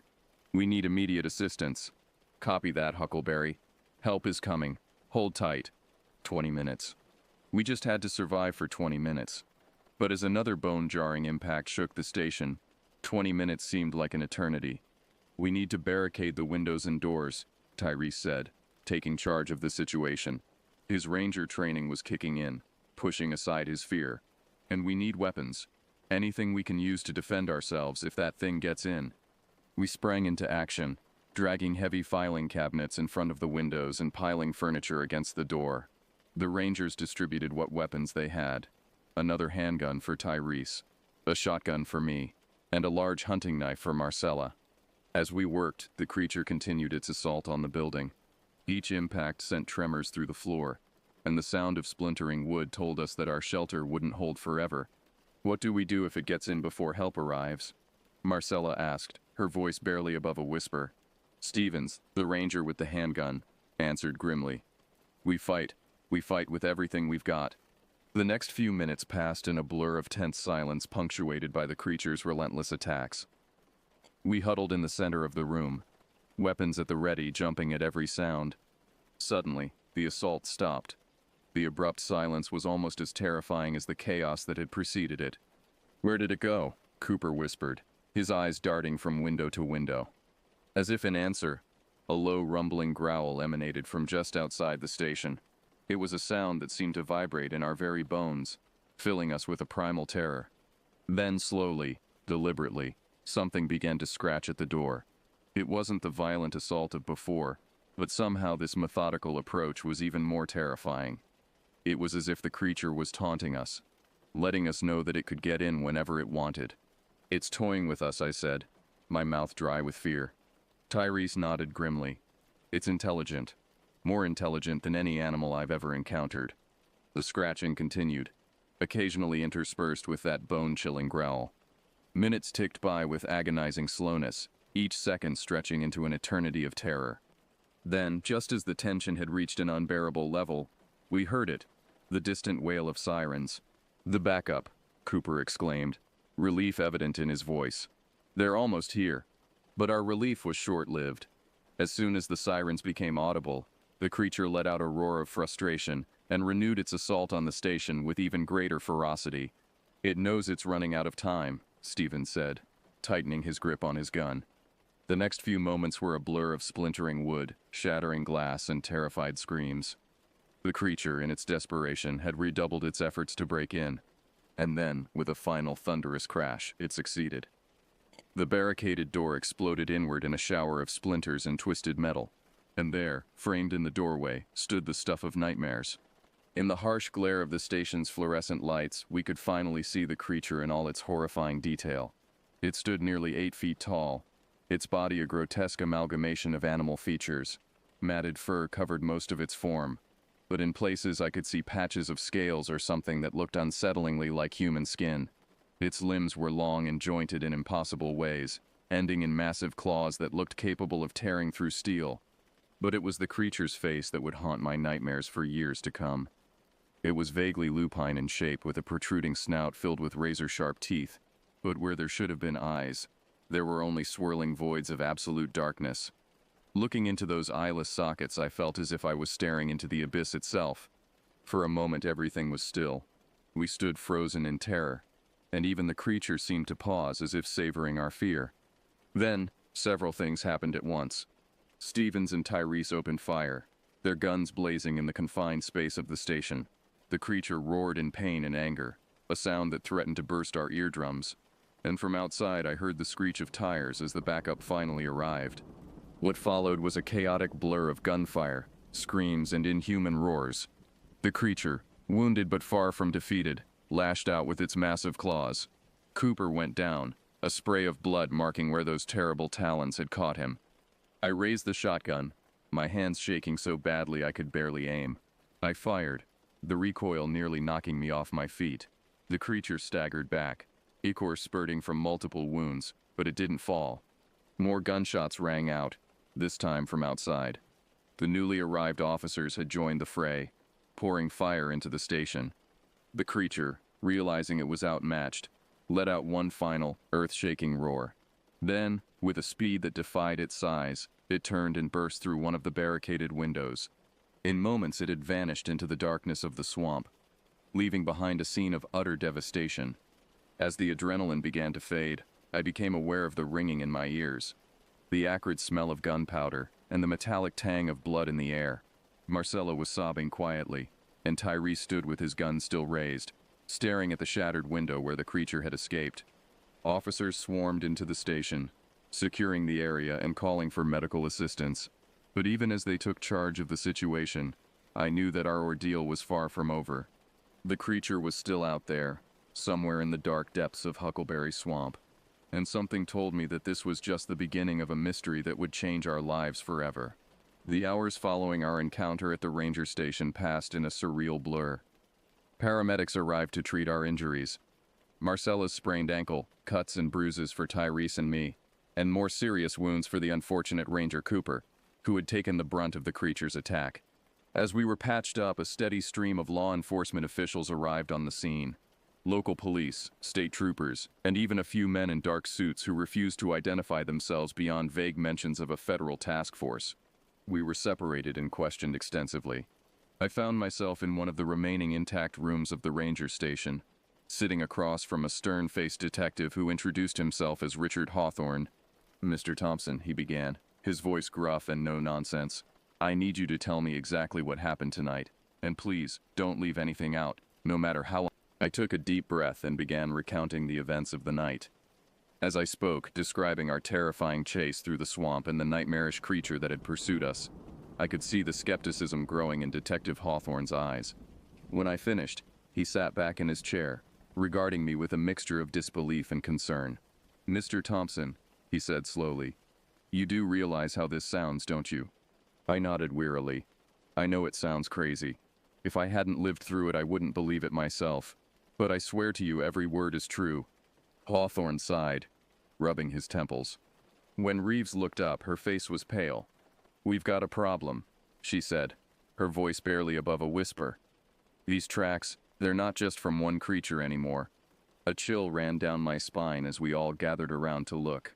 Sure enough, mingled with the now familiar prints of our quarry were other, equally disturbing tracks. Some were similar but smaller, as if made by juvenile versions of the creature. Others were completely different. Long, sinuous marks that looked like they'd been made by something serpentine, and what appeared to be huge bird-like tracks with wickedly curved talons. "What does this mean?" Marcella asked, her voice trembling slightly. Hawthorne's face was grim. "It means we're dealing with more than just one monster. There's a whole ecosystem of these things out here." The implications of his words hit us like a physical blow. One creature had been terrifying enough. The thought of an entire population of these things was almost too much to bear. "We need to turn back," Tyrese said, voicing what we were all thinking. "We're not equipped to handle this." But before anyone could respond, a blood-curdling screech split the air. It was unlike anything I'd ever heard before. Part bird, part big cat, and part something utterly alien. The sound seemed to come from everywhere at once, reverberating through the trees and making the very ground beneath our feet tremble. "Run," Reeves yelled, all pretense of stealth abandoned. We took off, crashing through the underbrush in blind panic. I could hear something moving through the canopy above us, branches snapping and leaves rustling as it kept pace effortlessly. Suddenly, Marcella cried out. I turned to see her stumble and fall, her foot caught in a tangle of roots. Without thinking, I rushed back to help her. As I reached down to free her foot, I saw movement out of the corner of my eye. I looked up just in time to see a massive shape descending from the trees. It was like the creature we'd encountered in the swamp, but different. This one was sleeker, its limbs even more elongated, ending in what looked like hooked talons. Its body was covered in a mix of scales and feathers, and its head was distinctly avian, with a wickedly curved beak. Time seemed to slow down as the creature fell towards us. I could see every detail with horrifying clarity. The iridescent sheen of its feathers, the saliva dripping from its beak, the swirling voids of its eyes fixed on us with predatory intent. Just as I thought it was all over, a deafening bang rang out. The creature screeched in pain and veered off course, crashing into the underbrush a few feet away from us. Hawthorne stood there, his gun still smoking. "Go," he yelled. "I'll hold it off." I didn't need to be told twice. I hauled Marcella to her feet, and we ran. Behind us I could hear more gunshots, interspersed with inhuman screeches and the sound of something large thrashing through the vegetation.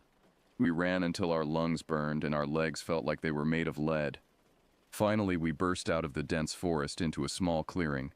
In the center stood an old, dilapidated cabin, its windows dark and empty. "In there," Reeves called out, already moving towards the structure. We piled inside, slamming the door shut behind us. The interior was musty and filled with cobwebs, but it was shelter. Tyrese and I quickly began barricading the door and windows with whatever furniture we could find. As the adrenaline began to wear off, I realized Hawthorne wasn't with us. "Where's the detective?" I asked, looking around frantically. Reeves' face was grim. He stayed behind to give us a chance to escape. We can only hope he made it out alive. A heavy silence fell over us, as the reality of our situation sank in. We were trapped in an unknown part of the forest, surrounded by creatures that defied explanation, with no idea if help was coming.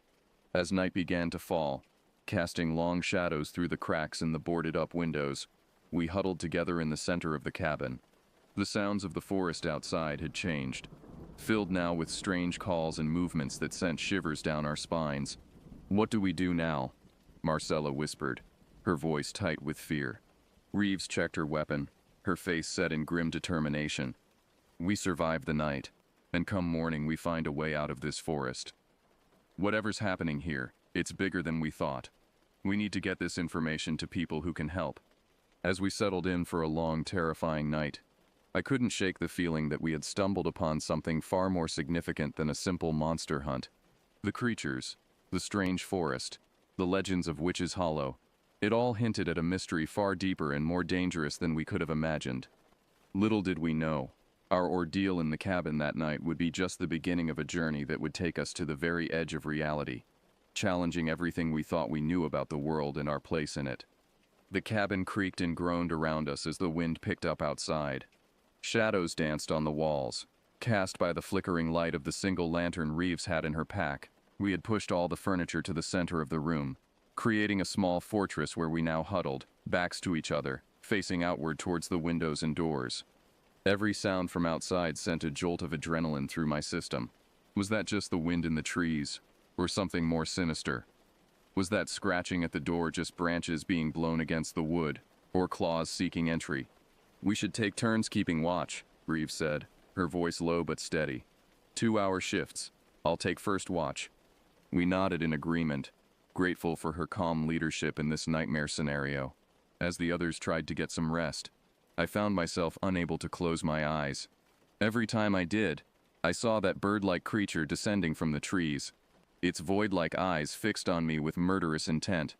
About an hour into Reeves' watch, a new sound cut through the night, a low, mournful howl that seemed to come from everywhere and nowhere at once.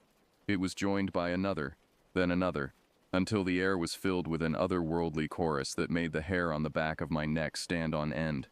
"What is that?" Marcella whispered, sitting up from where she had been trying to sleep.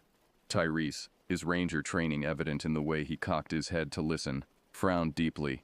"It's not like any animal call I've ever heard. It's almost like they're singing." As we listened, I realized he was right.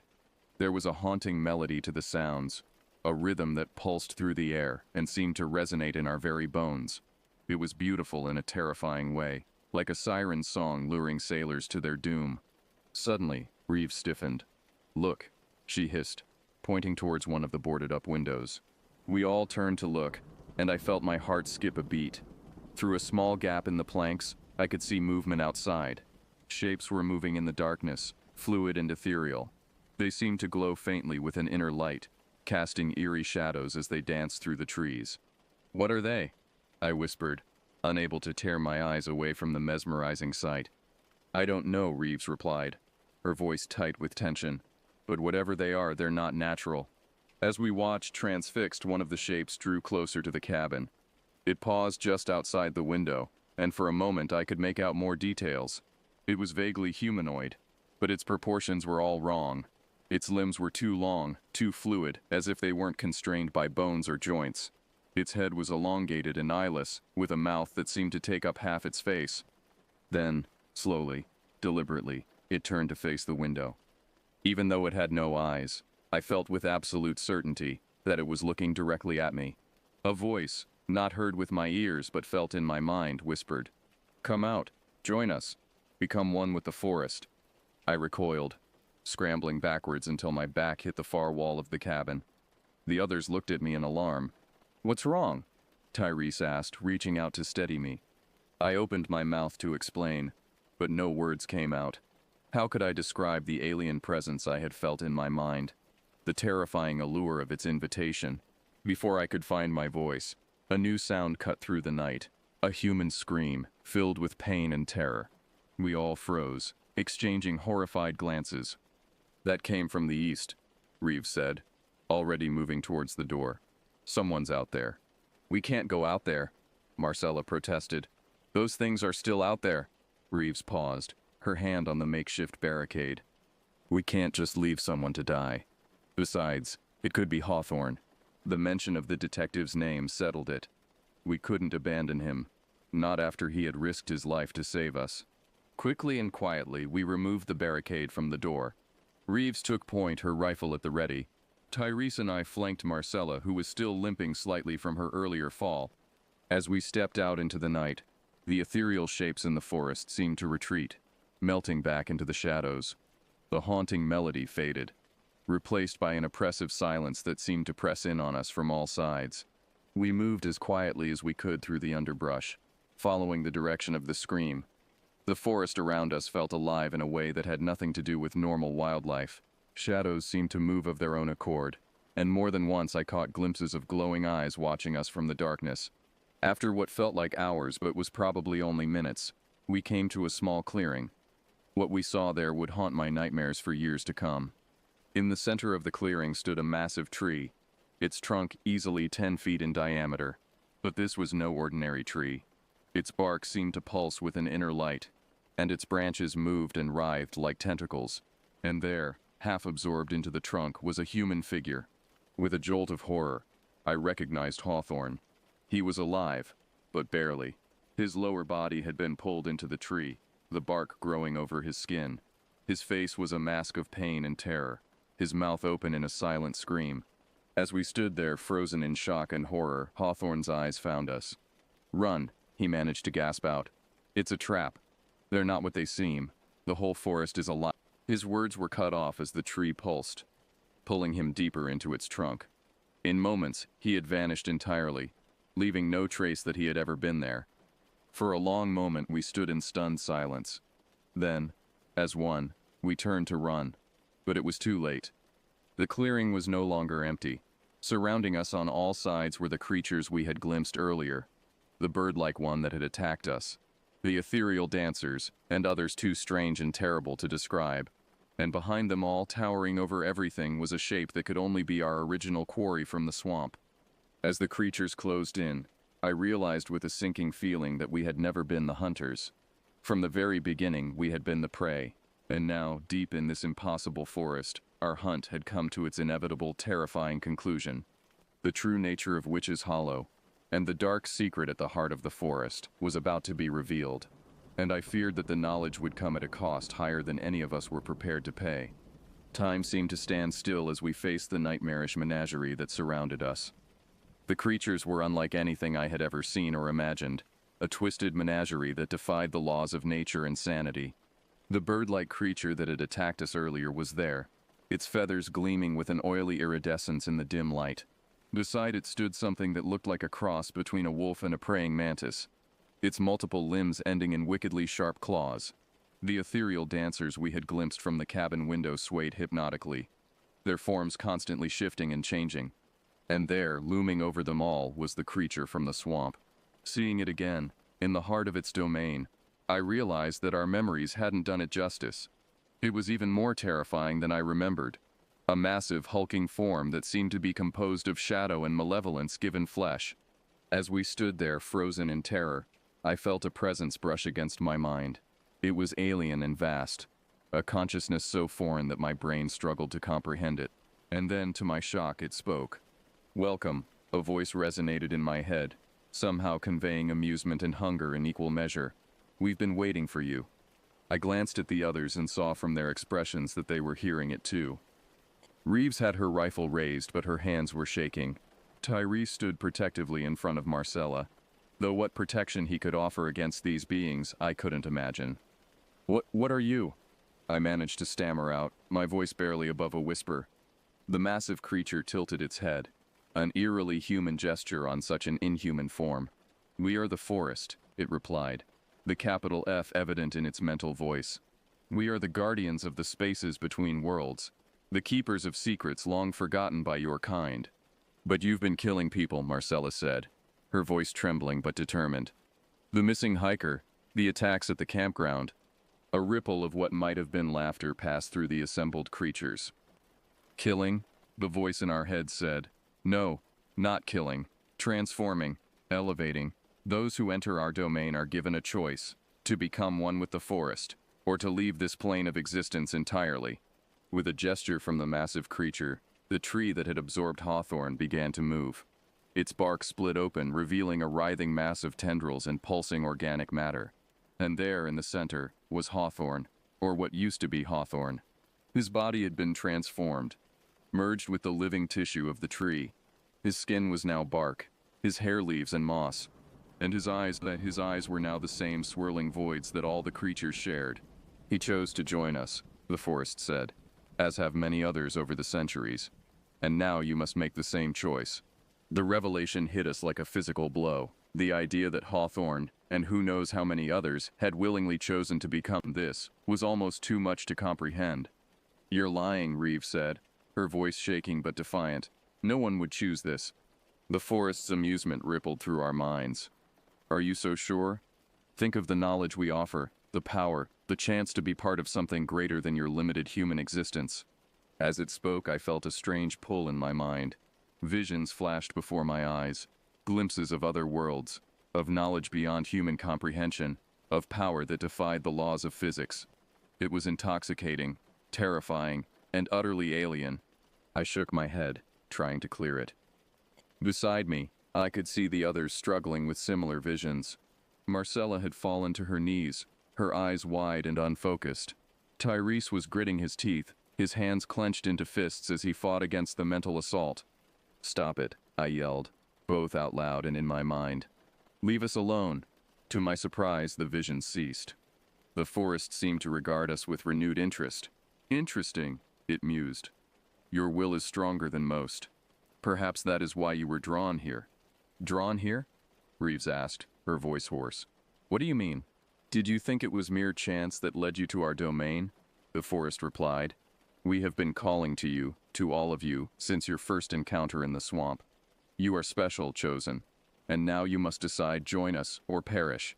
The creatures around us began to close in, their forms shifting and writhing in ways that hurt to look at. I felt panic rising in my chest. We were outnumbered, outmatched, and had nowhere to run.